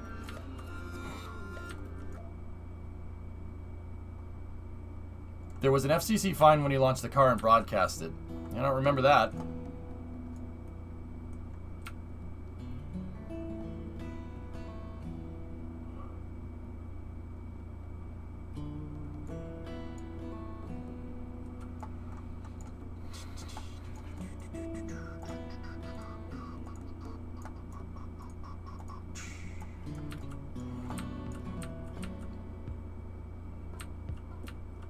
Well, we're taking a ride out there. Let's there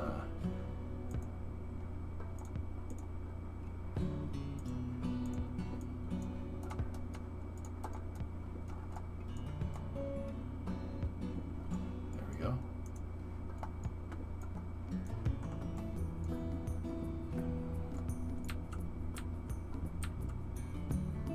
I'm thinking you want to play RimWorld with this music?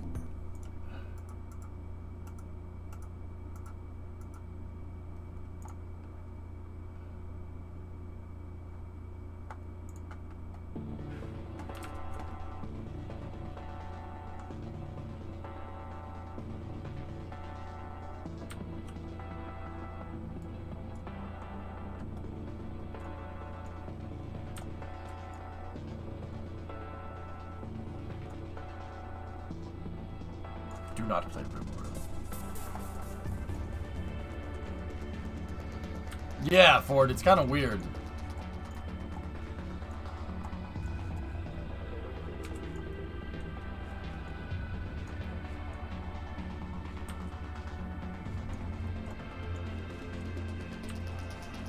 It is, Brian, yeah.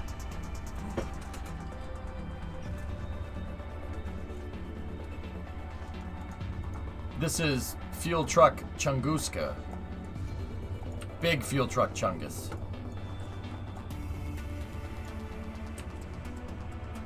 Landsat 9 pictures from ULA.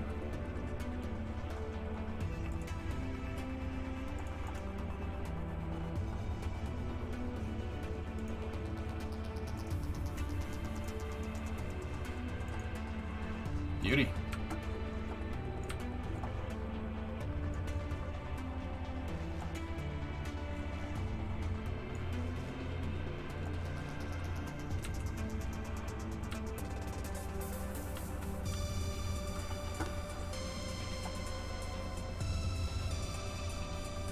Oh, test shot was there. That's really cool.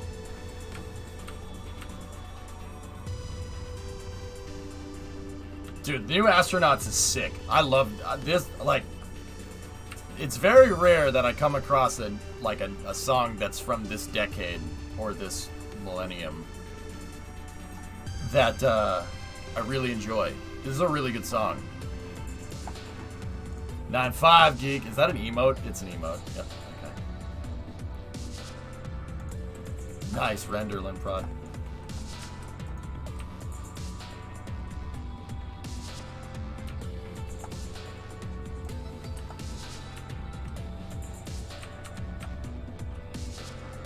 No, I can't be a hipster, Grabshark. I don't tell people that I like older music. I just like old music.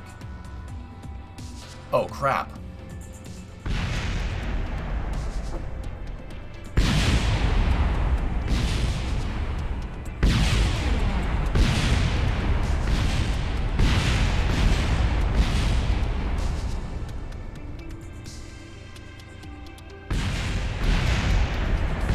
Remember Remember all that money that we made back from salvaging the SSTO? Yep, that ain't a thing anymore. Are you freaking kidding me?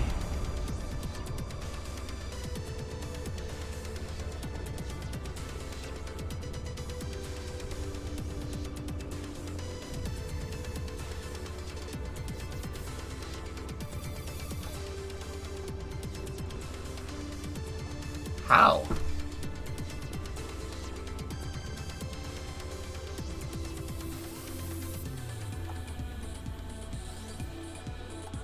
Like, I'm not even mad. How did that happen? That's never...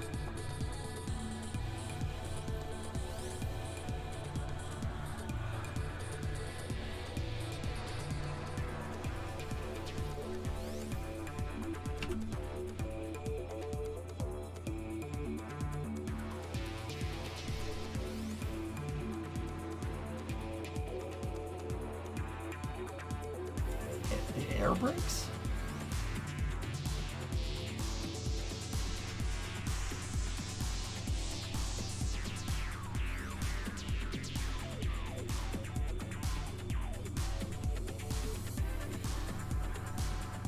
Discovery, go and throttle up.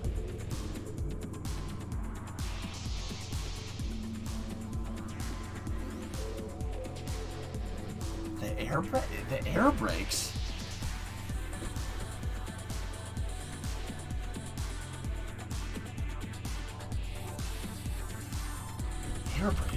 I don't even...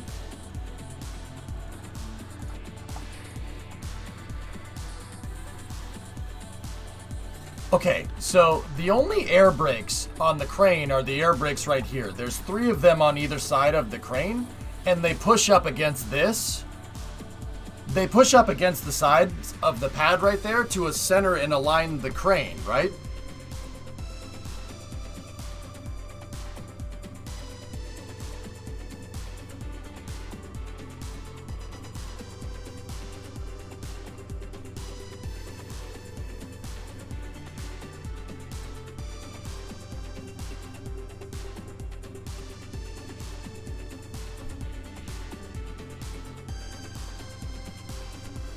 I don't know, guys. That's never done that before. What did we change on the pad? Did I change anything on the pad? Okay, so that pad was a little bit different. What was different? The difference was I basically took the crew access arm off. I took the CAA off the pad. That was the only difference. Other than that, that pad was exactly the same. It was the exact same thing. I renamed it. That wouldn't change anything. I've took the cranes. We've taken the cranes before and had the air brakes deployed on fizz reload like that. That's happened, and nothing goes wrong. I've had the air brakes set to an out deployed state like this and reloaded the pad many times. Never caused a crack and strike like that before. I've never seen air brakes cause a crack and strike on the pad.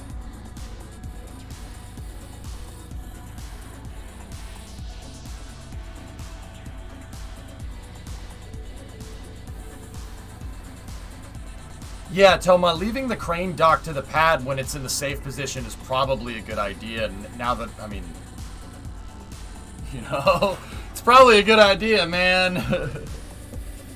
That's so peculiar, dude.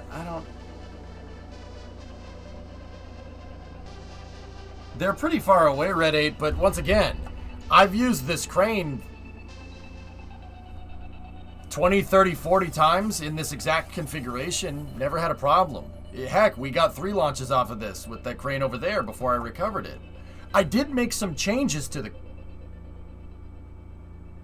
I made some changes to the crane. I reinforced the top crossbars, which were known to bend, but I don't understand hierarchically how that would screw with the air brakes. That doesn't make any sense. The crane was backwards. That's a good point, Foo Face. The crane was backwards. Okay. Cool. So there's a couple of things here and there that could have contributed to this problem. The crane was backwards. You're right. Oh, all I did was drive near the pad and it blew up, which is... Okay, so let's entertain that idea, Foo. How the heck would that change anything? How the heck would that change that? Why would it change? Why would it change? Why would it cause it to crack and strike? That doesn't make any sense. No, that was the first time I installed the crane backwards, Kino. But installing the crane backwards would be like saying, oh, I put the back tires on this car on the front. Usually that's not a big deal. It really, okay, people rotate tires on their car all the time, right? Like, that's the equivalent there. Like, I don't understand how that can cause a crack and strike. Would the bend have allowed the space necessary for the air brakes to safely extract themselves from a slightly clipped state? I'm thinking that that's what's going on, Red, yeah. That is much more likely than installing the crane backwards. I think that you saw that the crane was bending, right? It was buckling in the center. I think we found the reason. I think we just found the reason why.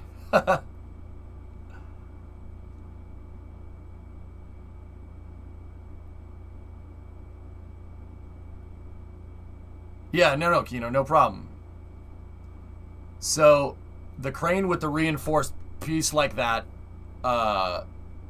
yeah, that seems to be the problem, because the air brake collided into the Mark III fuselage, which basically means that the air brakes were clamping the pad, and normally when we fizz load, right, the crane is built like this. It has two sides to it. And on the past architecture, we were seeing the sides do this. They were buckling, right? And if the air brakes are clamping the pad and we load physics and that it doesn't buckle anymore, right? The air brakes are going to push into the pad and they're going to break it. We clamp the pad with the air brakes, essentially.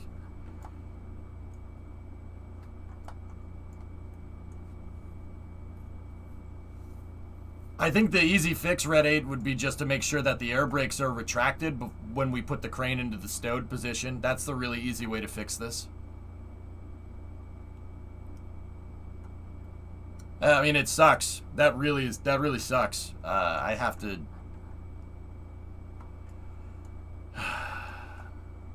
I have to recover everything, guys. I can't fix that. I can't fix this with Kerbal Construction. Fortunately, we're inside of the recovery threshold, so I can just hit recover all of this. It just sucks because we lost. Judging by this damage, we probably lost about 100 grand worth of launch pad.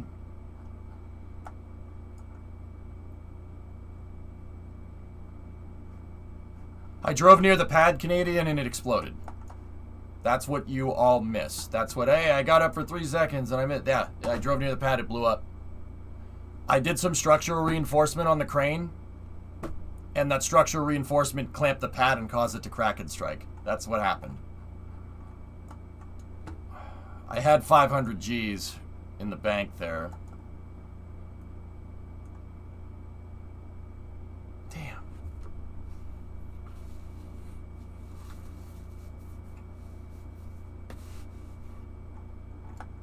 Yeah, we fixed the bending problem on the crane. Part of the crane is still standing, which is really nice. No, everything in Kerbal has a fault tree, just like real life. Nothing happens for no reason. Everything happens for a reason in this game. The reasons might not make sense because Kerbal physics and real physics are different, but there is still a reason. I'm 100% sure of that.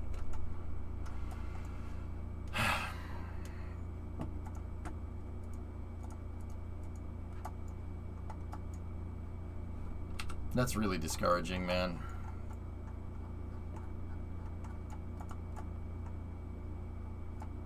I have rules on glitches, Nighthound. My rules on glitches are if I know that glitch is in the game, i.e. Kraken strikes, I know they're in the game and I know what makes them happen. It's my fault. That's my fault. I shouldn't have changed something. I introduced a new variable and assumed everything was going to be okay. My problem. Not yours.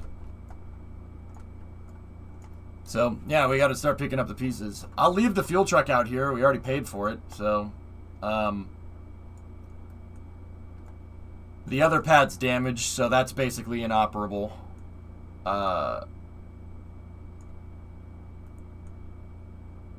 Actually, it looks like it's okay. But I won't recover it because it has fuel in it.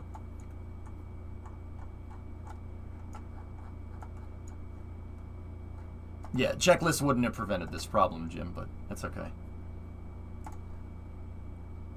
Frustrating, but just a bump in the road.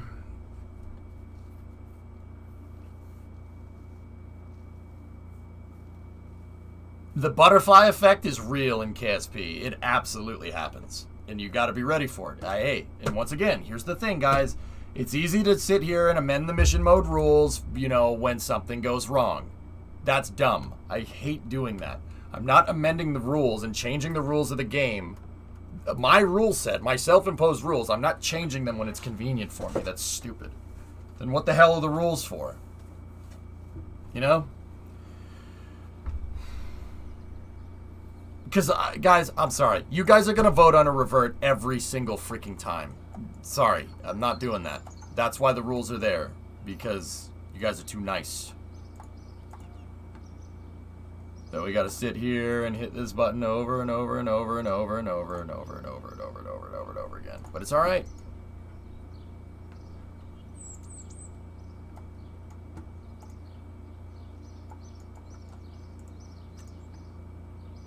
That debris got some nice distance. Let's see. I had 500 grand before I put that out there, and then we have a little bit of equity in that fuel truck right there. So let's see how much money we actually get back. A lot of the crane exploded. What VOD is the explosion on?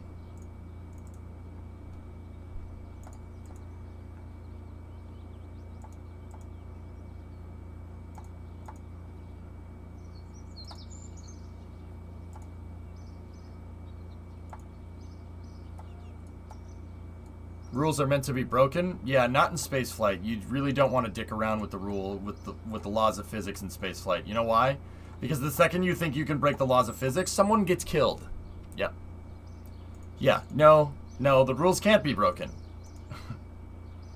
Is this all debris? No, it's actually a bunch of potatoes. I'm actually growing potatoes out here instead. I decided I wanted to be a farmer, not an astronaut, okay?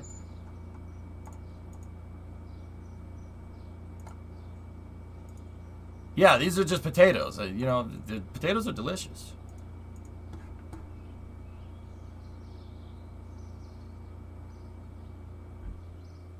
Perhaps now would be a good time to design a Skylon Enterprise roll into... Yep, okay. Tessa, useless suggestions as per usual. Thank you.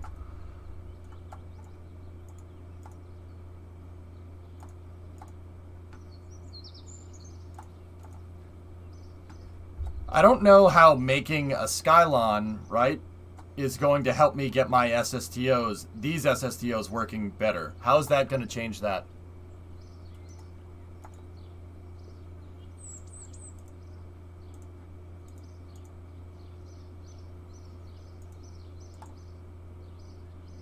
They are Matt Damon space potatoes, yes. Time to design the SSO to better horizontally take off. I'm really, really, really, really disappointed in you, chat. Like, really disappointed.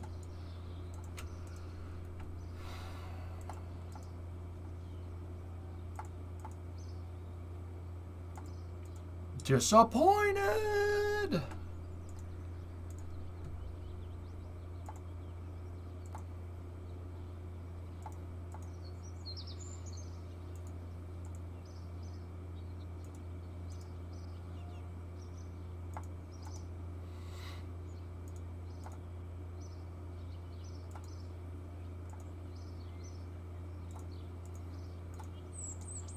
Hey, we're almost getting back up to 500. Not bad.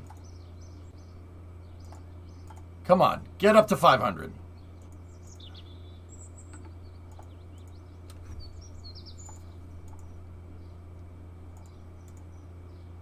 Come on. Wait, why am I not getting any money back? Come on. Come on. Your dad was really disappointed too.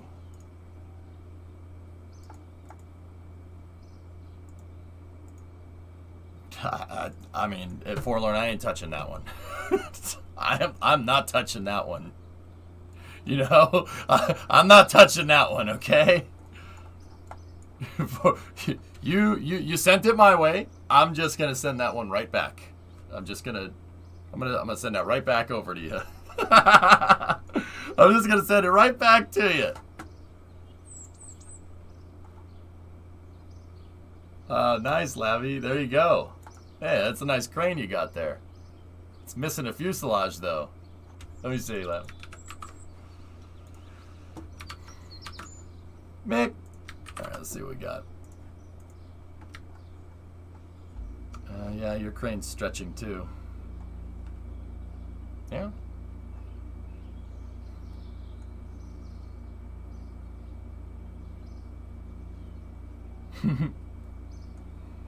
Your upper stage is sagging a little bit.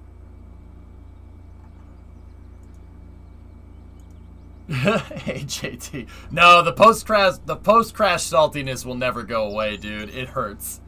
Everybody hurts. EJ cries when the pad explodes. Sorry for my ignorance. What is the crane used for? It's used to pick things up and put it... Nah, sorry, Dev. I can't be too sarcastic with that. That's a good question. It's used to put payloads in the SSTO. Yeah. Alright, so I have the fuel truck out there. 493. Actually, we lost about $7,000 worth of stuff. That's actually not too bad, you know. It's just a little bit of a time inconvenience. So I think I'm going to skip my break and just fix this right now. Yeah, that's what I'm going to do. I'm just going to fix this now. I appreciate both answers. Right on.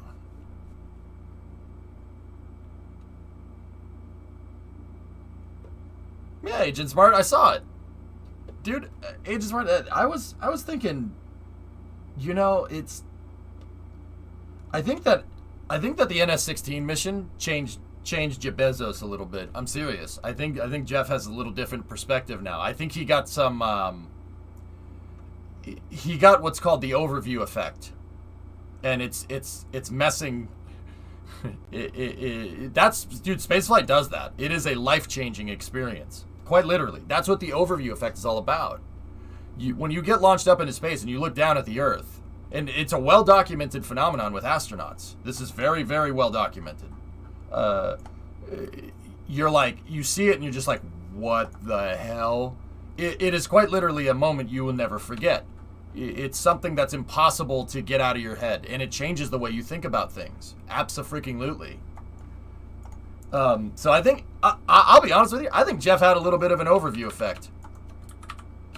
Serious. I wouldn't be surprised if we saw Blue Origin loosen up a little bit. And I'm not, once again, I'm not saying that. Nobody's paying me to say that. I genuinely would be not surprised if that happens.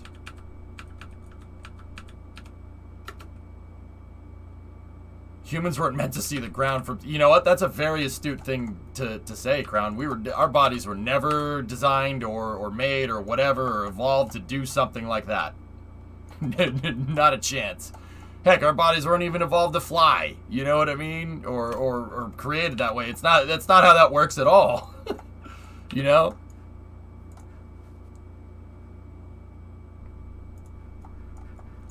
Elon is nuclear. Elon's one of the only people I know that literally has the overview effect before, even though he's never been into space. Von Braun had the overview effect too. Which is weird considering he never got even close to space, you know? Jeff Bezos got further to space than Von Braun did. Strange. But yeah, no, the overview effect is absolutely real. That's a real thing. Mm-hmm. Hey, Yargles.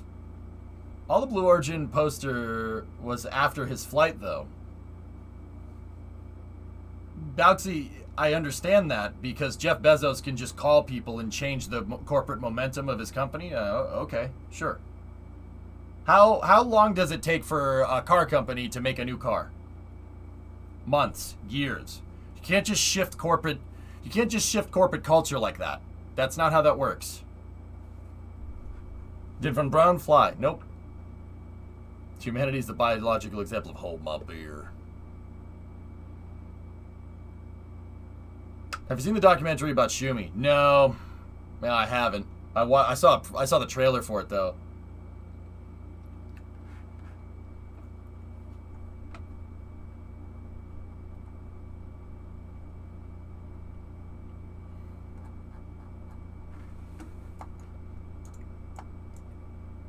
Yeah, see, who's the real winner here? I get no science at all from. We get some science from hitting the pad.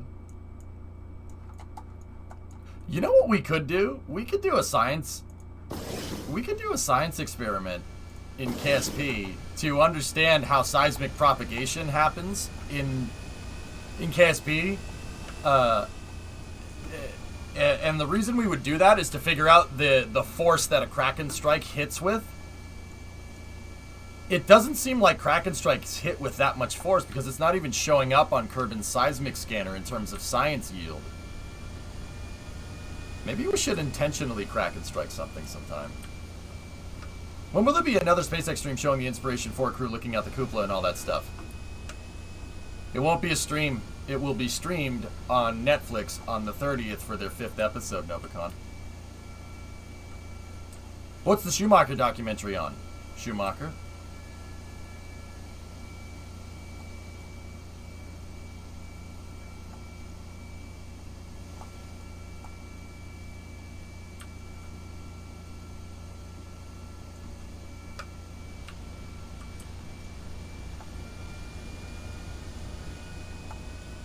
It's a documentary about Michael, I think. Not I think, I know.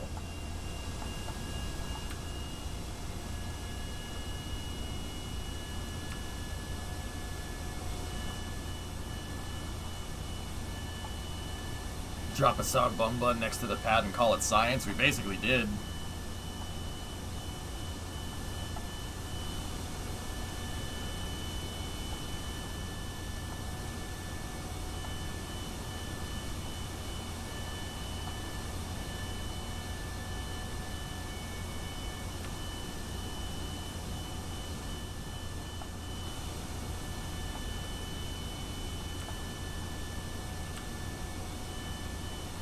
Riveting content, I know.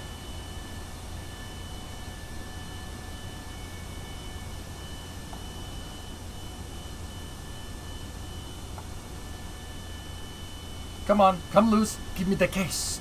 Give me the case, child. Give me the child. Please, give me the case. No way, you psycho.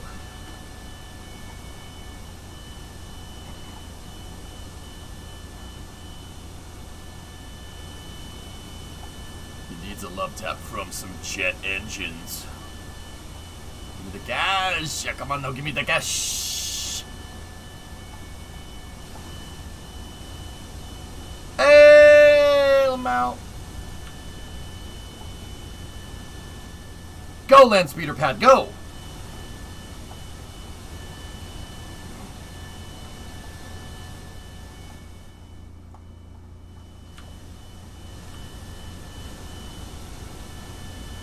First he's talking about Harriers, now he's reciting scenes from True Lies. Also, yeah, which also had a Harrier in it. Yes! I need the jams. My calculations are correct. When this baby hits 88 miles an hour, you're gonna see some serious stuff.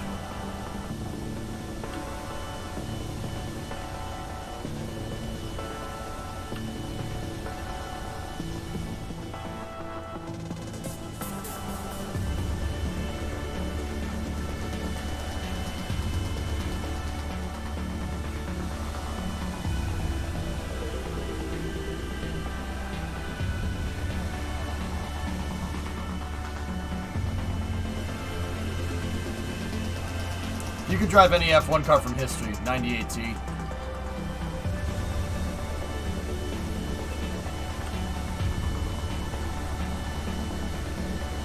Is there an official source that we won't get on orbit footage until the 30th? Netflix's 5th episode of Inspiration 4 comes out for the 30th. Do the math. I know about Space Engine. I don't think I have it.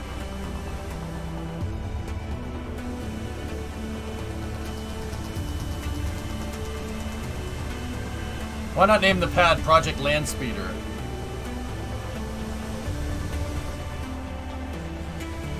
because I like calling them launch pads, because they're launch pads.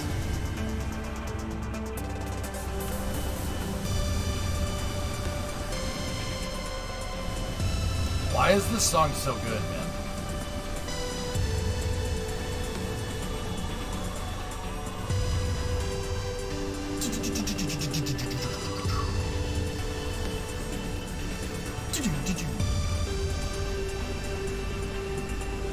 Now this is pod racing.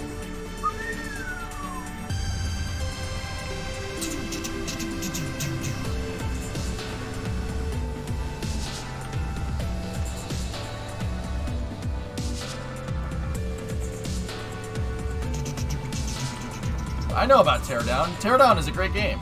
It's a game about discretion.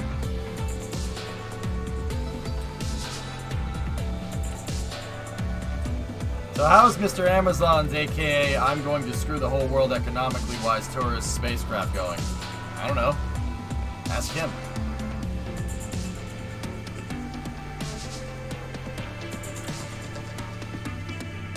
Merrick, you're giving off kind of a vibe that you don't like Jeff Bezos. I don't know what gave it away.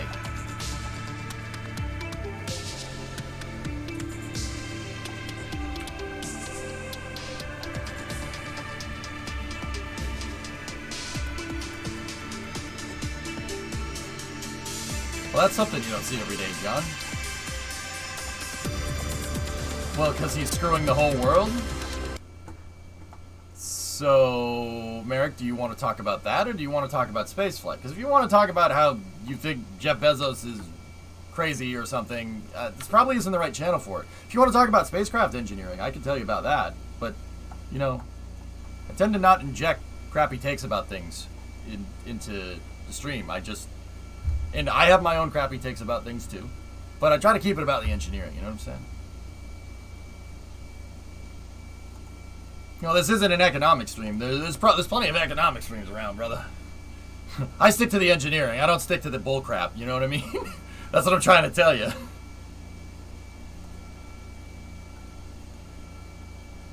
I don't have time for that, dude. I have too much to learn with spaceflight, man. Launchpad racing when? Yeah, I don't want to do that. There aren't really any economic streamers. There's Stock Guy. That guy's cool. I like Stocky. Stocky's alright. I don't know if he so much teaches you economics, but I don't really have enough time to watch his channel.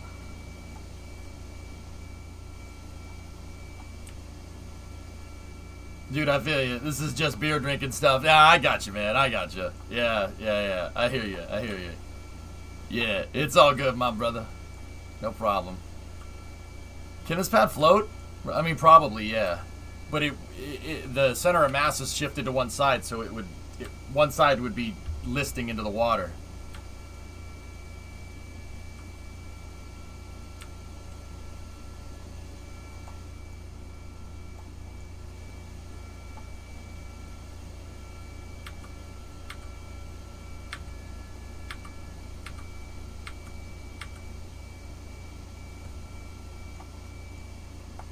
New challenge, floating pad. Water Kraken strikes have their own share of problems, Jeep guy. It's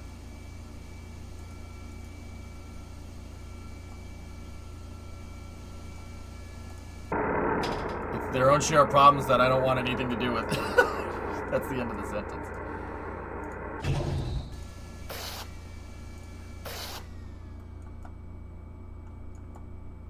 Yeah, we're just a little bit off, but I'm going to recover that pad anyway. Are we flat? Yep, we're flat. Okay, we good. We are good. Let me make sure the pad naming is correct here.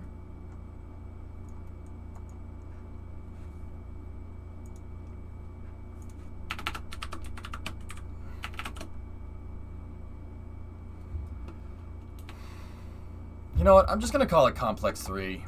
Because I'm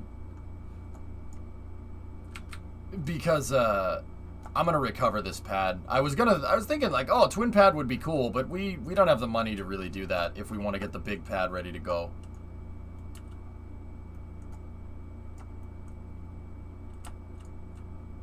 The world's suffering from other tragedies. Discusses this topic with a 60-year-old workmate. He's going insane. Yeah.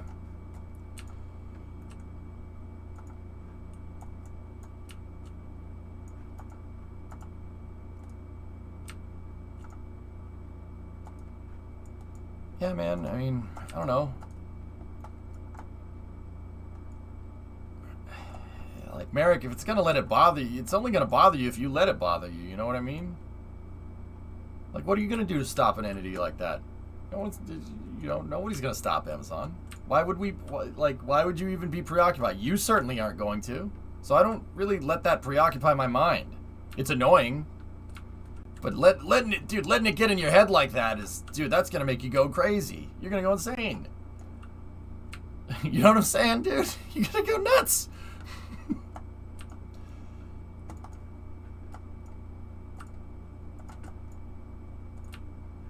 What's up, Bio? How you doing?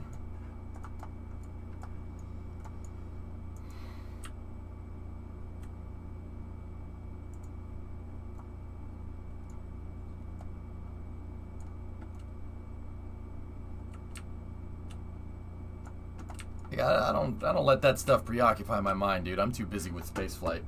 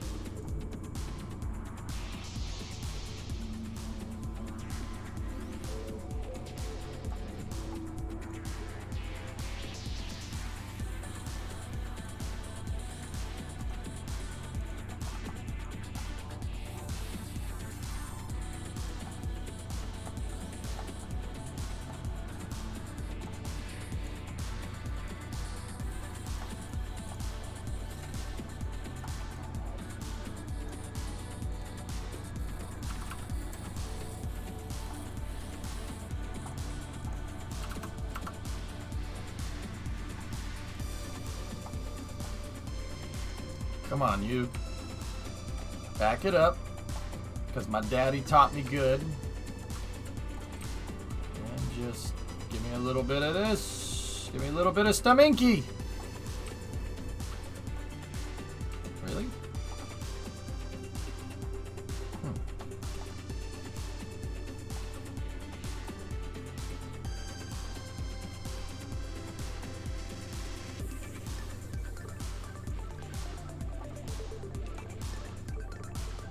That's probably not going to end well. No, we good. Right, Doom? Will you partake in any legal herb oil in California? Nah, I don't touch the stuff, man. Once again, John, I'm speaking to my own personal experiences. That's a distraction. It's a distraction for me. I can't do that. I'm not going to. That's not a good idea. Not a good idea.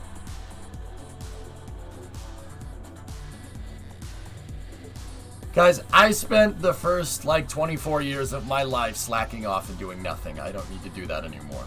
I got all the slacking out right at the beginning. Unfortunately, at the beginning is when you probably should be trying, and then you should slack later. I did it in reverse. Yeah, not smart. Not a good thing to do. So yeah, no, I don't partake in any of that stuff anymore, man. When's back? I don't know. Yeah, Doom, I'm kind of with you on that one. Yeah, exactly, Forlorn. I don't need that. Why did the launch pad blow up? I made some changes to the crane, and unfortunately, the changes that I made to the crane didn't jive very well with the pad. That's okay. I know how to fix it. It's not a problem. Yeah, Pythos... Look, alright. If we're talking about recreational narcotics, and like marijuana and stuff, alright? I don't judge people for doing it. I really don't. That's not what you do with your own time is your own thing. I don't really care. It doesn't bother me. That stuff doesn't do anything for me. Maybe when I was younger, you know, and I'm not gonna be one of those people that sits there and says, you know, like, oh, I don't really feel it. Yeah, that's because you didn't smoke enough. Or you didn't smoke the right stuff, right? Like, no, it just doesn't do it. Like, I don't find it fun. I don't enjoy it. It doesn't help me or hinder. I'm just indifferent. It doesn't do anything for me, man. Like, if you really want to know, to be fair, neither does drinking. Drinking doesn't do anything for me. I did that already. I don't need to do that anymore. I still do. It's nice. I like Guinness. I like Guinness because Guinness is delicious. You know? But, I mean, how many times do you see me knock back a beer on stream? I don't do that. I don't need to do that. I do it for fun. Every once in a while, but...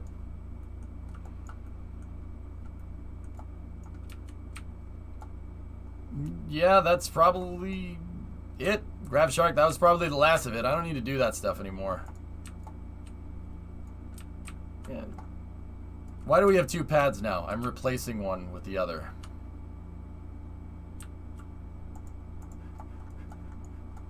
I don't know, guys. I just don't really have time for it. I don't have time for it, but more importantly, I don't need to. I don't need to do it. It doesn't do anything. It does, like, and I'm not saying, like, physically. Oh, yeah, no, physically it does something. But not for me. It's just a distraction. It's just another thing that will prevent me from learning more about space. I don't need to do that. Binal, I'm transferring fuel out of one pad into the other. Should we leave the old one since it has a crew arm? This pad is going to be recovered. It's damaged from a snafu that happened. So yeah, no, I'm just pulling the fuel out of it because I don't want to run another fuel truck out here. Unfortunately, yeah, we had a snafu with placing down this pad because the old, I made some changes to the thing and I didn't really test the changes and it blew up. It crack and struck the thing, which was very annoying, but it's all right.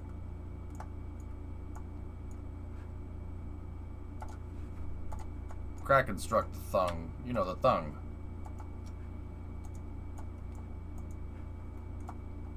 Was this related to the SN10 crash? No, I actually recovered. I recovered both of the engines, the engine section, the ohms thrusters, and a couple of other things with the helicopter at the beginning of the stream. That was actually super productive. Yeah, that was the fun part of the stream.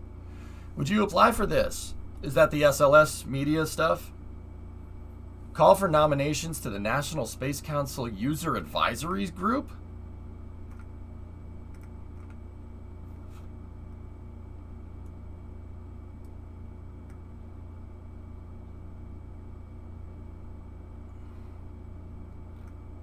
What good am I gonna do there, Chris? Honest question. I have no business being on the advisory group to the NSC. Like, why would I, like, I mean, I appreciate it, but I'm not a drinker or smoker. I can use myself. I have no issues with I mean, Tessa, yeah, that's fine. I don't really care. Someone could be insensible with it. It's not my freaking problem, dude. You could help them with PR easily, yeah. Well, that sucks, Tessa.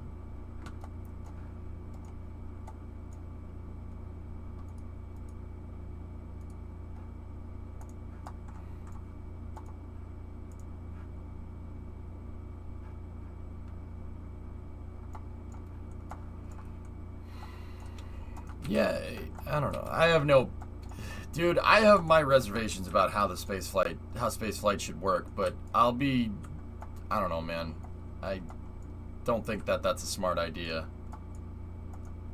It's not that it's not a smart idea. I just don't think I really have any business there. You're one heck of a STEM advisor. Well, thanks, man. I appreciate it. I just don't think I have any business there.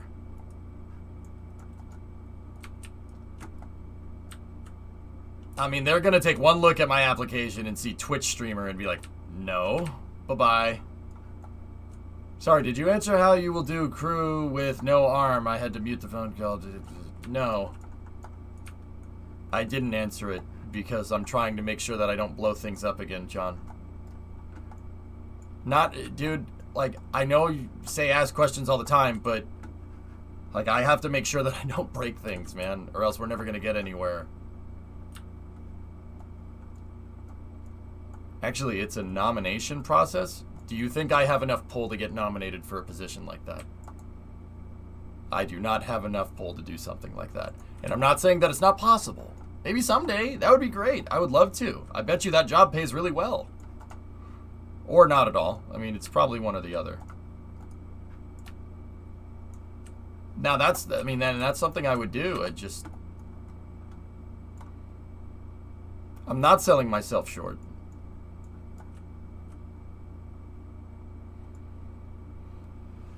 Leave one of those fuel tanks there and have Kerbal connected to the pad. The fuel truck is a better way to get that done.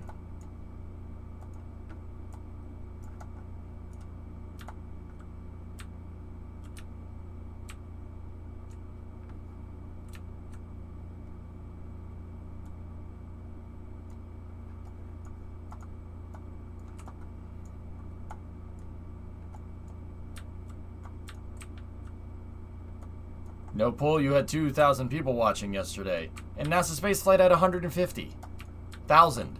So what?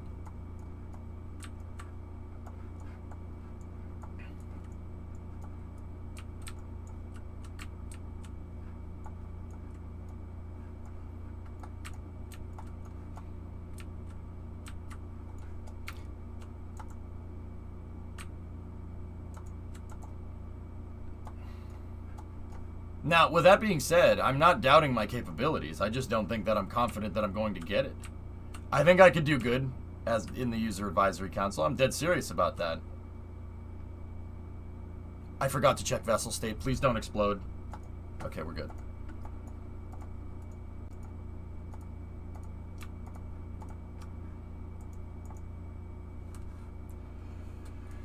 There was a Kappa there the other day. Oh, there's a Kappa there. Yeah, great.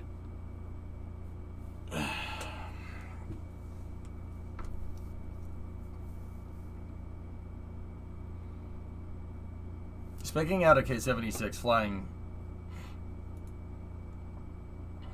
Specking out a K-76 flying case rocket out of curiosity. Take a look at the mock profile it spat out. Shaky ride time.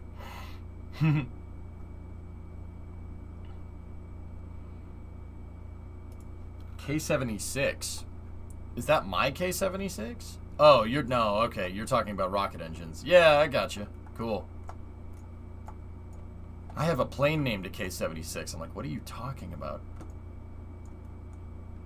Do you know that somebody won the U.S. Open in New York last week? Good reason to like her. She's a motorsport nut and loves F1. Oh, that's neat. I don't care for tennis, dude. Sorry.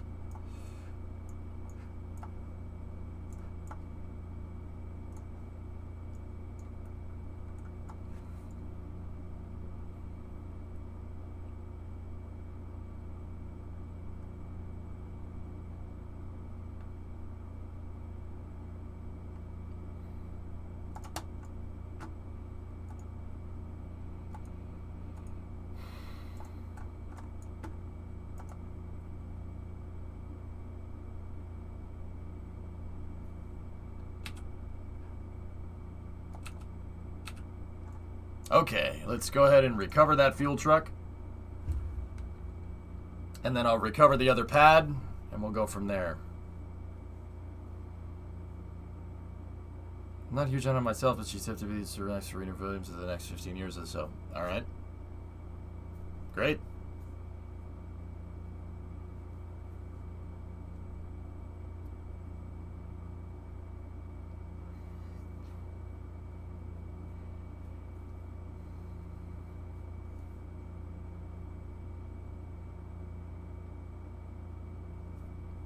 Tessa, I only have so much time to give fricks about things, dude. I don't care about tennis. I'm not gonna lie. It's not that it's a bad sport. Tennis is a really good sport. Hard to play. Very hard to play. You have to be in really good shape to play tennis. It's very, very physical on the body. I understand that, and I appreciate it, but I don't really care for it. It doesn't do, dude, it doesn't do anything for me. Okay, back up to 550. All right. We got to put the crane out, and we need another SSTO. We'll do that on the other side of Space News. All right. Guys, I'm just going to take 5 real quick. I'm going to get another cup of coffee, and then we'll start Space News. I'll be back in a sec, okay? Don't go anywhere.